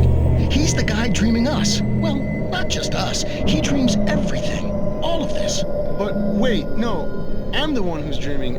I'm asleep. Isn't this my dream? Oh, yeah. Sure. Get real, pal. You're just another dream. I'm a dream. You're a dream. The weirdo in the diving suit is a dream, and the girl made of smiles and sunshine is definitely a dream. But I'm pretty sure I'm dreaming this. Well, maybe you're a really confused dream. What am I, a shrink? All I know is I'm going with the smart guys, and they say that's the guy doing the dreaming. Right there. I don't know what that means. It means we keep him happy. No sudden falls. We make sure he has his clothes on when he goes out in public.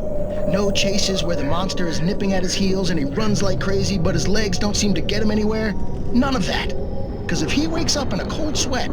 Oh... Yeah, precisely.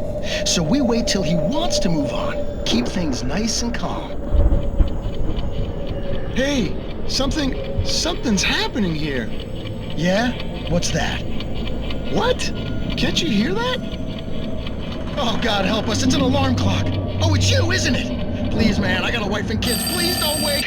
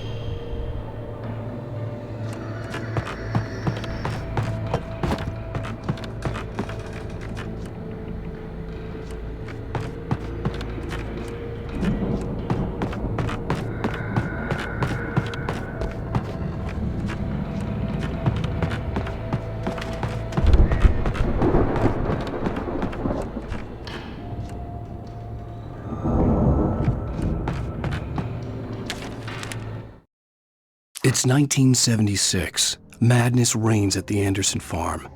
Contrary to all logic, the headiest ingredient of their moonshine is unfiltered water from Cauldron Lake. The Andersons feel... The Viking boat looked imposing, almost like a battering ram.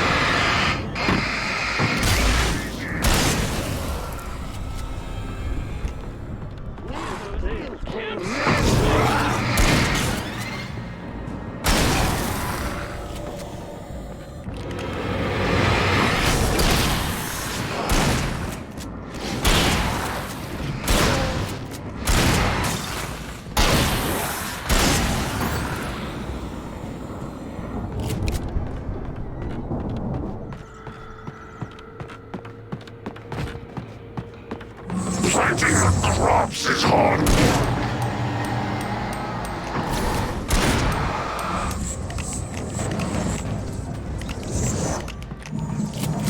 I think we can make it through here, Al!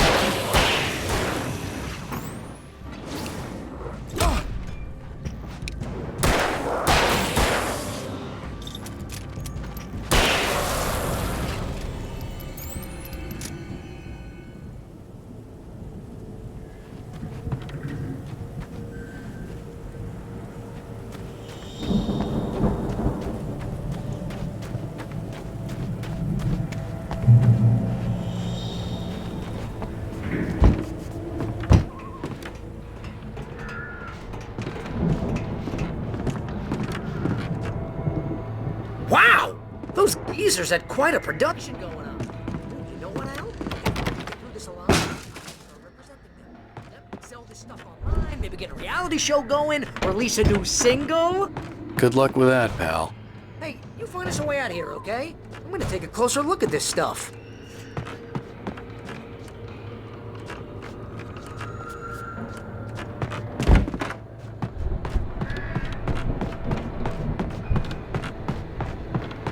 Be careful, Al!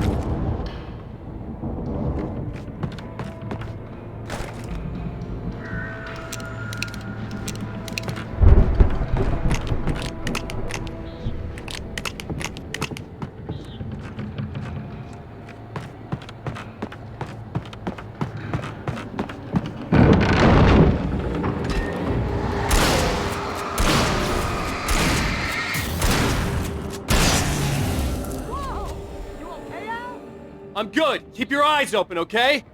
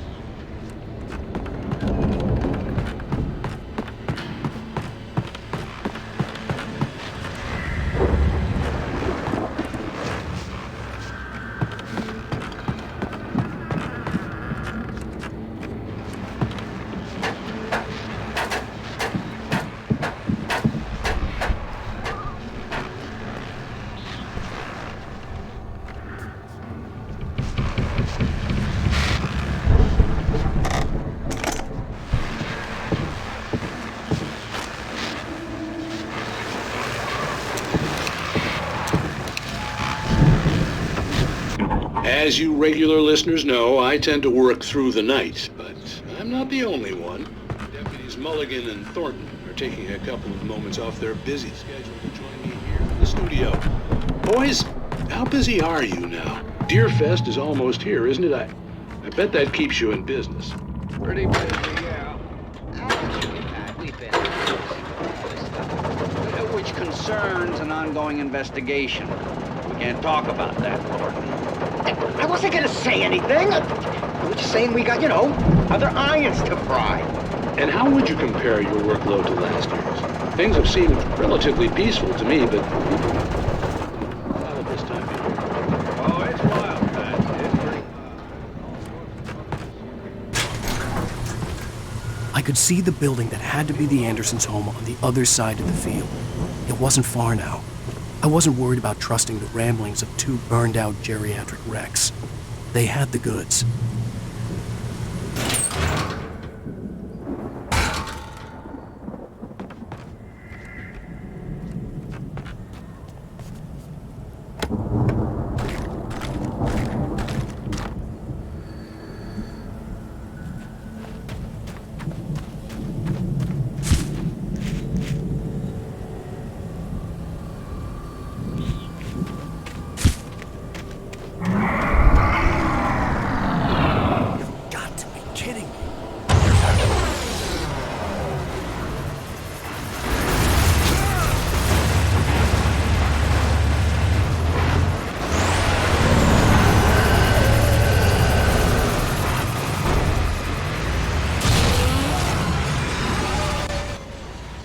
There are 65 billion kids in the world.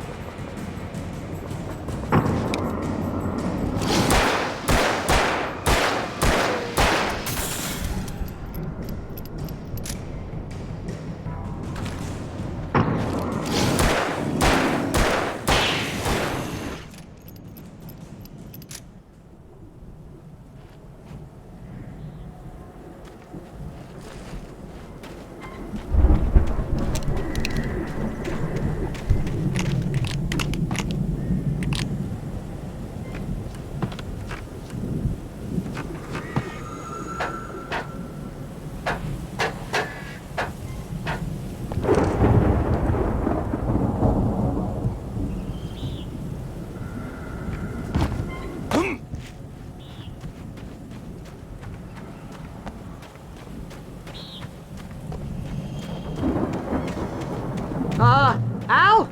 Is that you out there, buddy? I had to find a key to get Barry out. Yeah, it's me. Hang on. I'll try to find a key to get the door open.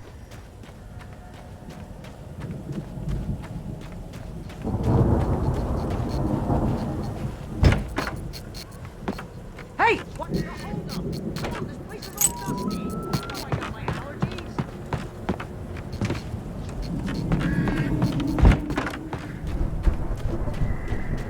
Come on, Al, open the door already! Seriously, I don't like it in here! Hey, let's go, man.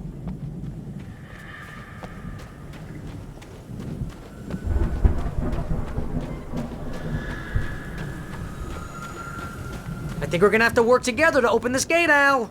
Looks pretty heavy.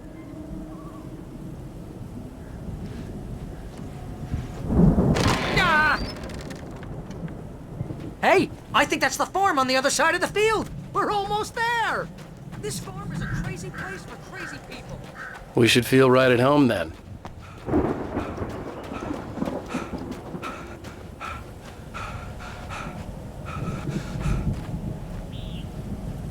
Come on, one more gig. Let's do this thing.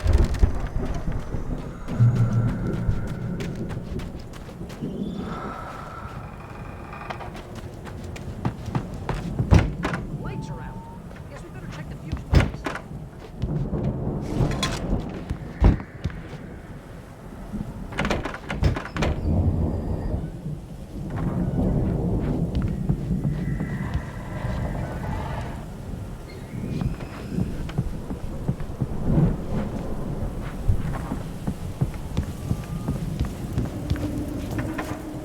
The power downstairs was out, but I was sure I could fix that at the fuse box.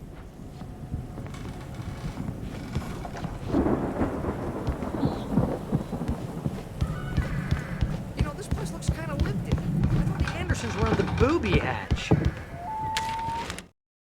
Again, Alice's screams rang in the stillness of the night. I saw myself run toward the cabin, flashlight in my hand.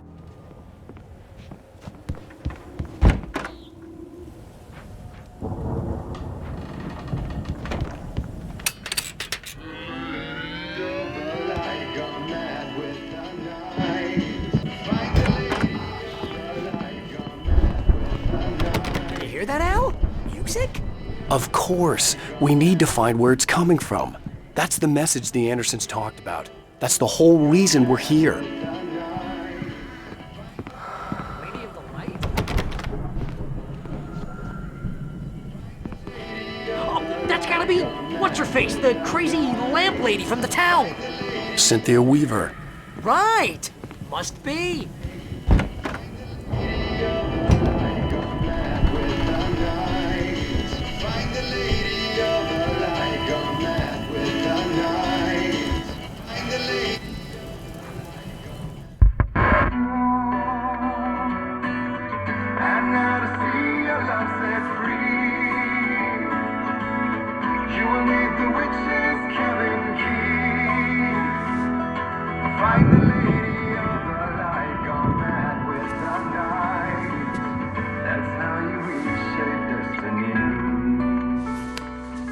Okay. We need to find Cynthia Weaver. We'll stay here for the night and head back to town as soon as it gets light. Hey, Al. Lots of hours before dawn. Might as well get some rest. And by rest, I mean drunk. Come on, Barry, this is... Yeah, what the hell?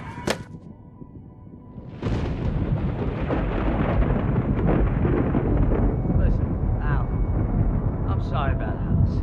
No, seriously, because I know we don't get along, but we're gonna find her, right? And even though you're a crazy bastard, I'm gonna stick by you, no matter what, ever, Al. Sure, you're like a brother. I'm a writer, goddammit. Correct. If I just wanted to, I could write 10 books a year. And they'd be the best books that year. No, you couldn't. That's right, I couldn't. But I could, because I'm a writer. What? What do they put in this stuff? I feel like my brain is coming out of my nose. I'm gonna get the recipe off those coots and be a booze millionaire. I just miss her, Barry. I just want her here with me. I know, Al. I know. It's gonna be okay. We're gonna make it okay, man.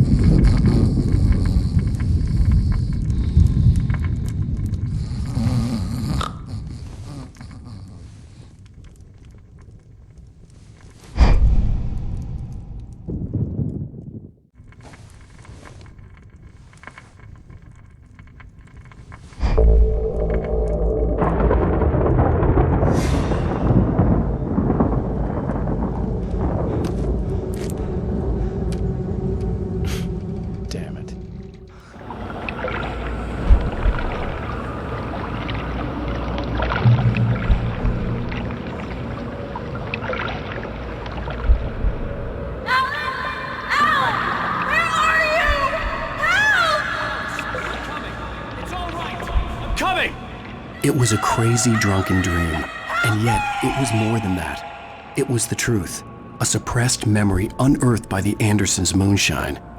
I was there, an out-of-body observer. This was the night Alice and I had arrived at Bright Falls, the night Alice had disappeared. I had a chance to find out what had happened. I remembered being surprised to see the cabin dark. Alice would have never turned the lights off.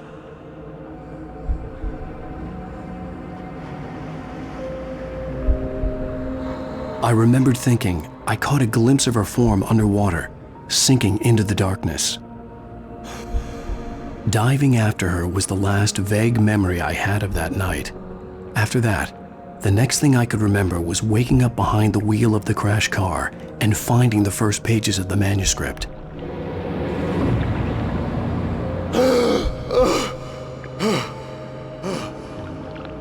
I couldn't find her in all that blackness. I must have thought she drowned.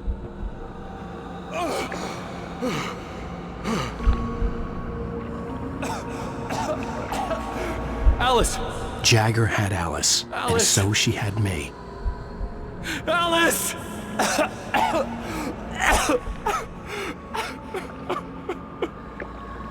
I'd been easy prey. Look at the cabin. Is there someone in the window? Alice? Maybe she didn't drown after all. Maybe she's inside.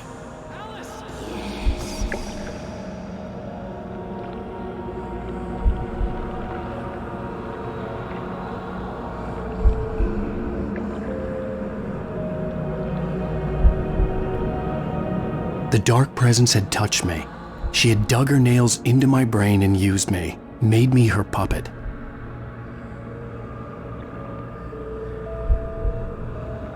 She must be here. Yes, that's where she is. Whole thing together and put it behind you. She's not here. You were foolish to think so. No, she's dead. She drowned. No, no, no! It's your fault your wife is dead. You are guilty. All she wanted was to help you right. You killed her. Ah! Oh, hush. There's still hope. Cauldron Lake is a special place.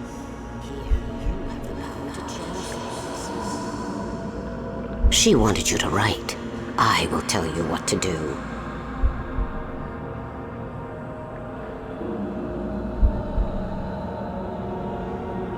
You can write her back. The story will come true, and all will be well again. She had Alice, and the manuscript was the ransom for her.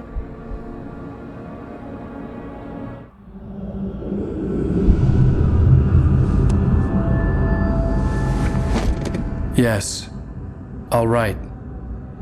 I'll fix it. I'll bring her back.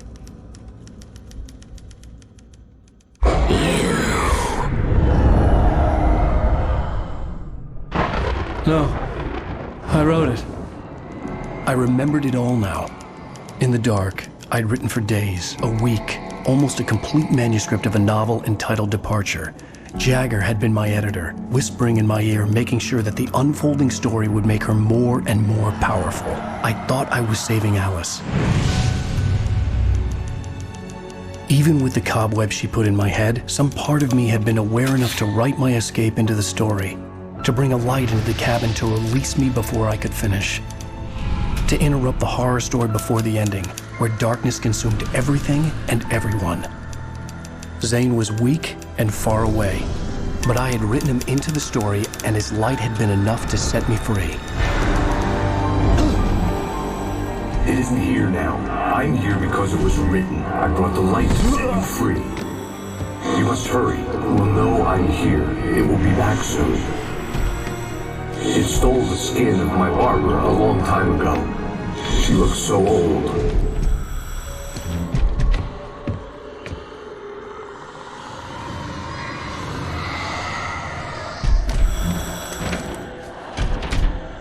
I had woken up, confused and groggy. My mind consumed by darkness and fear. All I could do was to escape.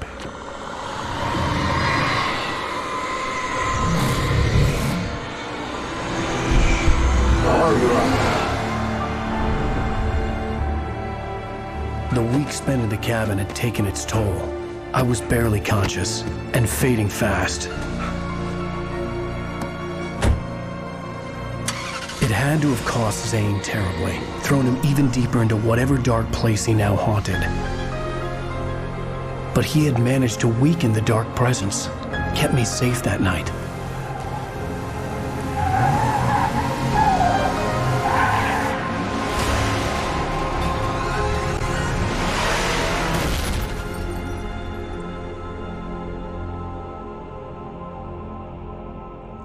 I wrote it. It's my fault. That's right, James Joyce. It's your fault, and you're gonna pay for it.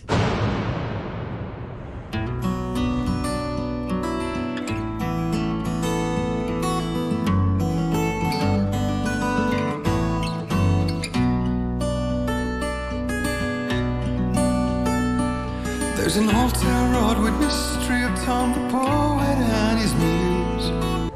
Well, we're expecting a record crowd from the neighboring counties. Naturally, we hope to break the record set by last year's Moose Fest in our neighboring town, Watery.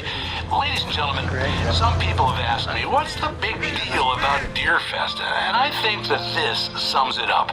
It's about friendship and community. We've got a great party coming up, but let's try to hold it in until tomorrow and get through the night in one piece, all right?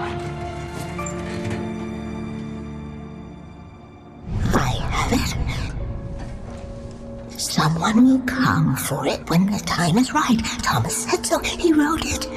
The key is insurance. It's my job to keep it safe. Safe in the light. Always in the light.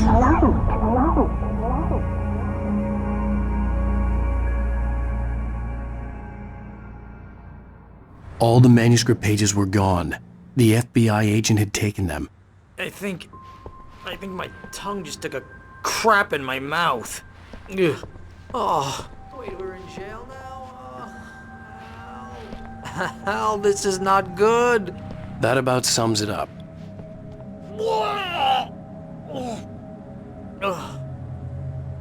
Oh, I am never drinking again.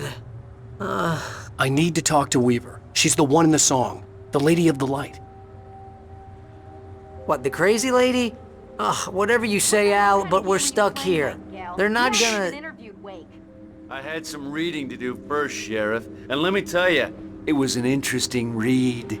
Well, I've got you now, Raymond Chandler. It's all here. All the evidence, including conspiracy to murder a federal agent. There's no way you're walking out of here. You hear me in there, Bret Easton Ellis? Huh? Agent Nightingale, I want to talk to your superior. Well, we all want things, Sheriff. I wanted my... Look, that's not possible right now. Agent Nightingale, I insist.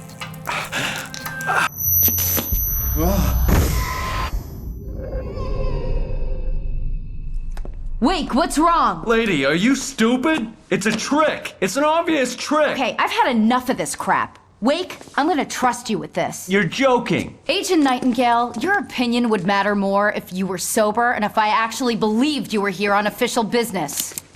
Whoa! Get back in the cell, Stephen King. The only way you're leaving this place is over my dead... Wait a minute.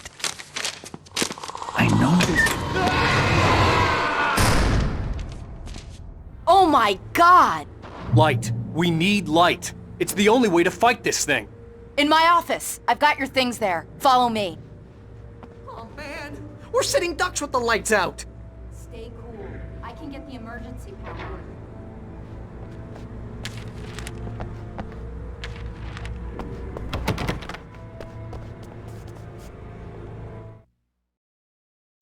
Nightingale tried to make sense of the manuscript. It was disjointed and strange. He didn't understand half of it, but it all rang true. Nightingale felt the situation veering out of his control, but the gun at least felt steady in his hands. He was ready to fire, resolved.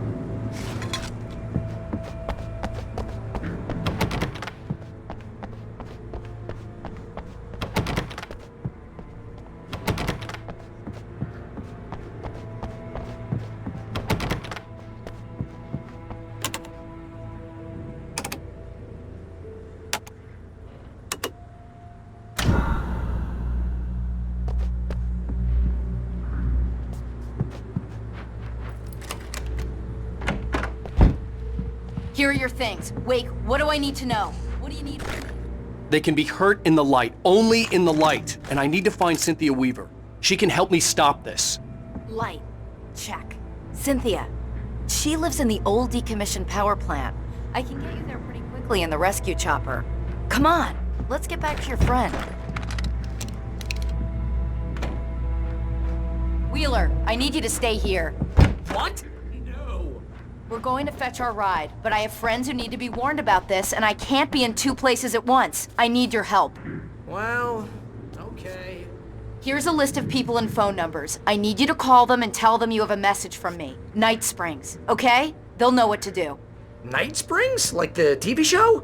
Gotcha. Oh, hey, that radio guy is on the list, Maine. Who's Frank Breaker? He related to you? My dad. Hey, is this like a secret society? Can you do this? You'll be safe here. The backup power's on. These guys need to be alerted, just in case we don't come back. You'll come back for me though, right? As soon as we get the chopper ready. Thanks, Wheeler. I owe you one. Okay, let's go, Wake. Through the back. My hangover wants a pizza. You think there's any way I could order one out?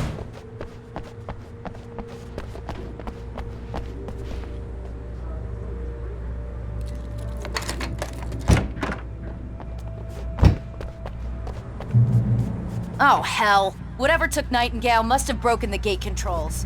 We can't reach the gate's control box from here. We need to get to the other side over the rooftop. I'll go. I'll open the gate for you once I'm across. You stay here in the light and cover me, Sheriff, okay?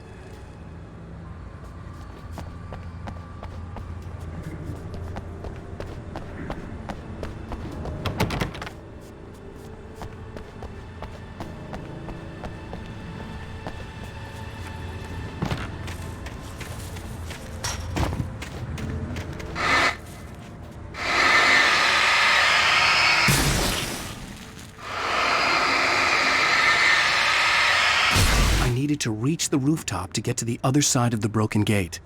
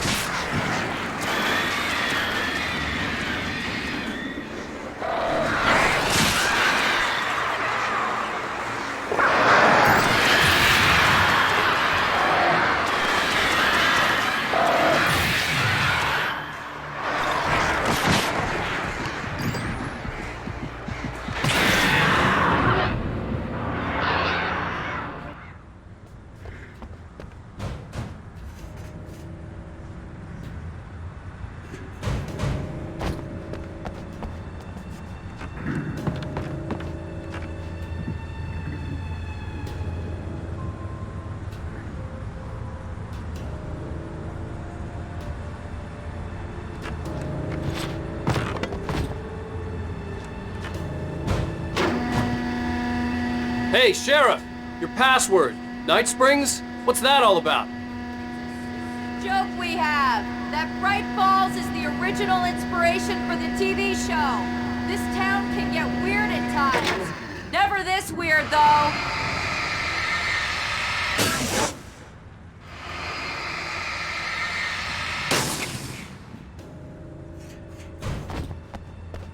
You need to bypass the damaged control box. What am I, an electrician? Hold on! Ah, damn! That's smart. Good job, Wake. Okay, stick close. Our first stop is the town hall. The keys to the chopper are there.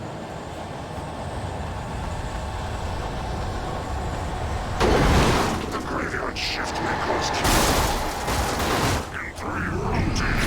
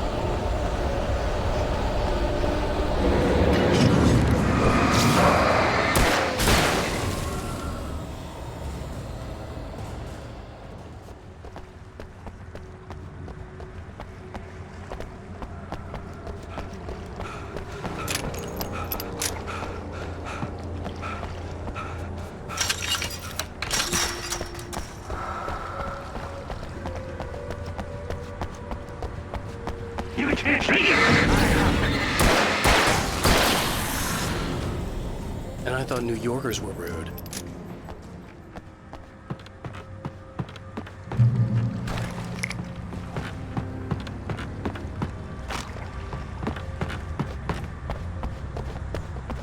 You have the right.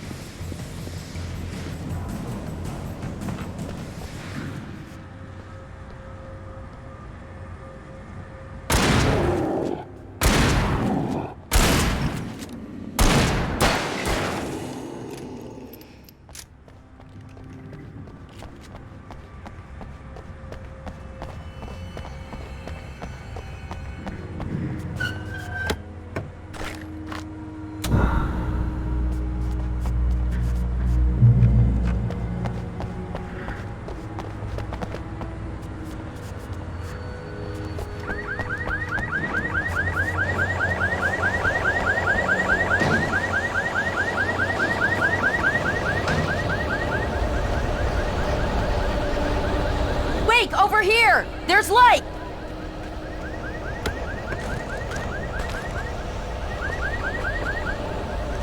I have a key.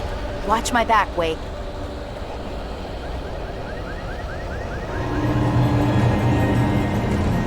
It's an ambush!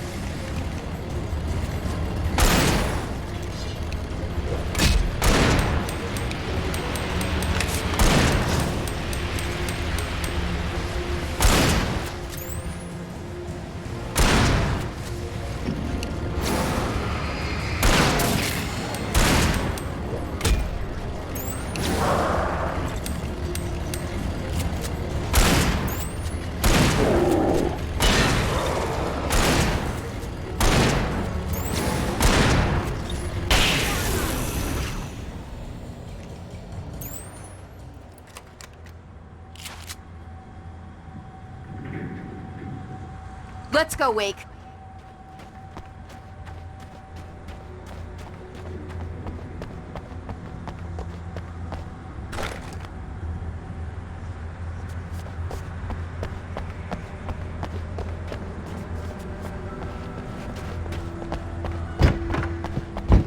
Okay, someone's messed with the fuse box here, but you should be able to jury-rig it while I find the keys. I already got electrocuted once today. How about I look for the keys and you get burned for a change? Fine. They should be in the clerk's office on the other side of the building, near the main entrance. Gotcha.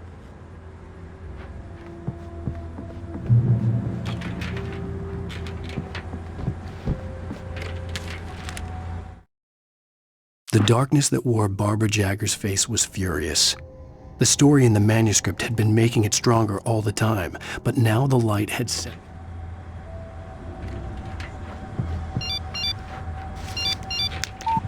The message was from Barry. He was getting worried at the station. He wanted us to hurry.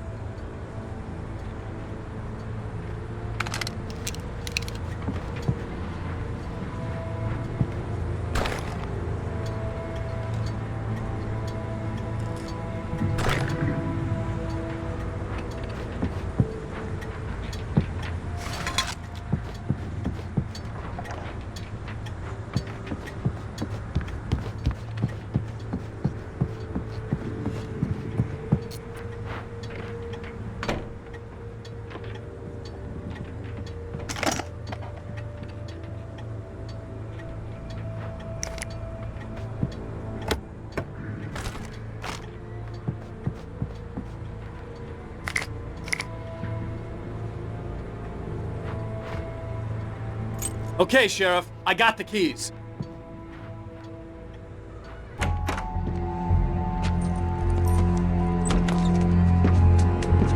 Barry? Why isn't he inside? Oh, God. Oh, God.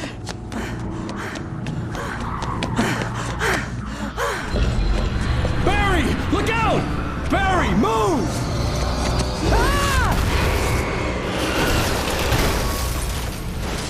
Barry! He made it inside, Wake. He's okay. The storefront's blocked. Come on, Wake, let's go around. We can meet him in the back.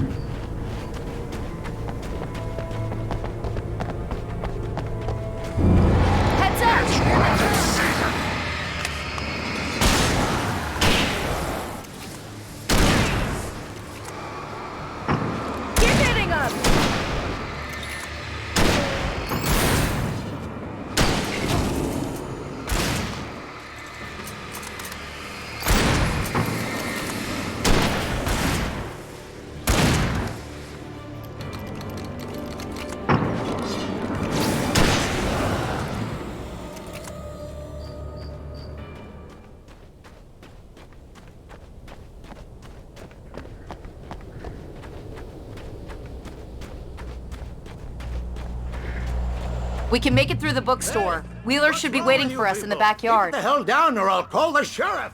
Oh, hi, Doc. I've got it. Don't worry about it.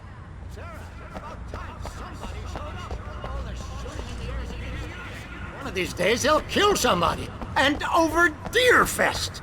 I know. Go back to bed. He's got a point, Wake. Look, this town can't take this. It's me they want. The sooner I get out of here, the sooner you can all get back to life as usual. I hope you're right. Come on, let me get this door open. Wait, you got the keys to the bookstore? Perks of being the sheriff. A girl needs to get around.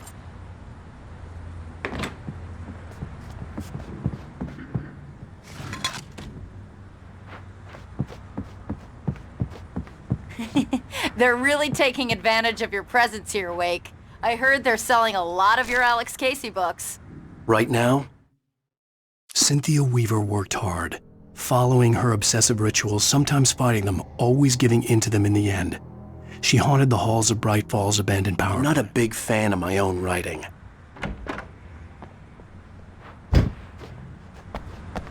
I don't see Barry. Look, wait. That's him. That's the way to the chopper.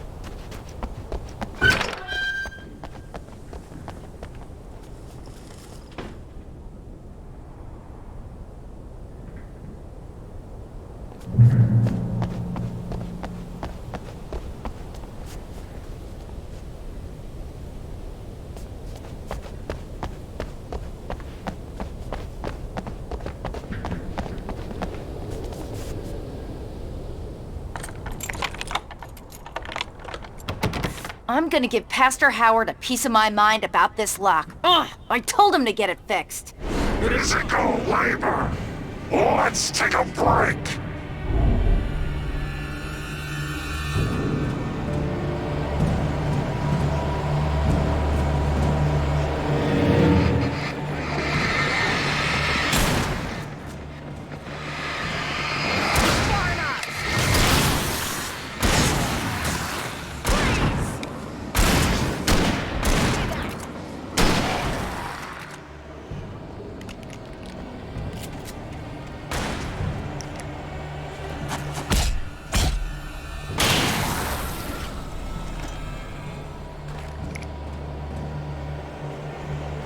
Omega-3 fatty acids are good for your heart.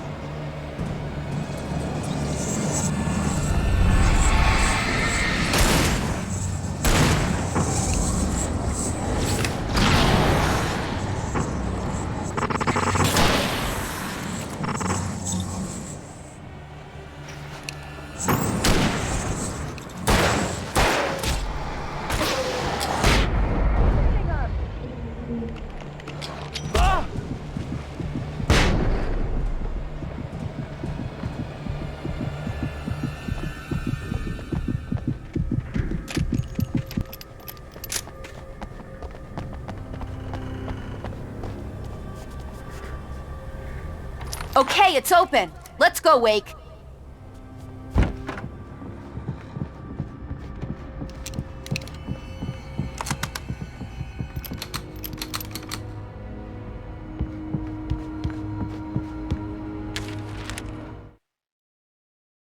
For it to be free, the Dark Presence needed the writer to finish the story.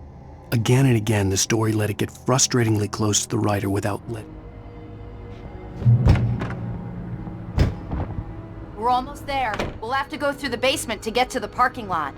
Yeah, there's no way going through the crypt will turn out to be a bad idea.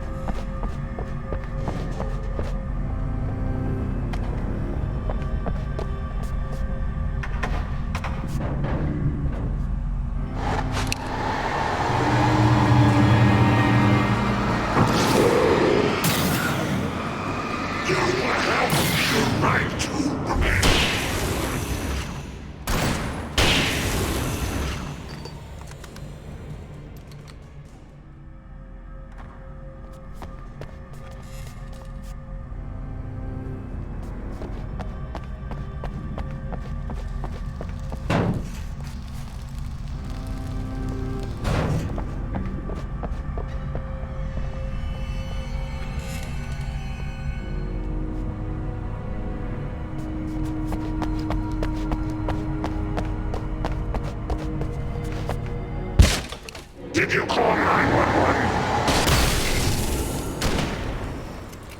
Yes, that one saw the light, huh? You didn't like that one? A tough audience. Well, I got plenty more. What are the Christmas lights for? Protection, man! Like garlic against vampires? Vampires. The helicopter's just across the parking lot and up the hill. Come on!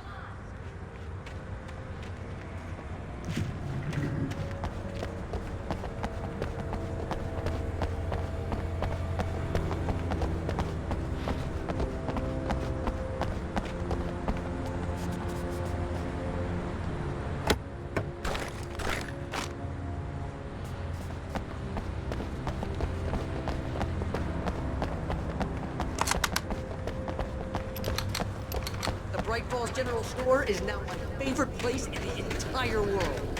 See this headlamp? It's like a superpower. I can just look at one of those things and they die. It's my flaming eye of Mordor. I wish I didn't say that. Hey, I want a headlamp. Last one. Bastard.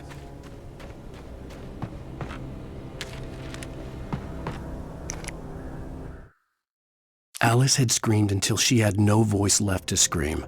Around her, the darkness was alive. It was cold and wet and malicious.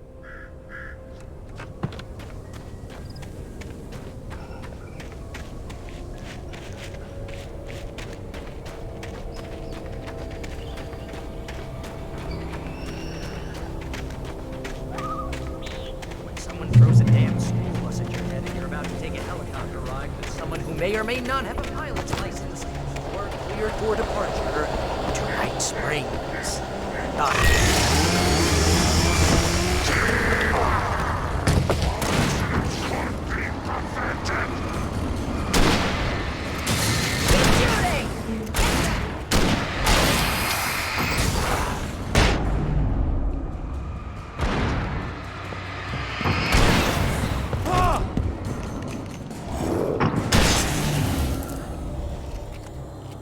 Oh, I'm never gonna get used to this.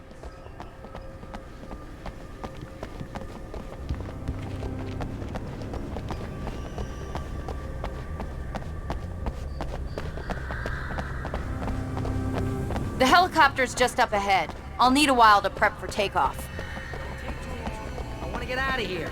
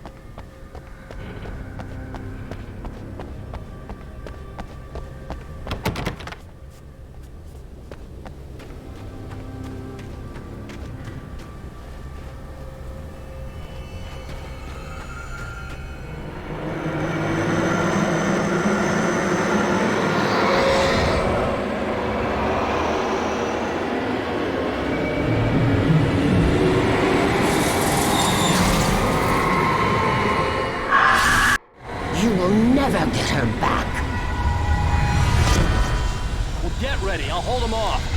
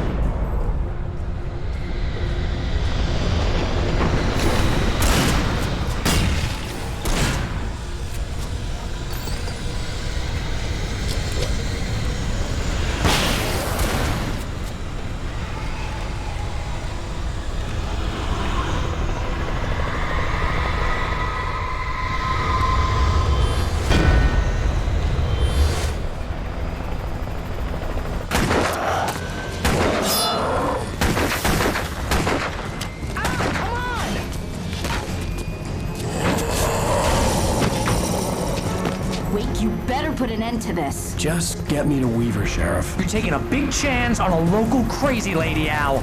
I hope you're right about her, or we can kiss this town goodbye.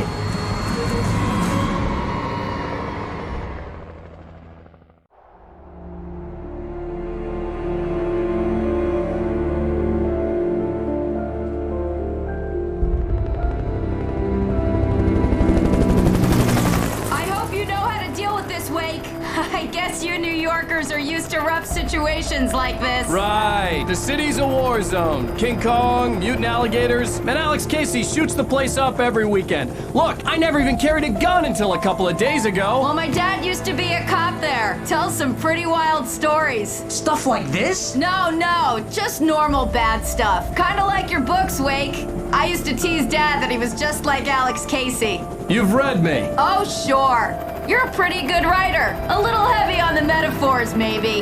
Nobody's ever said that before. We're coming up on the power plant. See the lit building over there? And that's the dam further up the river. I can't land here. I'll take her down the road across the river. Just get me there, Sheriff.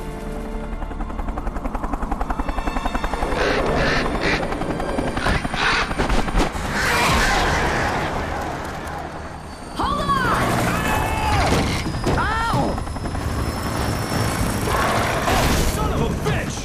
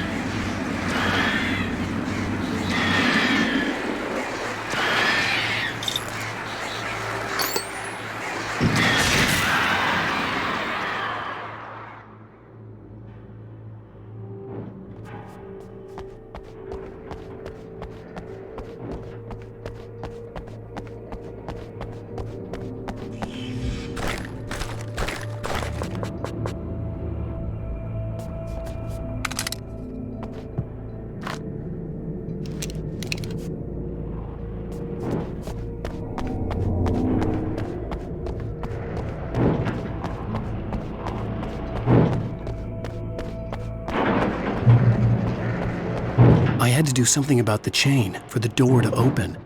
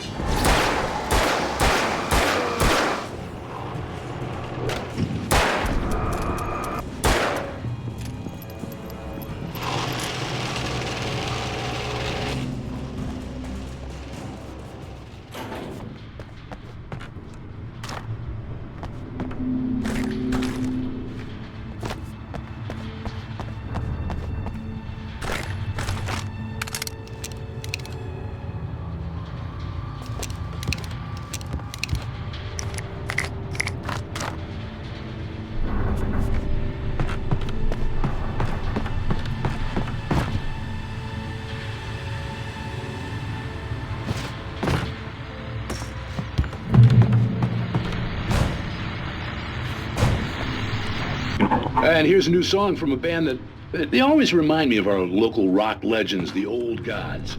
I couldn't tell you why. I guess it's just, you know, one of those things. This is good war.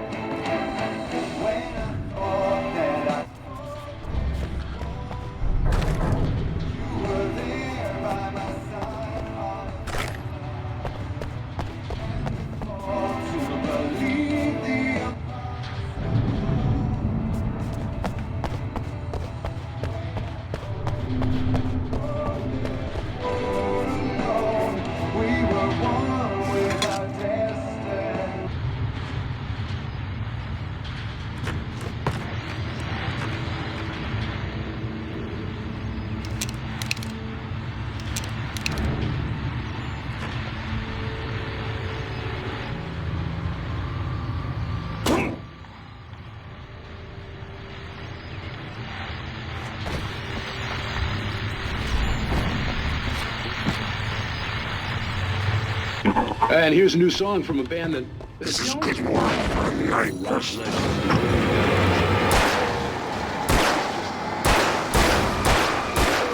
Birds of the Fall and their latest single, War.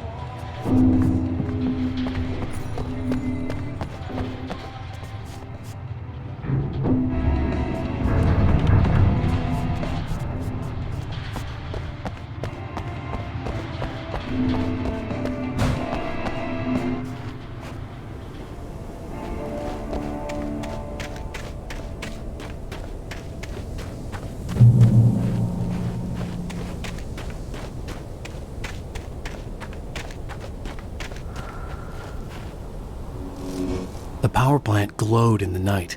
It was close, but I had to find a way across.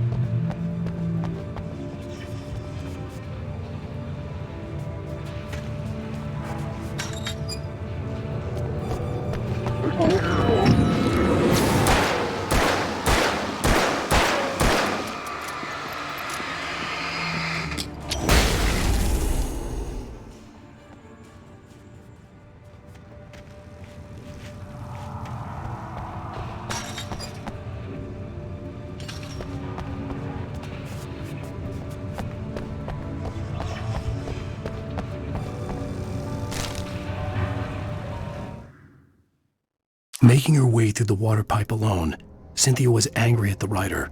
Foolish young man, taking unnecessary risks. And the way he broke the rules. Didn't he understand?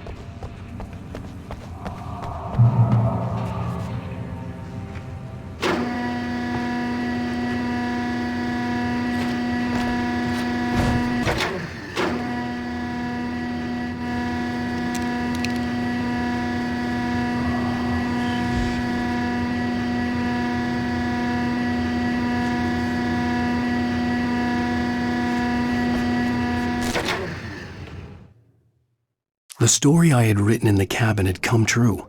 Touched by the dark presence, I had written a horror story, but the end was still missing. The story was incomplete and the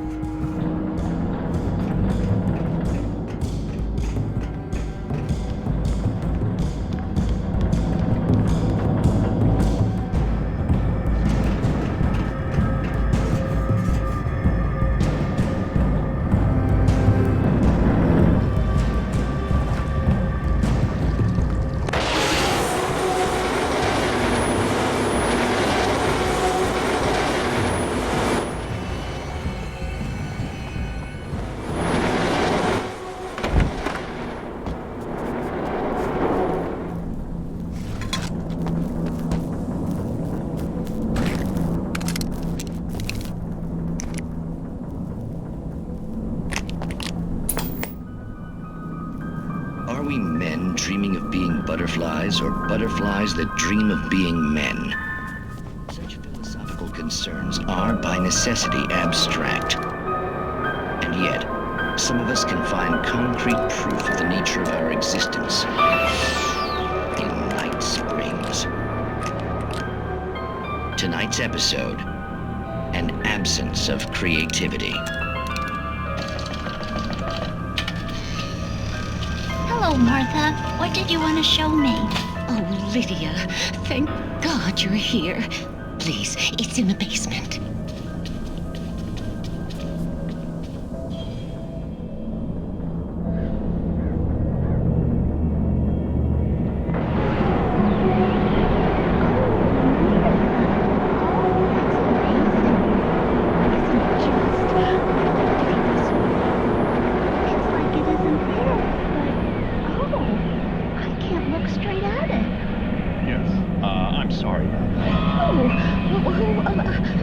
How did you get here?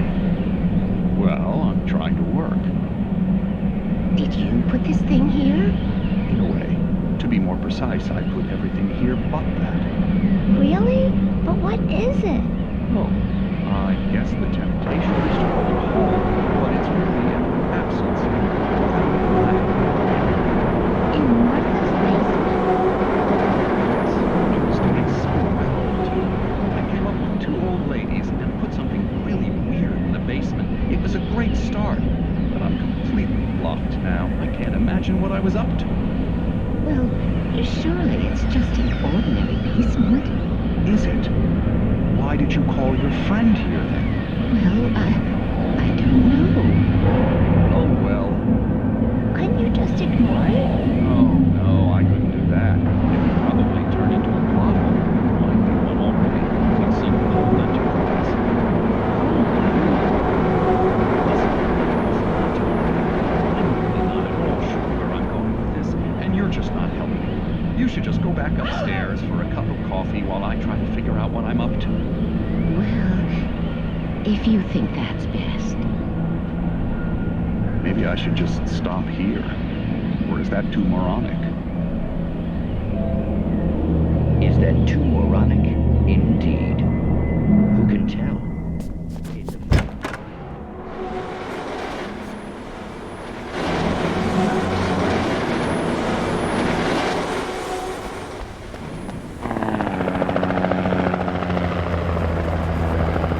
We managed to lose the flock. You're almost at the power plant. Keep going. We'll give you support.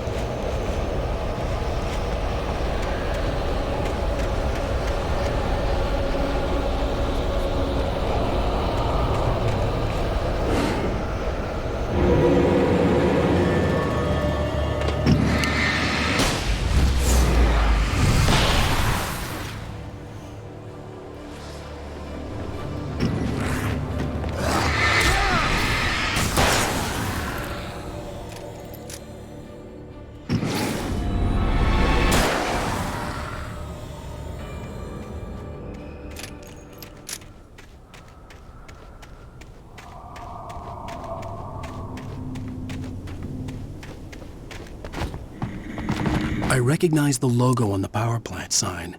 I'd seen a version of it painted all over the area, signifying hidden caches of supplies.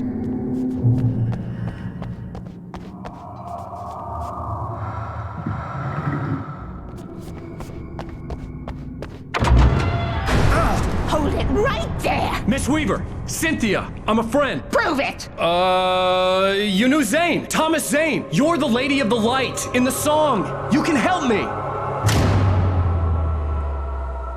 About time. Young man, I've been waiting a very long time for you.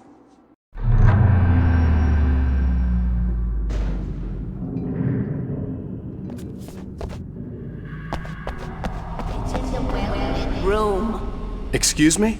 What you need to drive the darkness.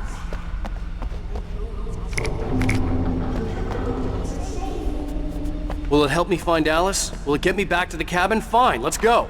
I can get my friends to come back with the helicopter.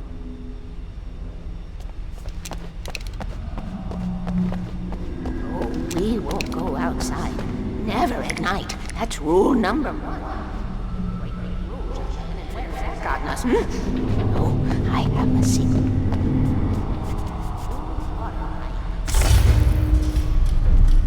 Something was damaged at the transformer yard.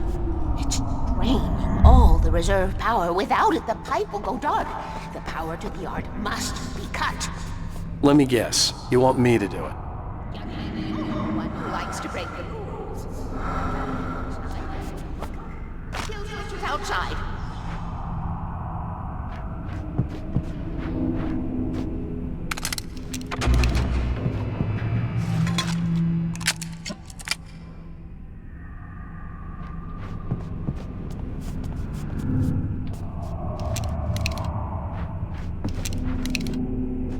I have been preparing for these times, the dark tides.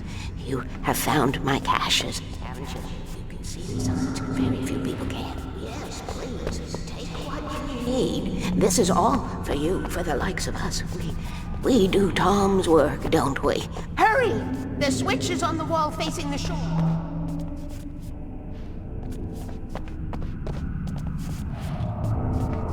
I cannot take you to the well-lit room if the lights in the pipe go out. You must go outside.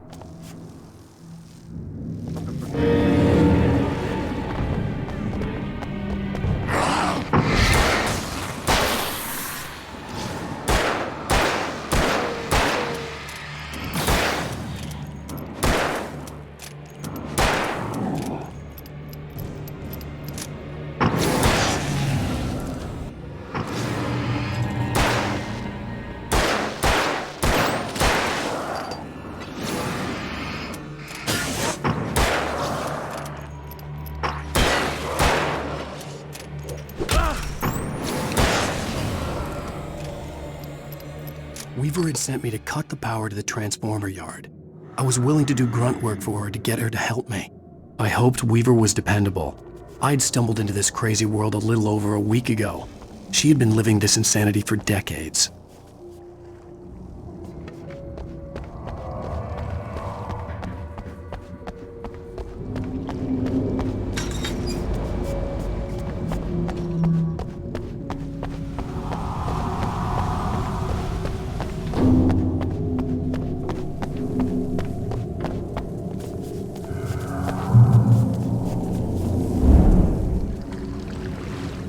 I could see the kill switch that would cut the power to the transformer yard.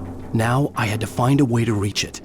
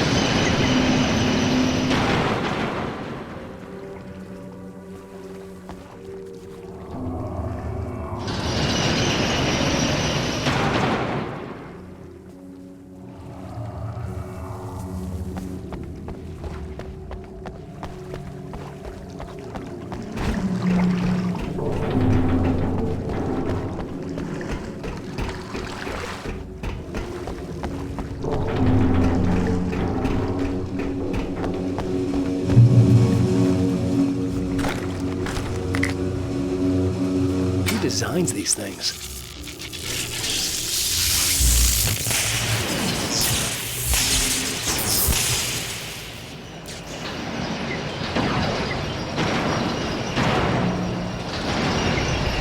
The transformer yard went dark and dead.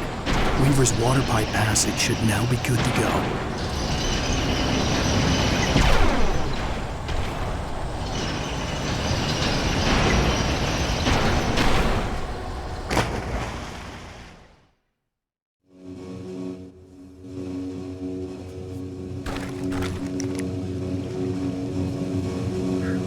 Who designs these things?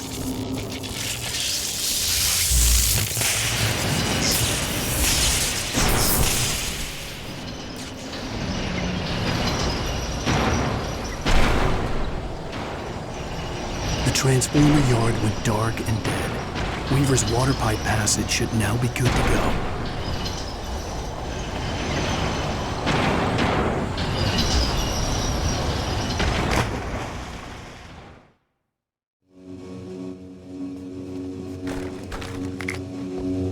Who designs these things?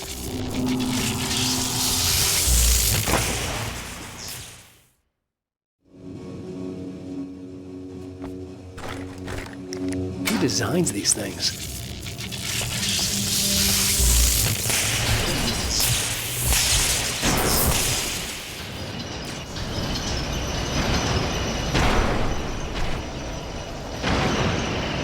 The transformer yard went dark and dead. Weaver's water pipe passage should now be good to go.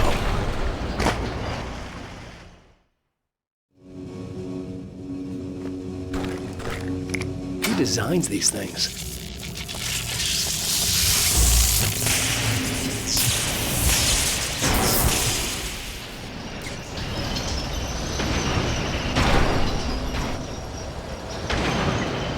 The transformer yard went dark and dead. Weaver's water pipe passage should now be good to go.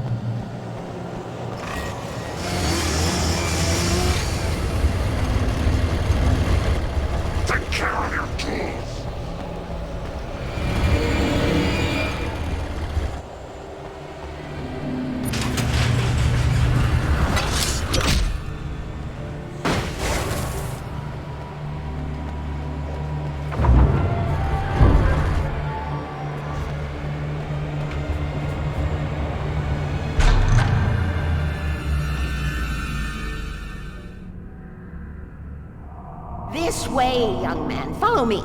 Come, come. The pipe's empty now. We're ready to go. This way. We need to go. I knew them both, Tom and Barbara. Had such a crush on him. Such a beautiful man. I was jealous. There was a part of me that was maybe a little glad when she had the accident. And then Tom started writing and woke the darkness up. He tried to bring her back, but you can't do that. There are no free rides like that. I'm starting to realize that.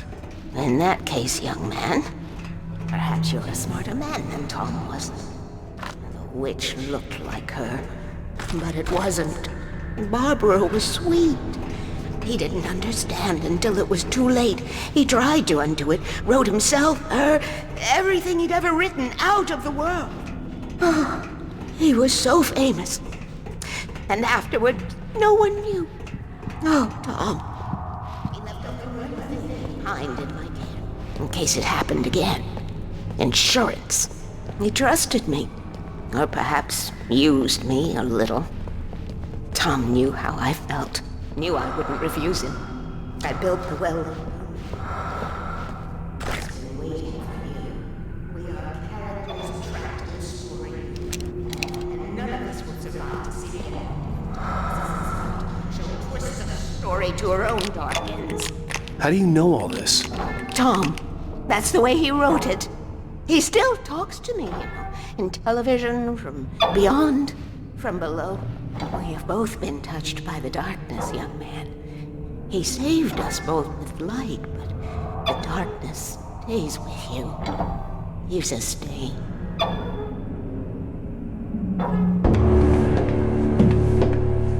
This pipe will take us directly to the well-lit room. Okay, I need to call my friends, tell them where we're going.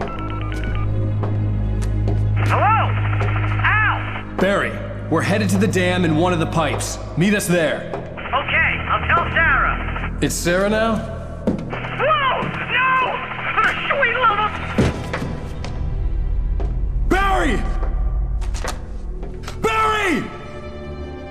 We gotta go see if they're okay. They're probably dead. You must reach the well-lit room. This is no time to be a selfish idiot. That's my best friend.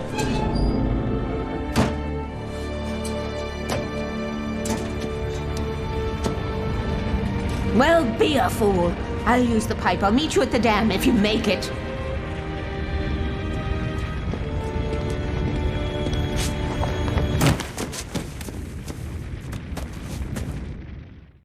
At least I didn't have to worry about her. She knew how to stay safe.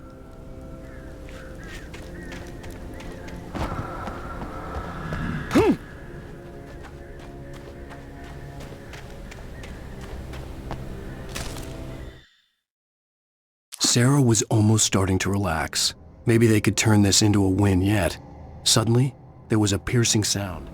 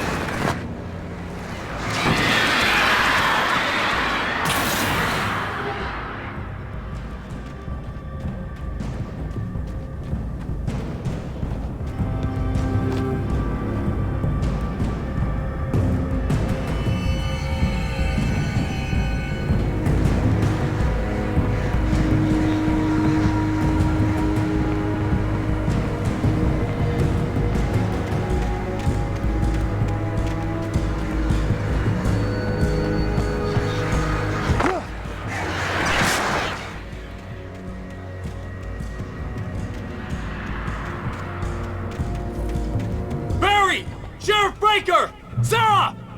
The crash site looked bad, but as far as I could tell, the wreck was empty.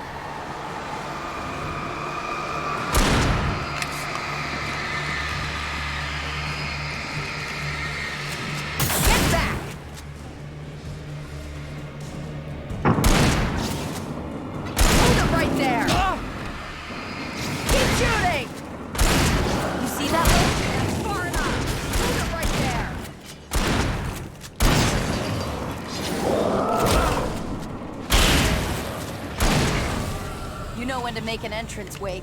We were ready to make like Butch Cassidy and the Sundance Kid. I have a different ending in mind. I knew you'd be all right. The flaming eye of Mordor? Laugh it up, funny man. Didn't we have somewhere to go? Weaver will meet us at the dam.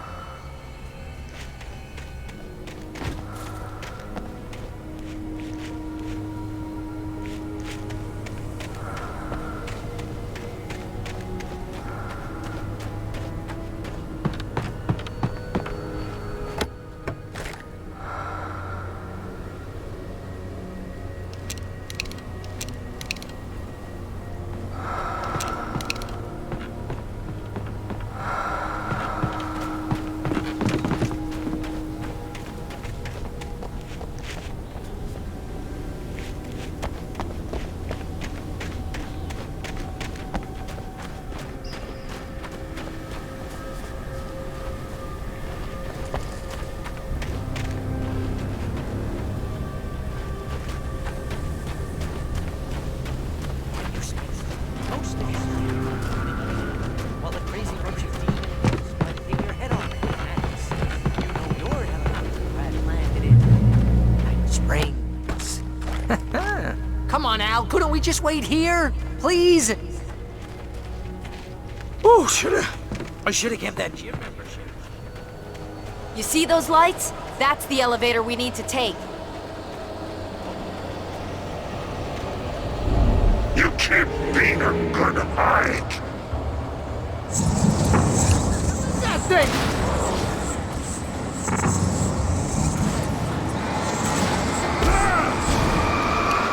Nothing moves like that. It's impossible. Ah! Al! Do something! He's too fast. I can't get a shot. No, there! Al, they're all over the place! How many of them are there? Where'd that one go? Ah, this can't be happening!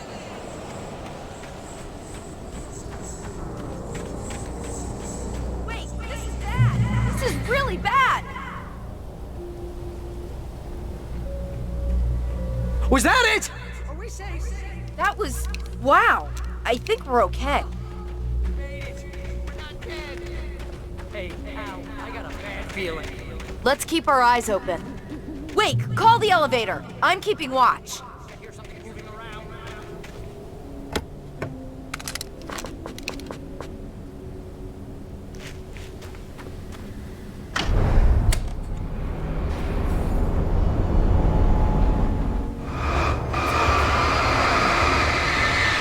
Oh no! Oh no! They're coming! We have to hold them off.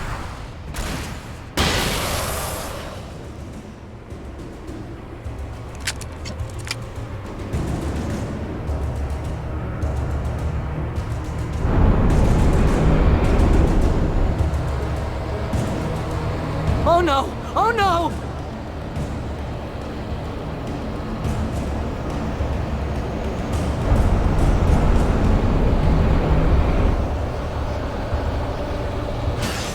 I swear this is the slowest elevator in the world! That's far enough.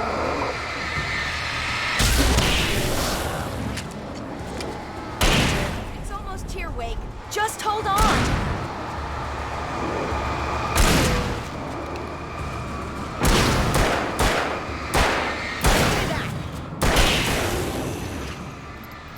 Hold it right there.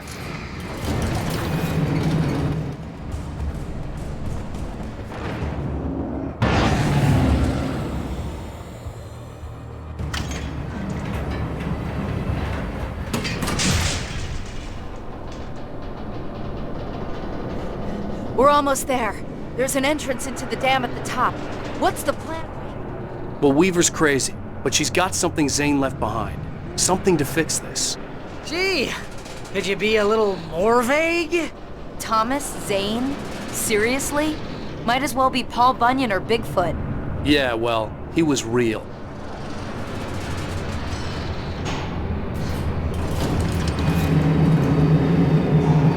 Let's be careful up Oh, jeez, I hate this.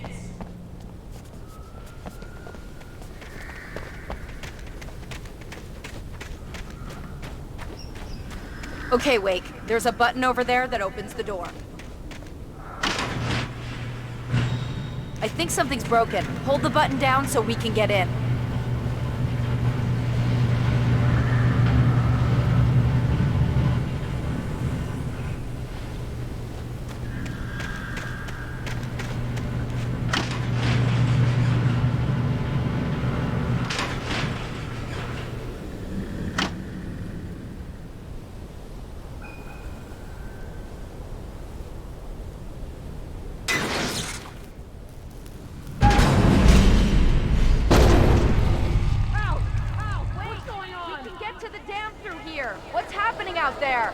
You guys go ahead and find Weaver. She should be in the dam now. I'll have to make it alone through the top. Good luck. Don't get... Careful. I'll take good care of Barry, Wake. You just look after yourself.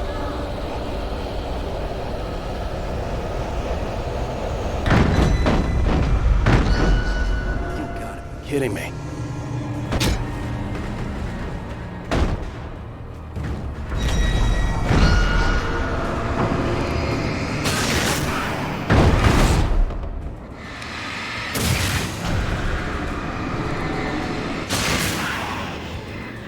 Down, boy.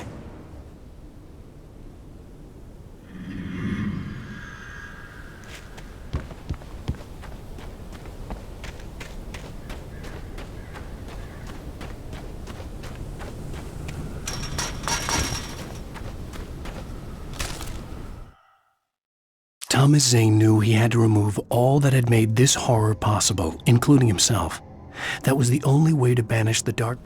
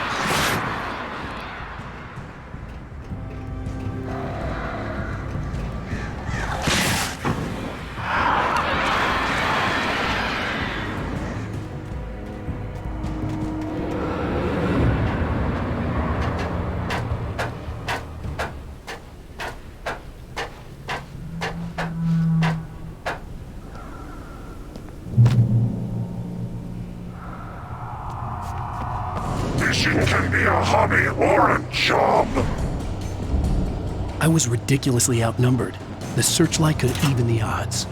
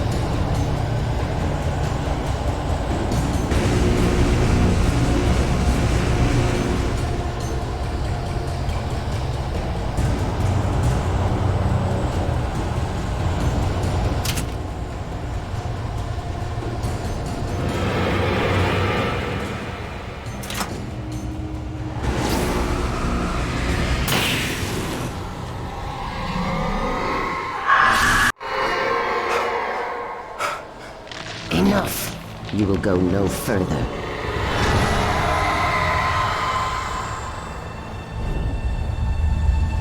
Stop! Stop now!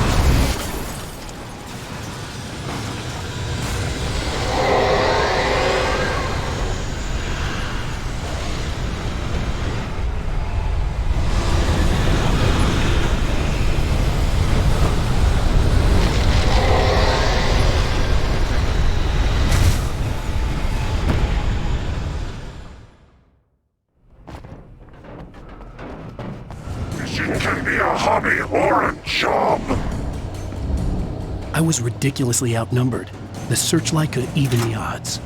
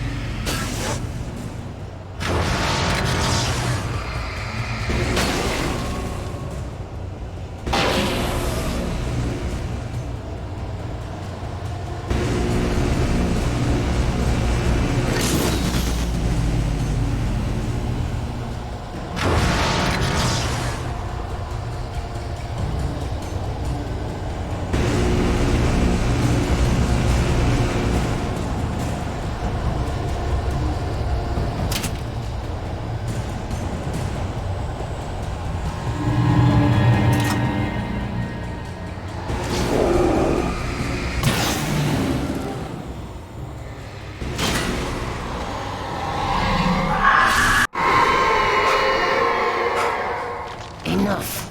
You will go no further.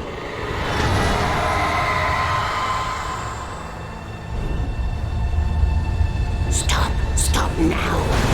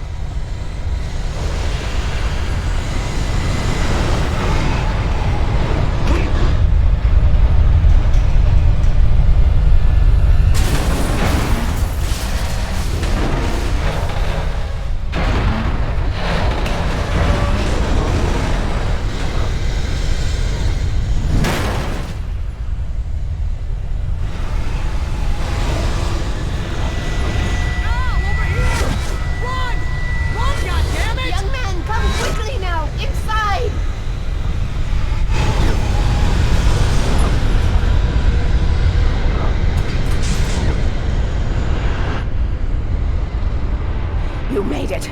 Well done. I'm glad I was wrong. But it was a foolish chance to take. Don't worry about the noise. We're safe here. I have looked after the well-lit room for many, many years now. There is no shadow in the well-lit room. The power is fail-safe, and all the bulbs are numbered and changed regularly based on their make and model. Right.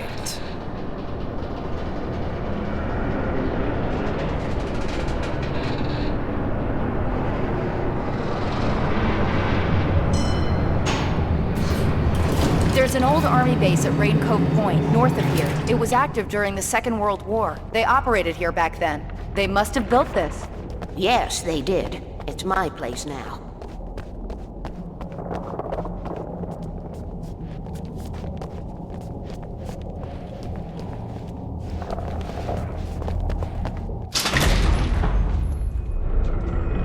Take it, and I won't need to worry about the room anymore, because 6 and 33 and 118 need changing soon, and I don't want to climb up the ladder to change them because it's very late, and I'm tired.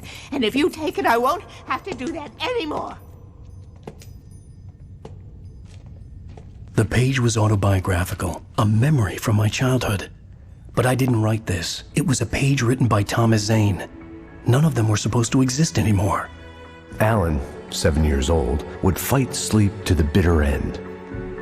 When he did sleep, he soon woke up, screaming, the nightmares fresh in his mind.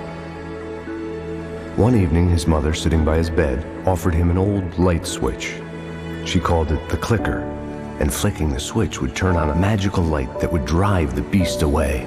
To imbue the talisman with all possible power, she added that it had been given to her by Alan's father.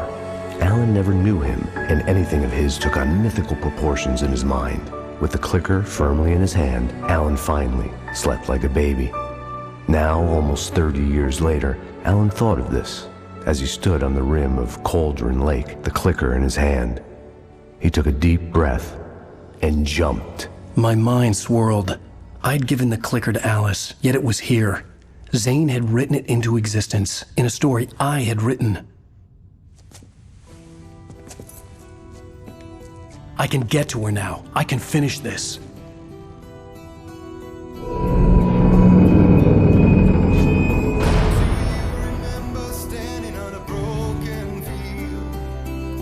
White crippled wings beating the sky. The harbingers of war with their nature revealed, and our chances flowing by. It's come.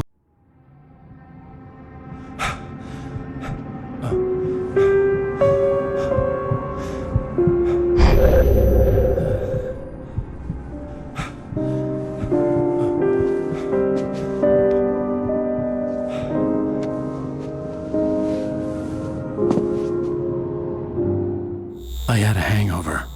My head was about to explode and the light hurt my eyes. I needed my sunglasses and painkillers to dull the pain. In one of my finer moments of self-deception, I swore to quit drinking.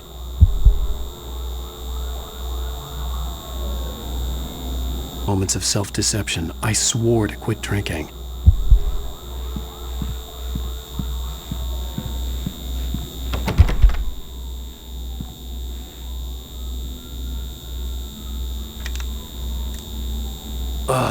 The sunglasses made the world look bearable. Now I could keep my eyes open without feeling like a vampire in the sun. I wasn't sure I'd make it out there without some painkillers.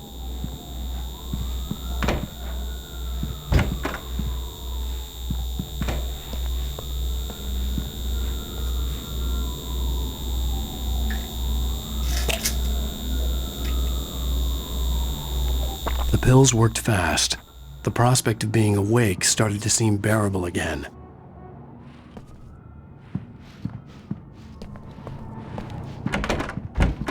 There was a message waiting for me on the machine. You have one new message. Ow! Are you still asleep? Wakey, wakey! You should have your show on your TiVo. If Alice wasn't too mad to record it, as she called me earlier and really chewed me out. Yeah, we went a little overboard. board last night, but parties are a part of this business. Al, look, I'm saying this as your friend. She's not doing your career any favors by trying to run your life like that, okay? I'll talk to you later, Al. Watch the show!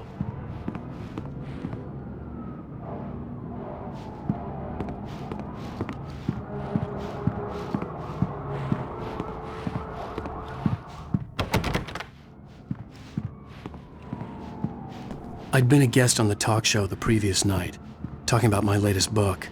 The show was supposed to be waiting for me on our TiVo. Ladies and gentlemen, welcome back to the Alex Show. Thank you. Thank you, everybody. We have a great show tonight. I've been talking with the best-selling author Alan Wake about his new book, The Sudden Stop. Yeah, good read. Go buy it. No, it is a good read. Look, I'm gonna be honest here. Is that wise? No, but I'm gonna do it anyway. I got people who give me the lowdown on books. I'm a busy guy. But this one, I actually read from cover to cover. I mean, I'm a big fan. Wow, thanks. Now, this might be a spoiler for those who haven't read the book yet. Based on the sales figures, the 2 people out there who haven't read the book yet. But this last book is all about the death of the main character, the hard-boiled New York detective, Alex Casey. Now, there's been a lot of outrage about this. Why the hell did you kill Casey? What the hell were you thinking, man? Good riddance. No, seriously though, 7 years and 6 books is a long time. He was a gloomy guy to spend all your working hours with, and it was a good run. But it's time to explore new things. My next book will be a departure from the old for me. You selfish bastard, always thinking of yourself. Well, you've certainly given us a lot of entertainment over the years. And now that you mention it, Casey was a gloomy guy. Never had much luck with his love life with the ladies. Was that autobiographical in any way? Yeah, no kidding. Casey's lady friends tended to die on him. With Casey, it was all about his pain. No, nothing autobiographical about that. I'm a happily married man. My wife is my... Hey, honey. Did you watch the show? I didn't say anything stupid if that's what you want to know. Okay, Grumpy. You want an aspirin or something? Are you going to start with me about drinking now? You know what? Go back to sleep, Alan.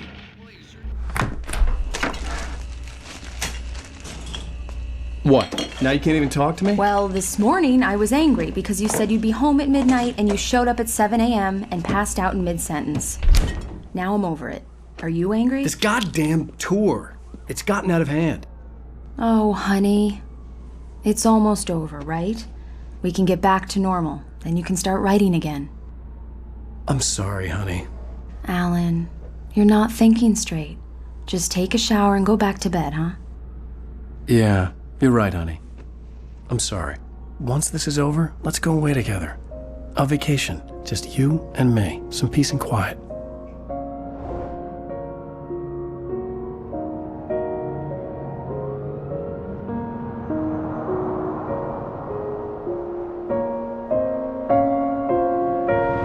Somehow, the clicker was the key to the cabin. I had to return to Cauldron Lake to save Alice.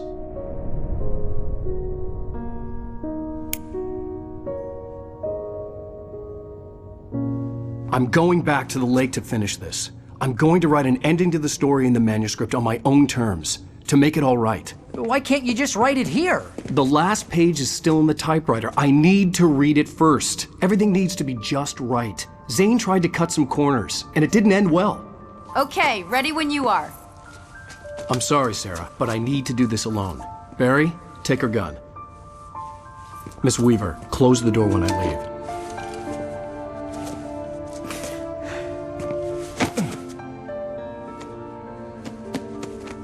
Good luck, Al. See you later.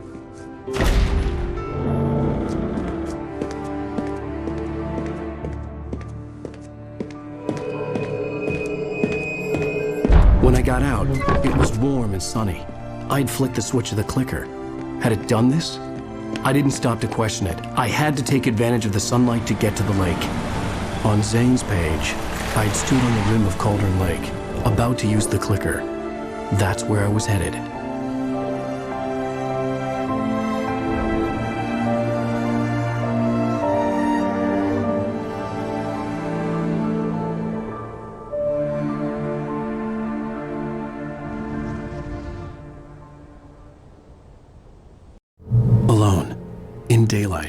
surrounded by the beauty of the Pacific Northwest landscape.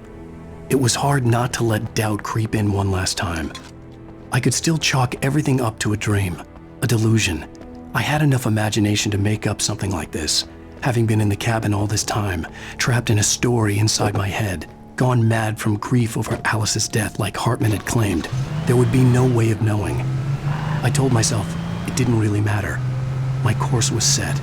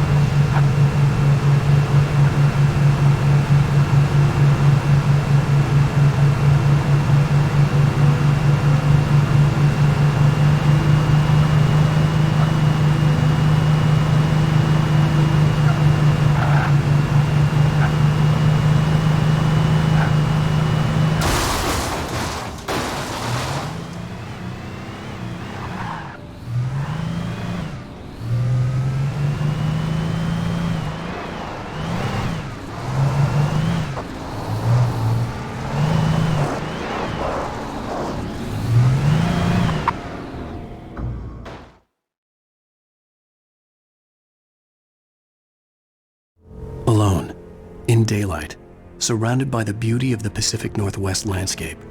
It was hard not to let doubt creep in one last time. I could still chalk everything up to a dream, a delusion. I had enough imagination to make up something like this, having been in the cabin all this time, trapped in a story inside my head, gone mad from grief over Alice's death like Hartman had claimed. There would be no way of knowing. I told myself it didn't really matter. My course was set.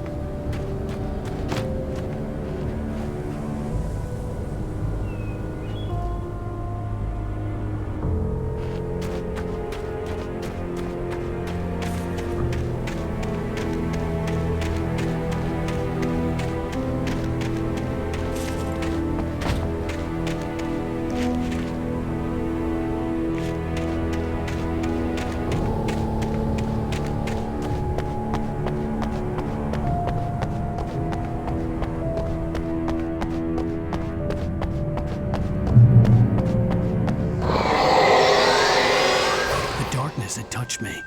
There was a link between us, always would be. I could feel its presence again, getting closer.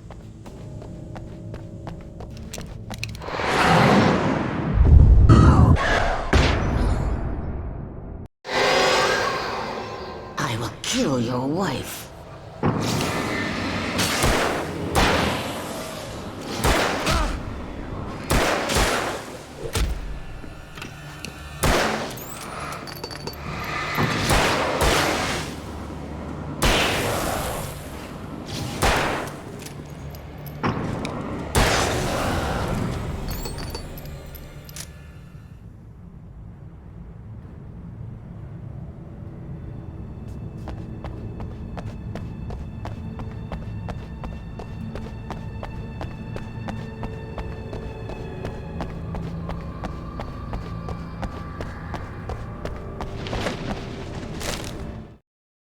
The dark presence was no longer trying to capture the writer so he could create the ending it wanted. The writer knew too much. He was too...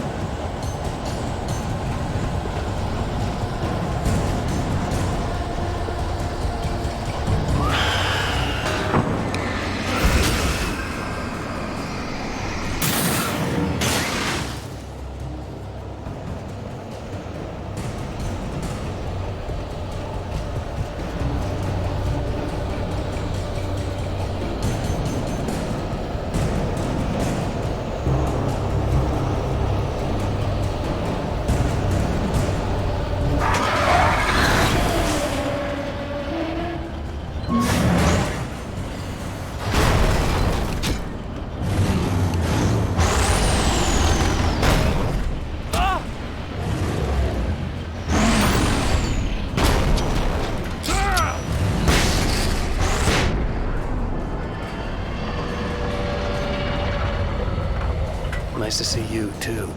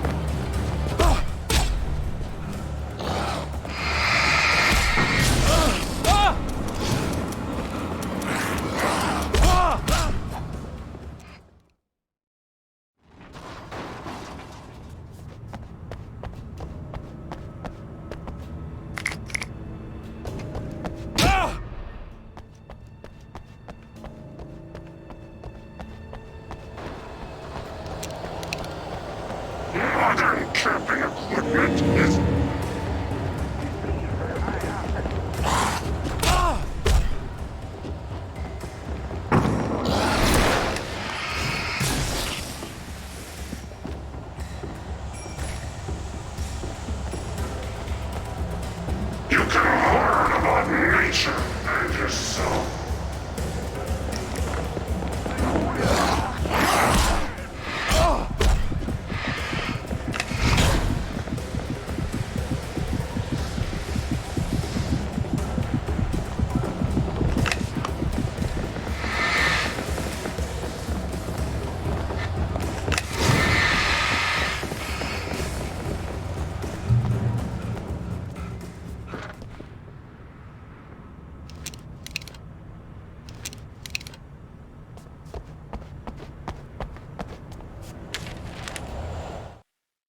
The bottom of Cauldron Lake was a graveyard of things the lake had claimed in one way or another over the decades. The dark...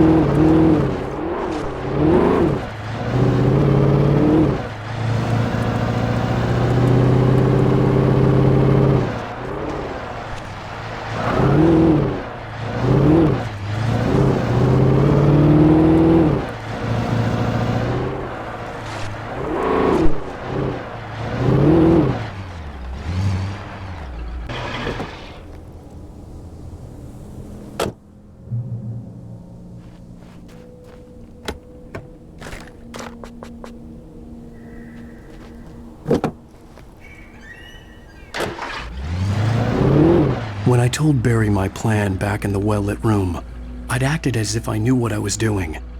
I didn't. I was operating on the shifting logic of a dream. I had to fight my way to the lake through the horrors of the night. I had to flick an old battered light switch imbued with childhood magic. I had to write a happy ending to a horror story. I had to save my wife from the dark prison she was being held in.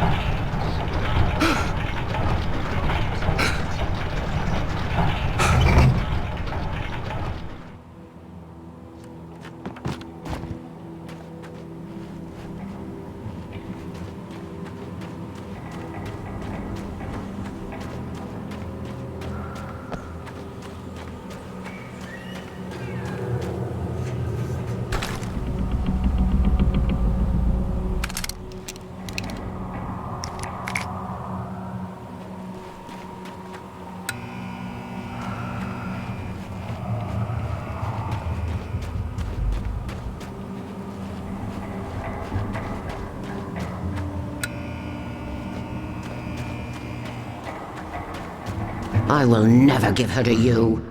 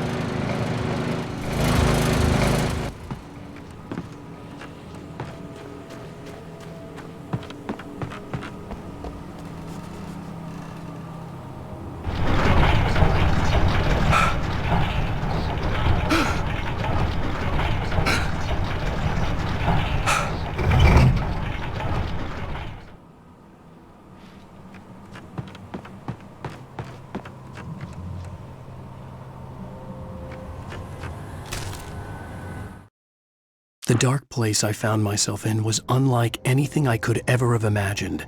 It wasn't solid. It flowed. Zane cut its heart out, but it didn't die. The thing that wore Barbara's face kept crooning sweet nothings, sugar-laced with...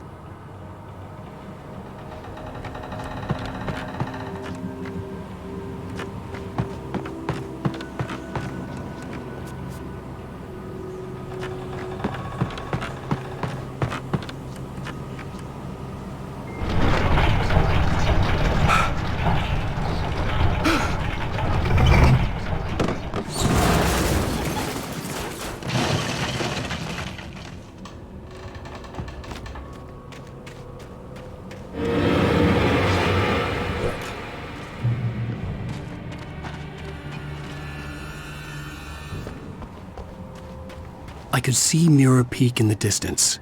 That's where Cauldron Lake was.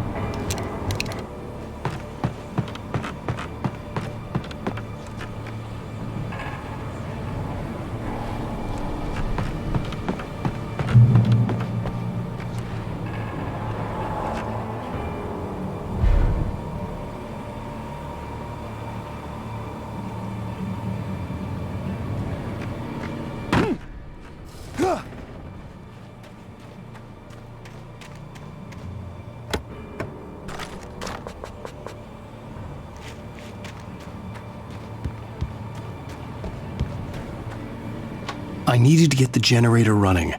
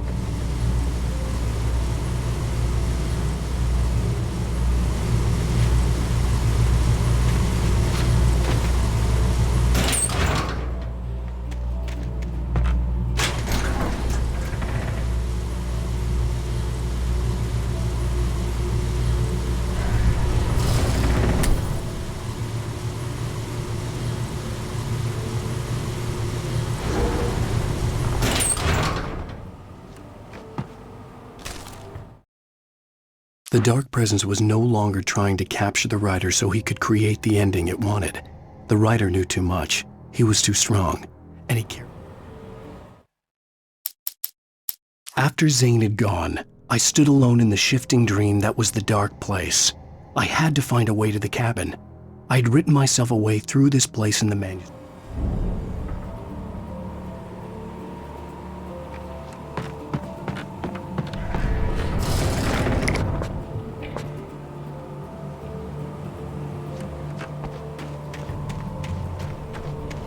Turn back now.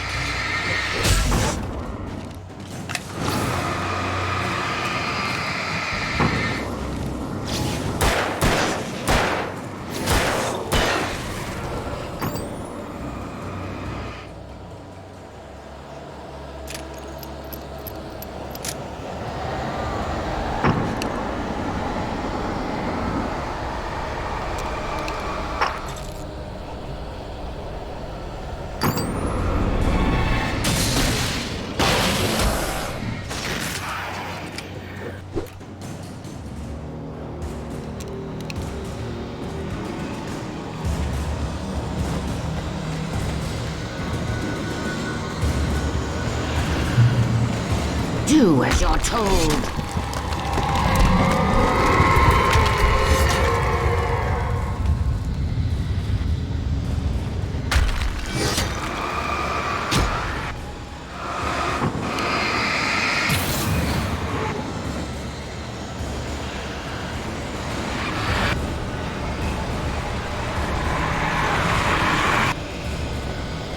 Alice never loved you.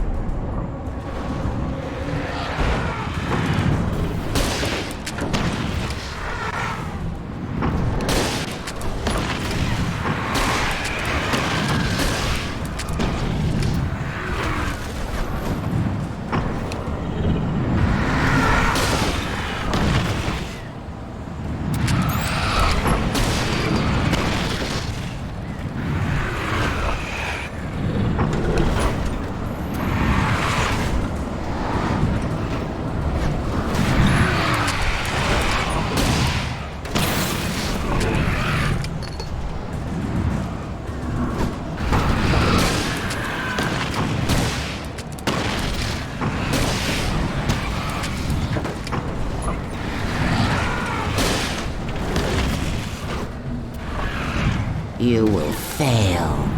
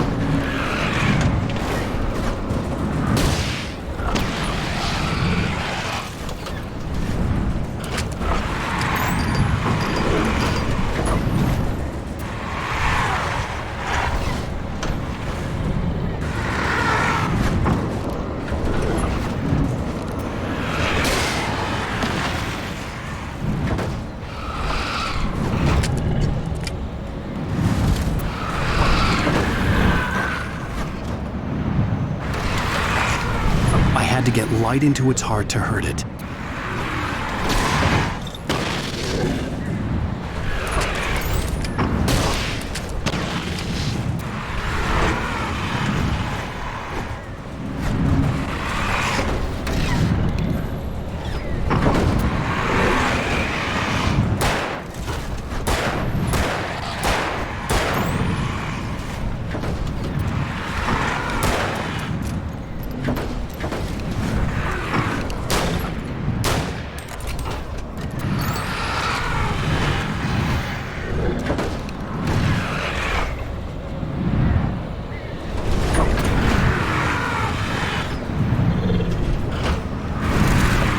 You will fail. It's all in your head.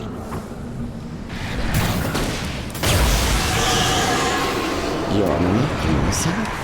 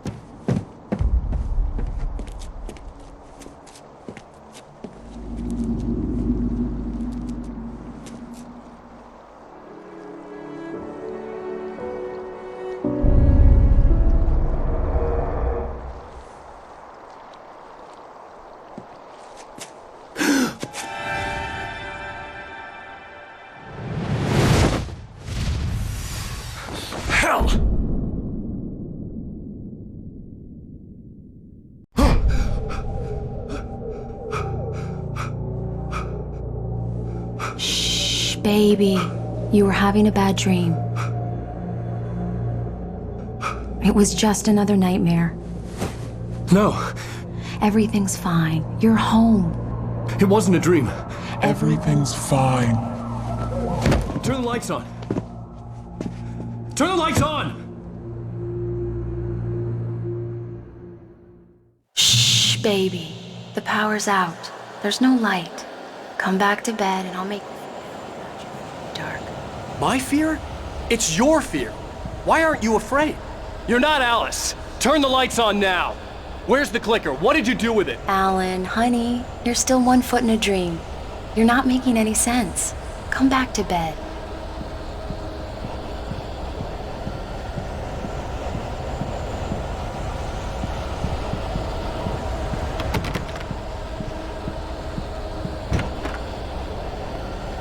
Alan? Have you taken your pills? Do you want me to call Dr. Hartman? I read your manuscript. It's brilliant. Departure is your best work yet. You're a genius. I'm so proud of you.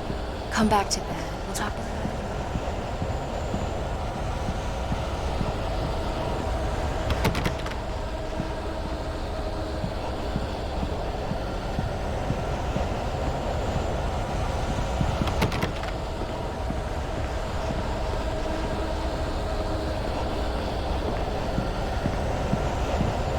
Come back to bed, Alan. Come back to bed, Tom.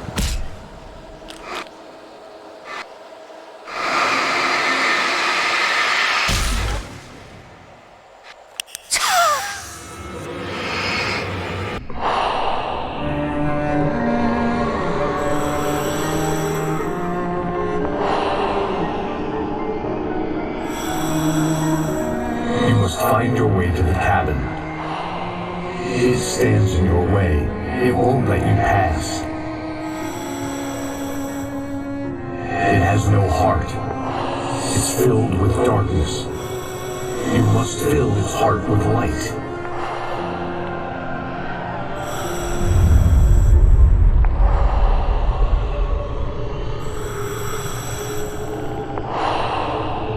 Don't mind him. He's Mr. Your friends will meet him when you're gone.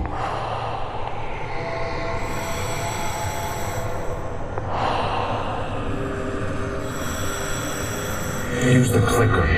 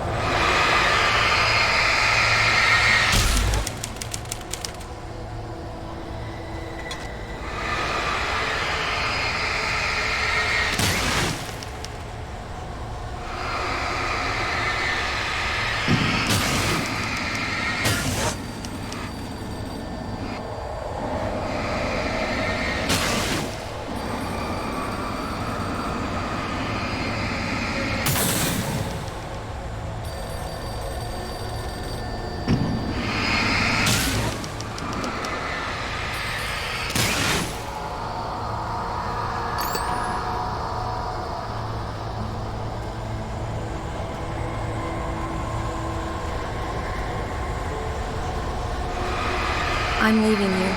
What? I'm leaving you, Alan. I met someone. I'm in love with someone else. Alice? No, what do you say? You can't. You don't. Self. Work you can't do anymore. No, I love you more than anything in the world. You're my muse. I'm not. Who are you? What have you done with my Alice? Alan? What are you doing? Put the light back on! What are you doing, Alan? Stop! Put the light back on! It wasn't true. Nothing like that had ever happened. You're not my Barbara. Tom, let me go. I promise to be good. Please, untie me, you naughty boy. I will help you write your masterpiece. I will love you forever. No, you're not Barbara Jagger. I made a terrible mistake. I should have never written you back. You came back wrong. Your heart is filled with dark.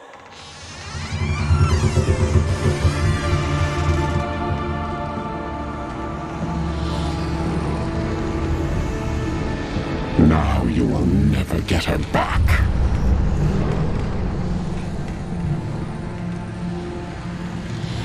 I am much older than you. Older than your first work of art. I will find a new face to wear. Someone else to dream me free.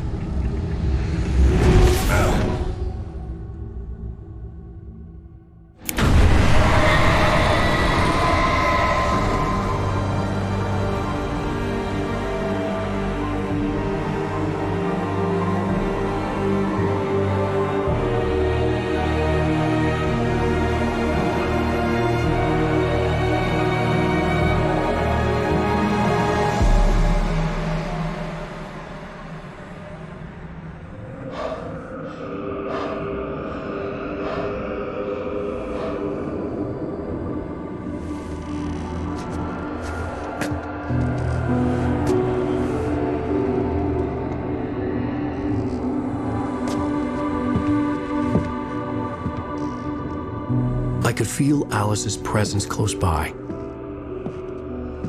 I understood what I had to do now. I knew how to write the ending to Departure. There's light and there's darkness. Cause and effect. There's guilt and there's atonement. But the scales always need to balance. Everything has a price. That's where Zane had gone wrong. There's a long journey through the night back into the light. Alice? Alice?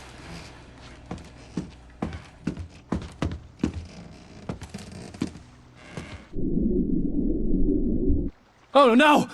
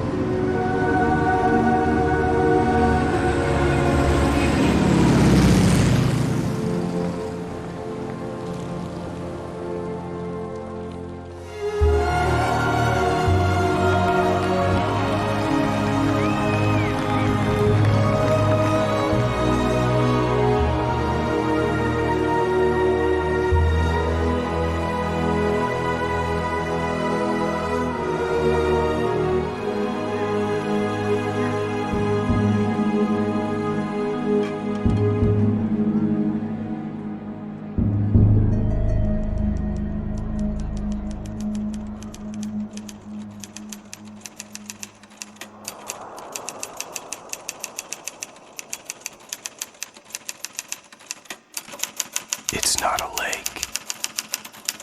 It's an ocean. Alan, wake up.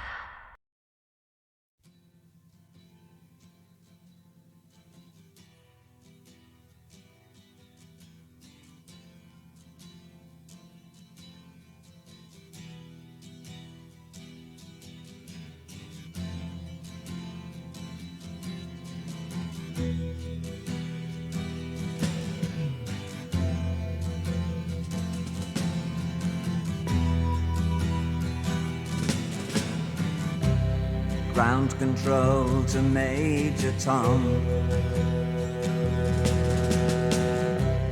Ground control to Major Tom. Take your protein pills and put your helmet on. 10.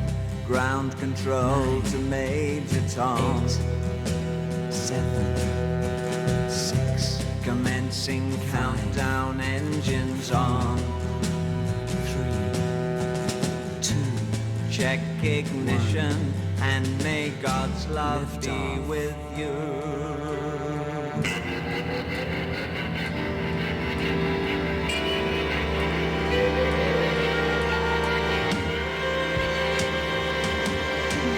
This is ground control to Major Tom. You've really made the grade, and the papers want to know whose shirts you wear. Now it's time to leave the capsule if you dare. This is Major Tom to ground control. I'm stepping through the door.